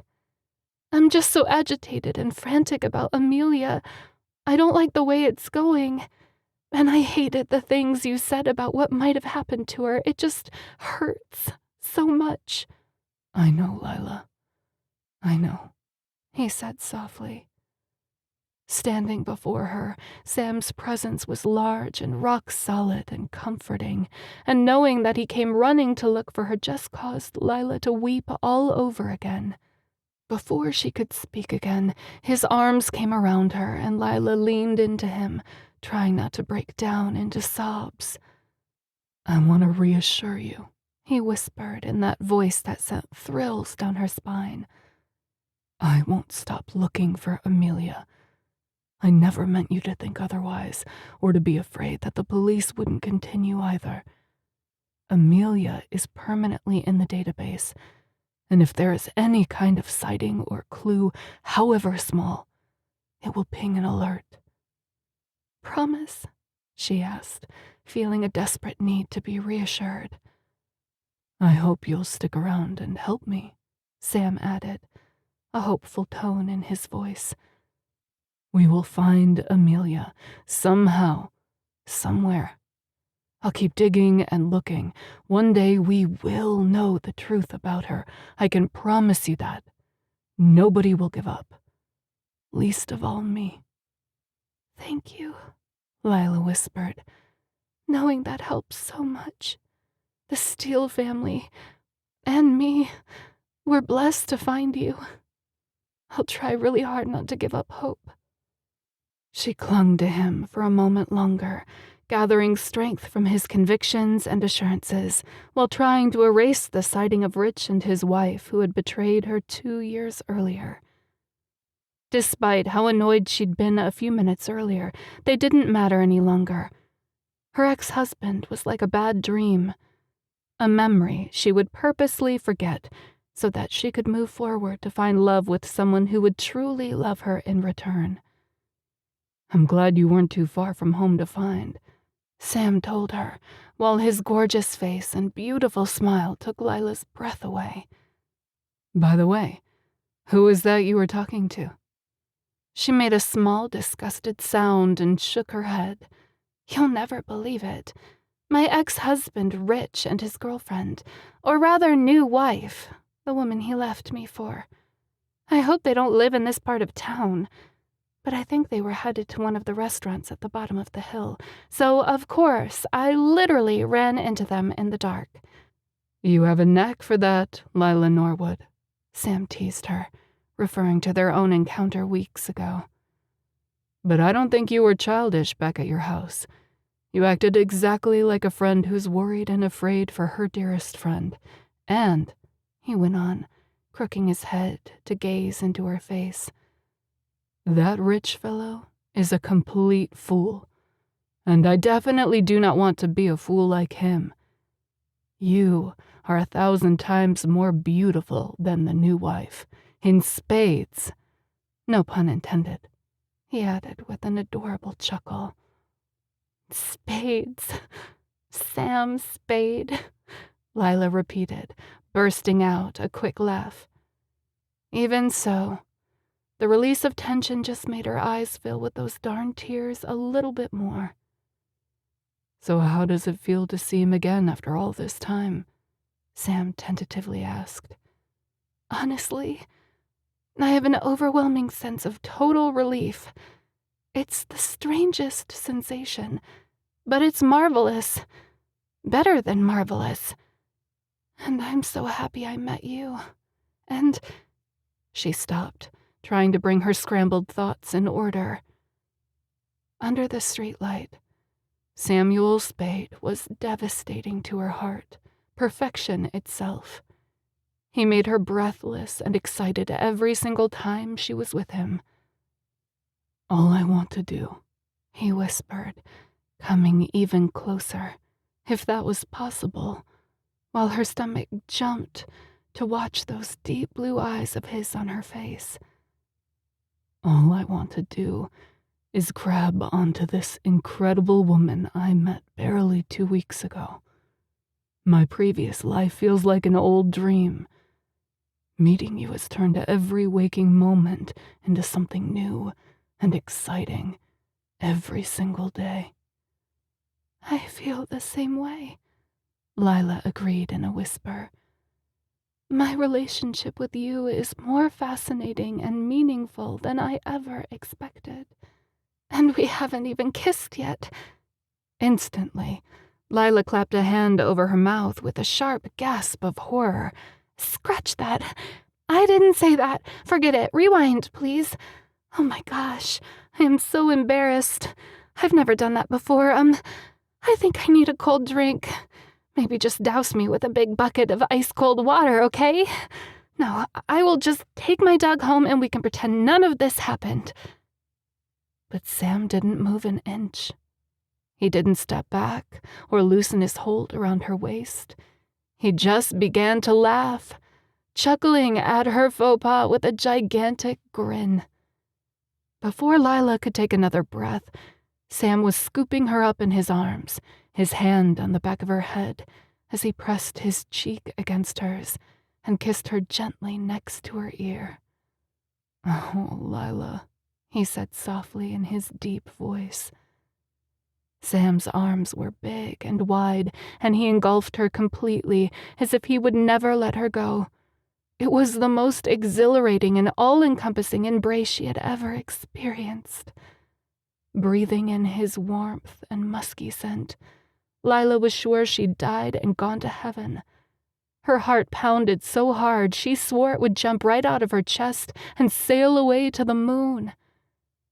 When Sam pulled back ever so slightly, their foreheads touched, gazing at each other while his arms remained wrapped around her.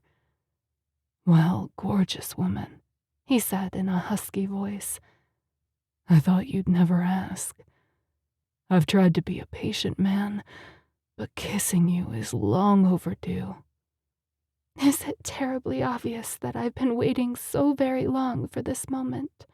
she admitted shakily, her cheeks burning from the words that had burst out of her a minute earlier. Before she could take another breath, Samuel Spade tenderly took her face in his big, warm hands while his lips melted onto hers with a softness she couldn't have begun to describe. Except that it turned into one of those old Bogart movie-type kisses in the best possible way, their bodies tight together while Sam kissed her with a passionate fervency. Closing her eyes, Lilah wilted against his chest and kissed him in return, tasting those warm and impossibly marvelous lips of his. A moment later, she began to giggle at the antics of Miss Mabel winding around and around their legs while making happy little yipping sounds. A heartbeat later, Sam was kissing the corners of her mouth, and then he was holding her close to kiss her neck before coming back to her lips all over again. "Now I know what it means to swoon," Lilah admitted, murmuring against his mouth. "I've lost every ounce of strength, and I fear you may have to carry me all the way back up this hill to home." "I thought you'd never ask," he whispered, repeating Lilah's earlier words back to her. "But then again, I drove my car, which is a mere 10 feet away." Lilah placed a hand over her mouth, nearly falling over with laughter. Falling in love with Sam was going to be such an adventure every single day. And then Sam kissed her once more, and it was the most amazing kiss in the history of kisses. The kiss to end all kisses. How completely perfect was it going to be to kiss this wonderful man just like this, every day for the rest of her life. 19. Epilogue. 1 year later. It was impossible to believe that an entire year had gone by since Amelia went missing. During that year, Lilah never had the courage to pull out her old college yearbooks and photo albums. She feared she would bawl like a baby when she saw the pictures of herself and Amelia in their younger, happier days.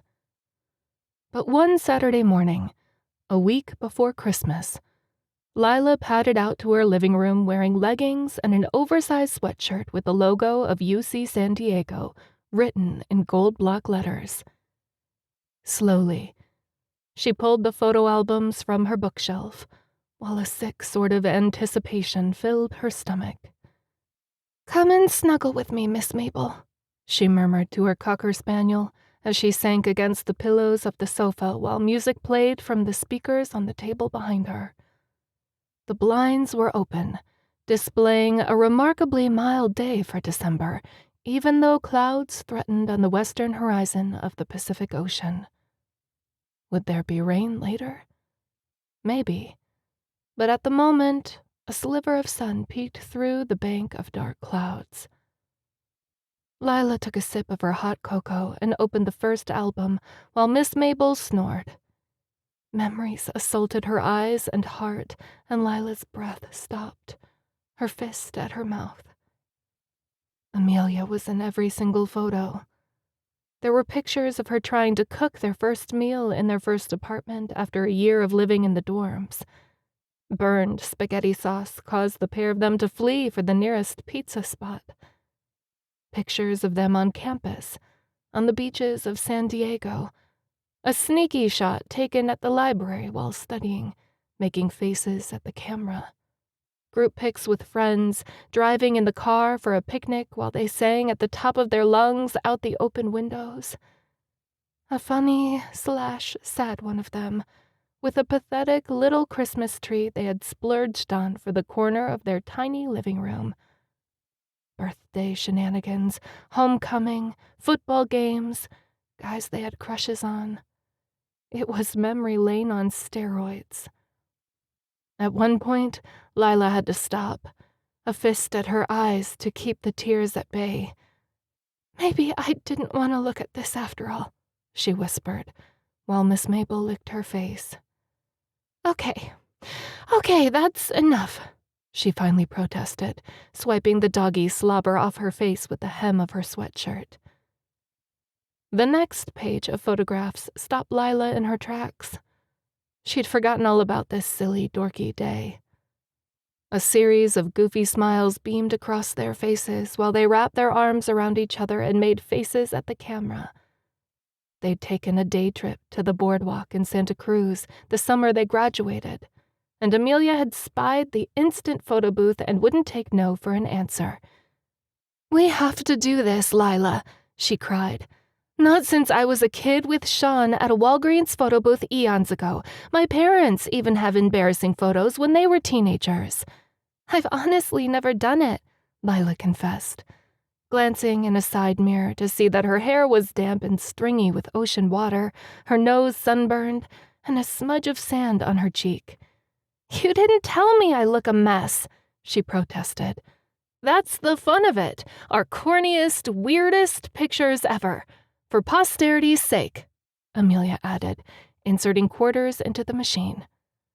Seconds later, Lilah was squished against Amelia inside the tiny space, and every shot was funnier than the last, the camera clicking before they barely got a chance to pose again. Cross-eyed, sticking their tongues out, smooshing their cheeks together. Yeah, it was so high school, but that's what got them giggling.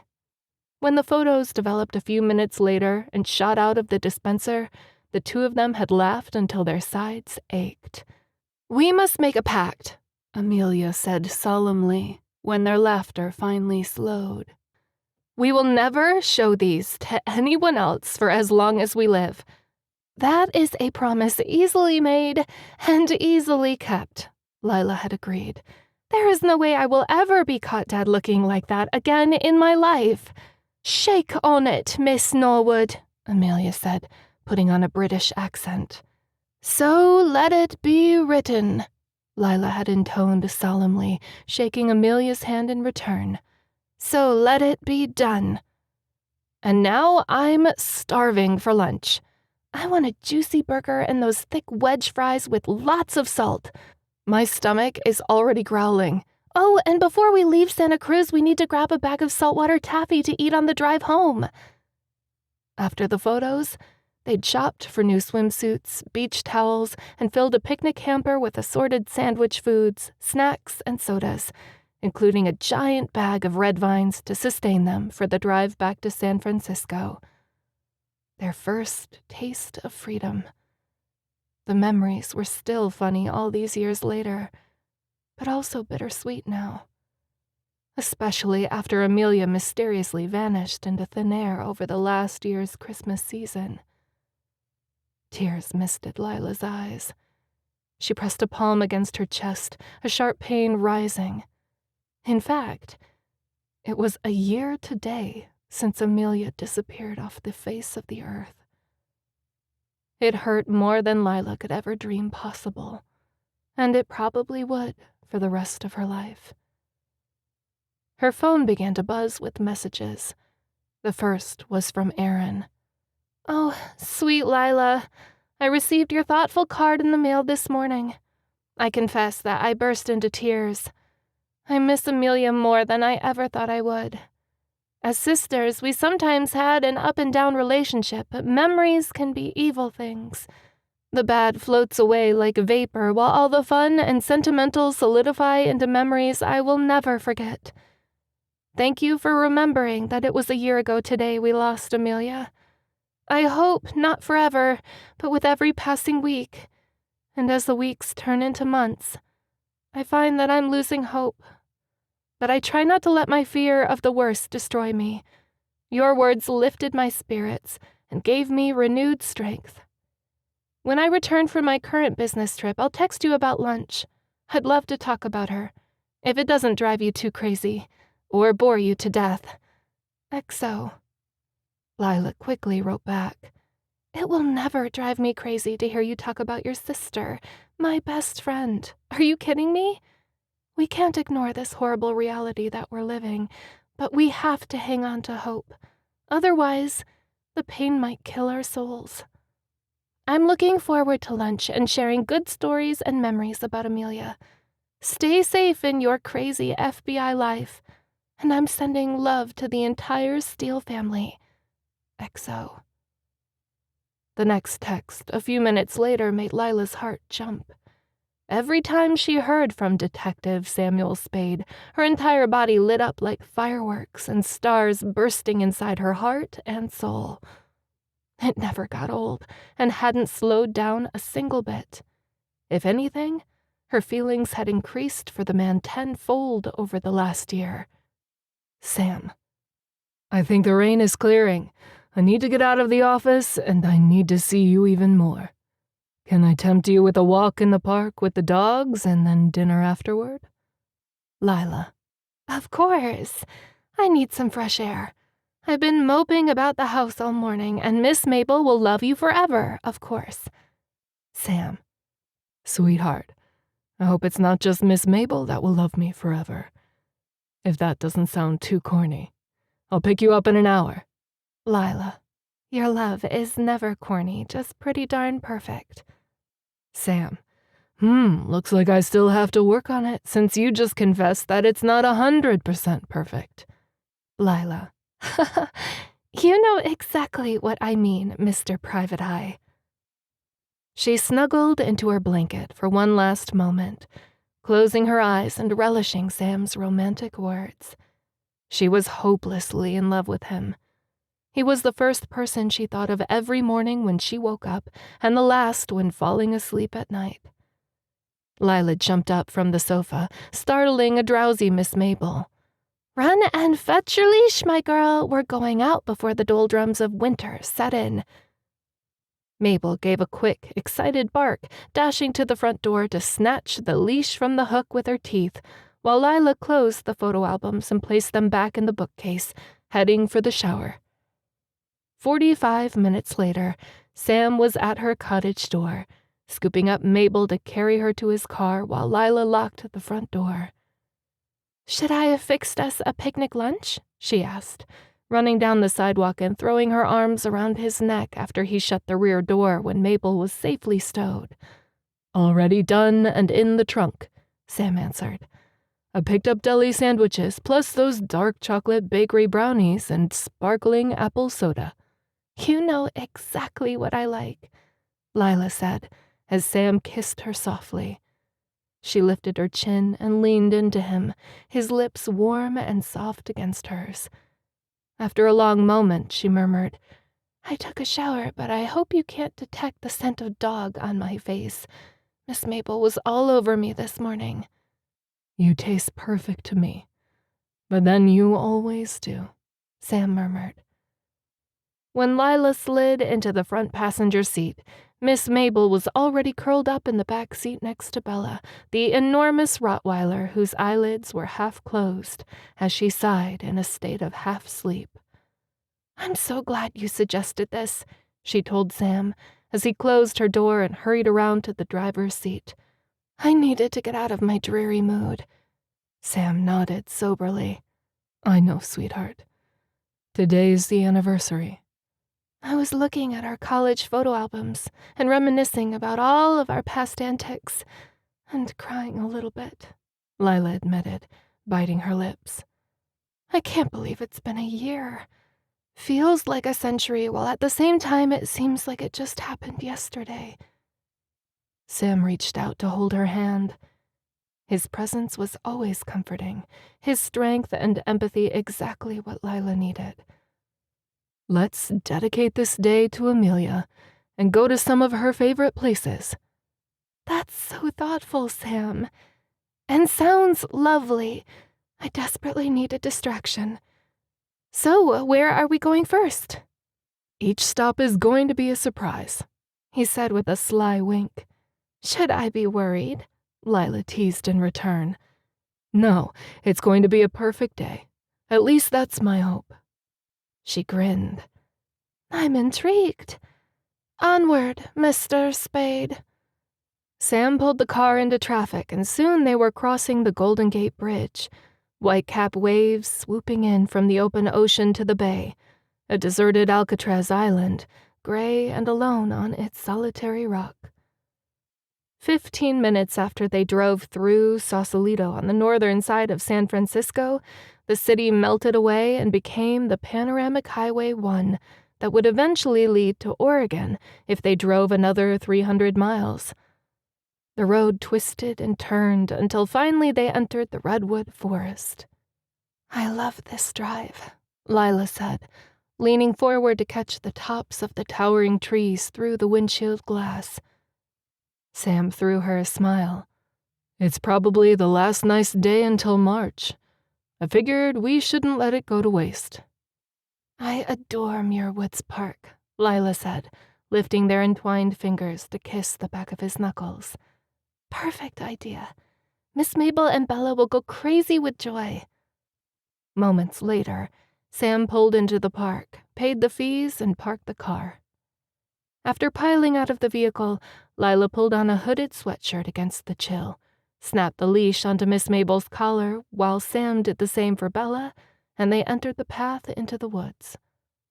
Of course, the dogs had to sniff like crazy for the first 15 minutes, every dormant bush and pine cone, and each other, until they settled into a nice stroll.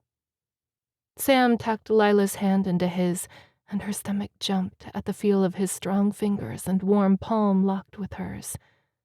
Who knew holding hands could be so exciting all on its own? But it was, in spades. What a gorgeous afternoon, Lilah breathed, craning her neck to look at the tops of the towering redwoods. These trees always amaze me with their height. Looks like we're one of the few people here, too. Maybe we can find a rock tucked off the trail for a little kissing. Lilah laughed and bumped her hip into his side. Oh, you, she teased. Although that does sound pretty nice, she admitted coyly. I always suggest nice things, Sam said, giving her a sideways wink. Lilah sighed with a deep sense of pleasure. One thing I've always noticed about redwood forests is how utterly quiet and serene they are. Like the trees are protecting us, listening to our whispered words in awe. Perhaps because they're so tall and close together, it mutes our footsteps. Sam paused, stepping closer to Lilah, even as Bella let out a whine and tugged at her leash. Do you think they're listening when I tell you that I adore you, Lilah Norwood? Of course, she murmured. Nothing is completely secret here. The wise old trees have been around for a few centuries. They know all. That sounds mystical, sort of medieval. I love it, Lilah said, while Miss Mabel twined around her legs. I do believe your little gray cells are working overtime. And, she added, her voice softening, I adore you too, Mr. Samuel Spade. He slipped an arm around her waist and tugged her against him, while his lips found hers in another amazing kiss. She lifted herself onto her tiptoes and kissed him in return, right before a family with several children appeared around the bend heading toward them. Oops, Sam said. We'd better keep moving, or the parents are going to have to hide their children's eyes. It's quite G-rated, sir. Well, maybe a teensy bit PG. Sam laughed, that rich, deep laugh of his that Lilah loved. Those kiddos look under 10 years old, so we should probably move right along before we get dirty looks from the parents. Maybe their parents kiss like that at home, Lilah said, playing devil's advocate. Sam growled in his throat. We'll do more kissing later, if it's possible to add that little activity to our agenda today. Lilah quirked her lips. I think that can be arranged. Let me check with my calendar assistant. I already okayed it with her. She stuck a hand on her hip. Oh, really? I'm one step ahead of you, my girl. They were both laughing now. Okay, you hunk of man. Let's do the loop for the dogs, and then eat that picnic lunch. I'm starving. Holding hands, they continued up and down the sloping paths, enjoying the quiet day and just being together. Even so, Lilah couldn't stop thinking about Amelia and the many times the two of them had come here through the years with friends and family. On the return trip to the car, Sam asked, Have you heard from Erin recently? I messaged with her this morning, after I spent an hour crying over my old college photo albums. I was hoping to distract you, Sam said quietly. But I also figured you might want to talk about her. I don't want to spoil our day by crying either. You could never spoil our time together. I know how hard this past year has been for you and the Steele family. How are they doing lately? Lilah bit her lips. Coping, mourning, trying to remain hopeful. But you know how tough that is when time keeps marching on with every passing month. I think the worst is the dread of that phone call. The one saying they found her body in some horrible, isolated grave. Her parents have continued paying the rent on her apartment and the monthly bill for her cell phone in case she gets another phone wherever she is and hooks it up to her old number. But it's got to be a terrible expense by now. Sam nodded thoughtfully. I keep in touch with Captain Fields every so often. The case isn't permanently closed, mostly inactive. Although her picture and fingerprints are in the database and they do perform monthly scans and searches. Lilah brushed at the tears pooling in her eyes. I'm grateful that you've kept the Steele surprised, but it's always nice to hear that she's not forgotten. Her voice softened. Thanks for getting me out of the house today. I like doing a Remembrance Day for Amelia. It's a beautiful spot for remembering a beautiful friend. I like getting away from the rat race of the city and spending a quiet day with you, too. It is nice, she agreed. It's been too long. The looping pathway was coming to an end, and by the time they exited Muir Woods, the dogs were tugging at their leashes, tongues hanging out wanting water. Back at the car, Sam put out a bowl for each pet and filled it with a jug of water for them. Once they were finished drinking and eating a few doggy snacks, Bella and Miss Mabel jumped into the back seat and lay back down on their blankets, while Lilah and Sam ate the picnic lunch he'd brought, while they sat inside with the heater blasting. How about Golden Gate Park next? Sam suggested. Perfect. We have to see the sharks, too. It's not a complete trip without admiring the evil teeth sharks are blessed with. Their grinning, tooth-filled faces as they swam by was my favorite when I was a kid. Lilah gave him a smirk. I can totally see you as a kid, your face pressed up against the glass. He shrugged. What can I say? They're awesome. But first we'll go home for our pets. They look tired, and we won't be able to take them inside the museums anyway. An hour later, they had dropped off Bella at Sam's office, which the dog actually loved more than his townhouse because he spent so much time there. But Bella had her cozy bed and food and water and toys and a huge doggy door to go in and out. And then they stopped at Lilah's cottage, where Miss Mabel was so tired from all the hiking in the woods, She promptly fell asleep in her basket. Lilah spent a few moments changing out of her jeans and hoodie into a pair of slacks and a blouse. She combed her wind-blown hair, added some earrings, and felt a bit more presentable to be seen in public. After finding a parking spot along the side street of the enormous place that was Golden Gate Park in the center of the city, she and Sam strolled across the wide grassy lawns, past the dormant rose garden and botanic gardens, and then followed the paved pathway through the lovely Japanese tea garden to end up at the Palace of Fine Arts. Sitting on one of the benches, Lilah and Sam took a break from walking to admire the lake and the colonnaded rotunda that was built for the Panorama Pacific World's Fair of 1915. The great columns and rose-colored hues of the structures were magnificent. When Amelia and I were kids, we pretended this was our very own castle, while we ran in and out among the columns. One year we were princesses, the next we were swarthy pirates carrying trunks of gold and jewels on our pirate ship. I did the same thing with my younger brother. Except we were never princesses, of course, Sam added.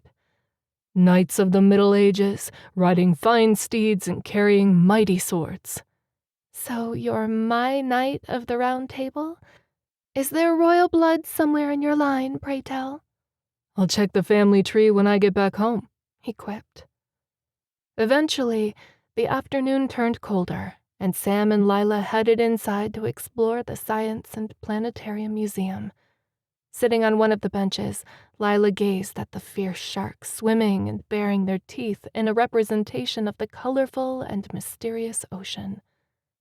Holding hands, they explored the various halls and exhibits, stopping to catch a few alligators lying on their flat stone perches inside their personal southern swamp. Lilah shivered.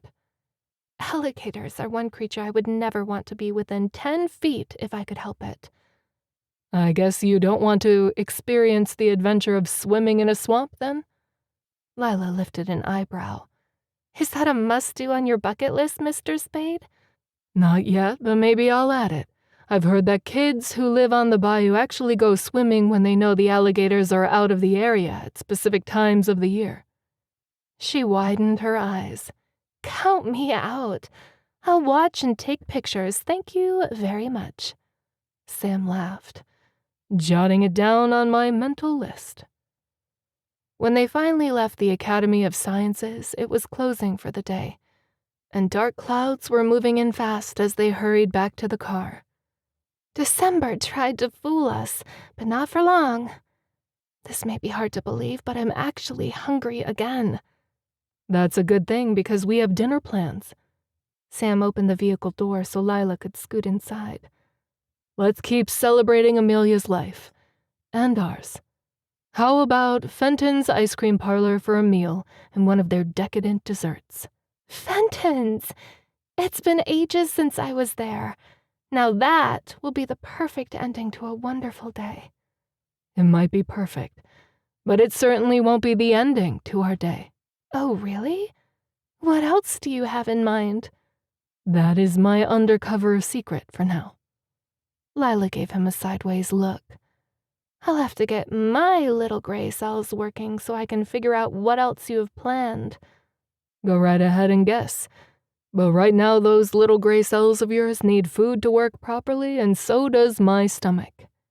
It's been at least a couple of years since I've been here, Lilah murmured when they were shown to a table in a private corner that Sam had called ahead to request. I'd almost forgotten what a fun place Fenton's is. The crowd is always happy, the laughter boisterous, and the massive quantities of ice cream to die for. Well, thankfully we won't die, Sam teased. Just go home fat and happy. I hope you're ready for a 2,000-calorie meal. Lilah stared at the menu and widened her eyes.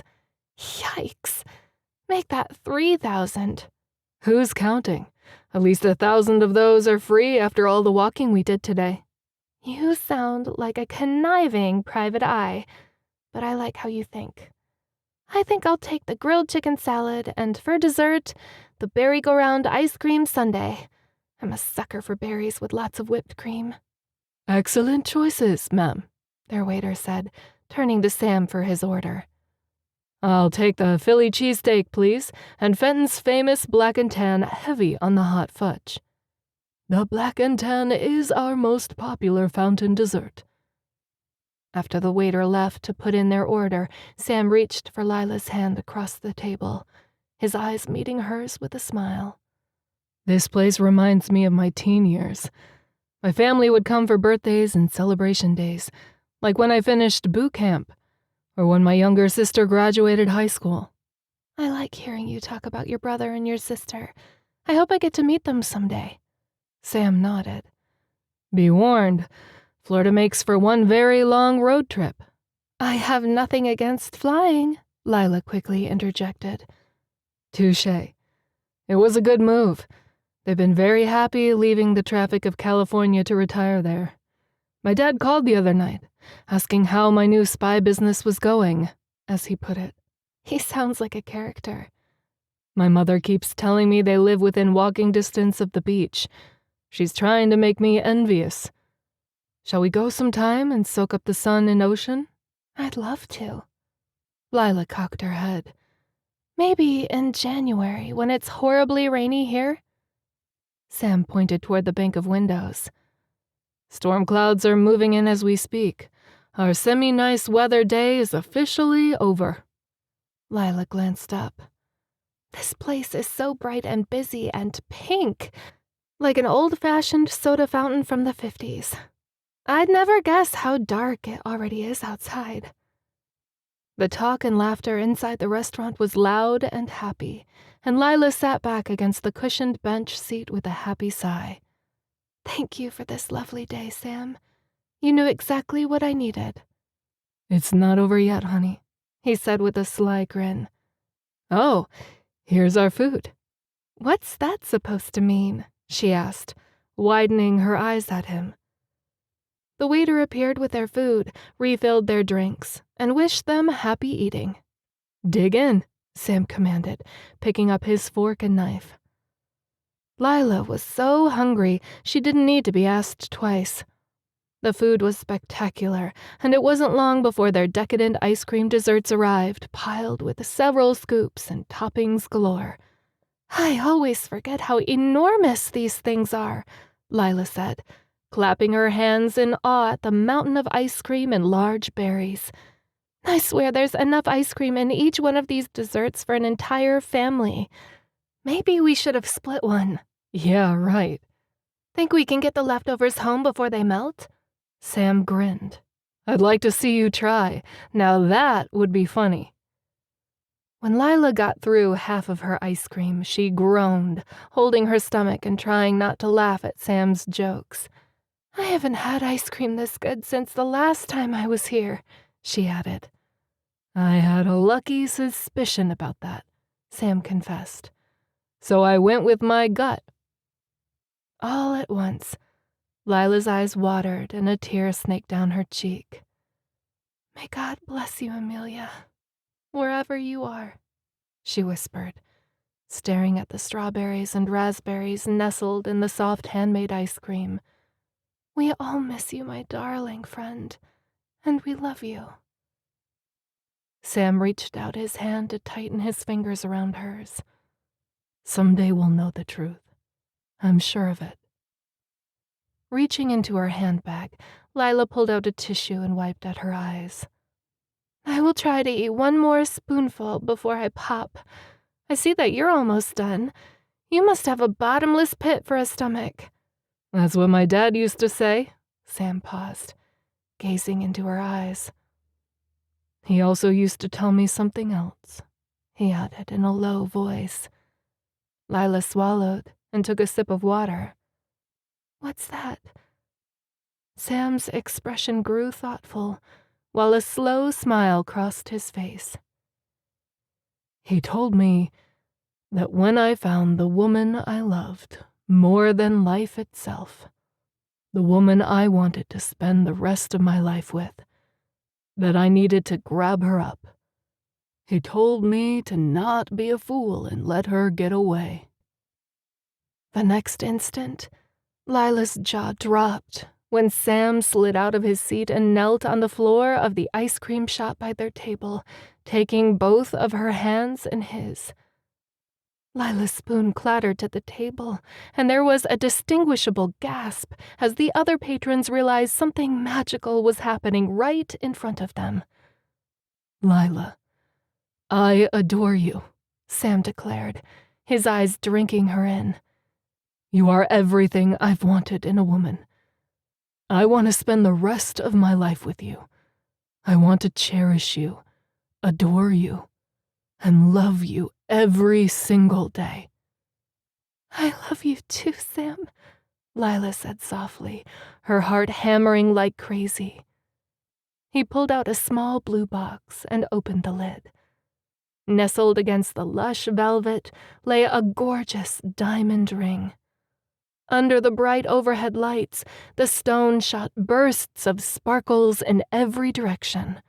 "Oh, Sam, it's stunning," she said, her voice catching with the utter surprise of the moment. "I can't live without you any longer either. At least, I can't live with you halfway across town," she added with a small laugh. "I want us to be together every day and every night as soon as possible."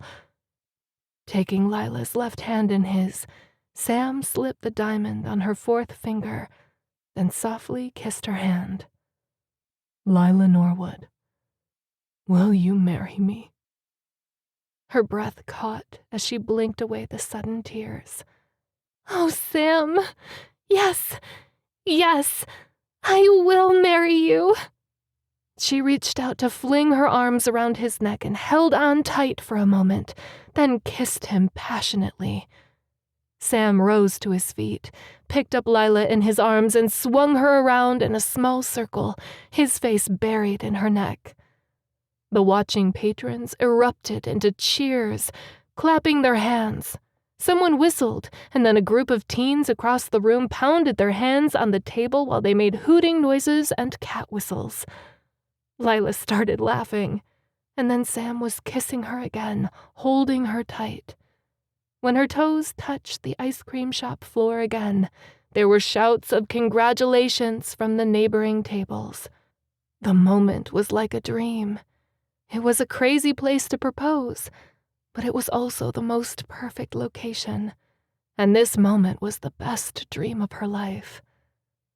"Our ice cream is melting," she finally whispered against Sam's lips. "But all I want to do is laugh and cry and kiss you over and over again." Well, beautiful girl, luckily we get to do that every day for the rest of our lives. "I can't wait to get started." A year ago, Sam said in a low voice, when we were fake fiancés at Sean and Kate's wedding, we joked about getting married in October. But October was already 2 months ago, and I don't think I can wait until next October. Lila placed her palms against Sam's face and pretended to pout. "But weddings take so much time to plan and organize," he growled. "You're going to make me crazy, woman. I'll help you make the centerpieces and food myself. I'll address the invitations and sew the bridesmaids' dresses. Whatever it takes, so that we don't have to say goodbye to each other at night ever again." "I won't torture you. Or myself," Lila said, bursting into laughter. "How about this summer? I could be a June bride." "That's still 6 months away," he protested. "Okay, how about spring? April or May, perhaps?" "Now you're talking. Can I blackmail you into March?" 3 months? Yikes! You don't know what you're saying. My mother will kill me." "Then we'll elope and spare everyone all the work." "Samuel Spade," Lila began in a stern tone, trying not to giggle at his boyish expression. "Okay, I'll take April before you change your mind and say August." "April sounds lovely. With lots of flowers and streamers and balloons and Fenton's ice cream sundaes for refreshments, along with the cake, of course. We must have lots of cake to smash into each other's faces." Sam's big laugh engulfed Lila's heart. and when he kissed her again while bending her backward in a dramatic movie pose, the patrons at Fenton's went wild.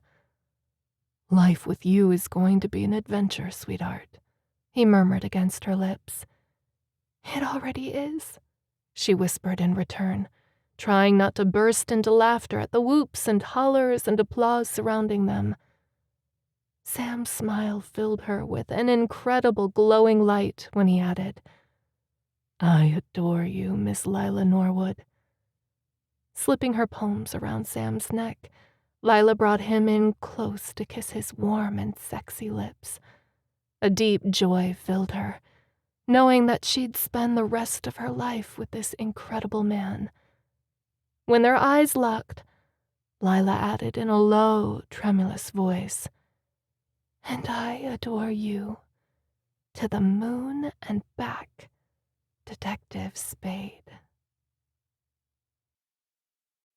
Dear Romance Lover, I hope you enjoyed reading Her Private Eye Fake Fiancé Christmas Romance. I love writing sweet romance with action and intrigue that sweeps me into new worlds, and I love the city of San Francisco, my birthplace. It's such a unique city geographically and culturally, with gorgeous wave-crashing beaches, stunning cliffs, huge redwood forests, cable car rides, where my uncle worked for 40 years, and the iconic Golden Gate Bridge that you can actually walk across and enjoy a view of the entire city from the middle of the bridge. But I advise you to visit in September and October. Best weather is during the autumn season with no fog and chilly winds. Please check out my other romance novels on Amazon, including my secret billionaire romances. They're all free on Kindle Unlimited, too. If you'd like to be the first to hear about new releases, sign up to my Readers Club newsletter and never miss a thing. Subscribe and receive a free book. XO, Kimberly Montpetit. This has been Her Private Eye Fake Fiancé, Sweet Romantic Suspense. Fake Fiancé Romantic Suspense, Book 1. Written by Kimberly Montpetit. Narrated by Brenda Scott Waslow. Copyright 2023 by Kimberly Montpetit. Production copyright by Kimberly Montpetit.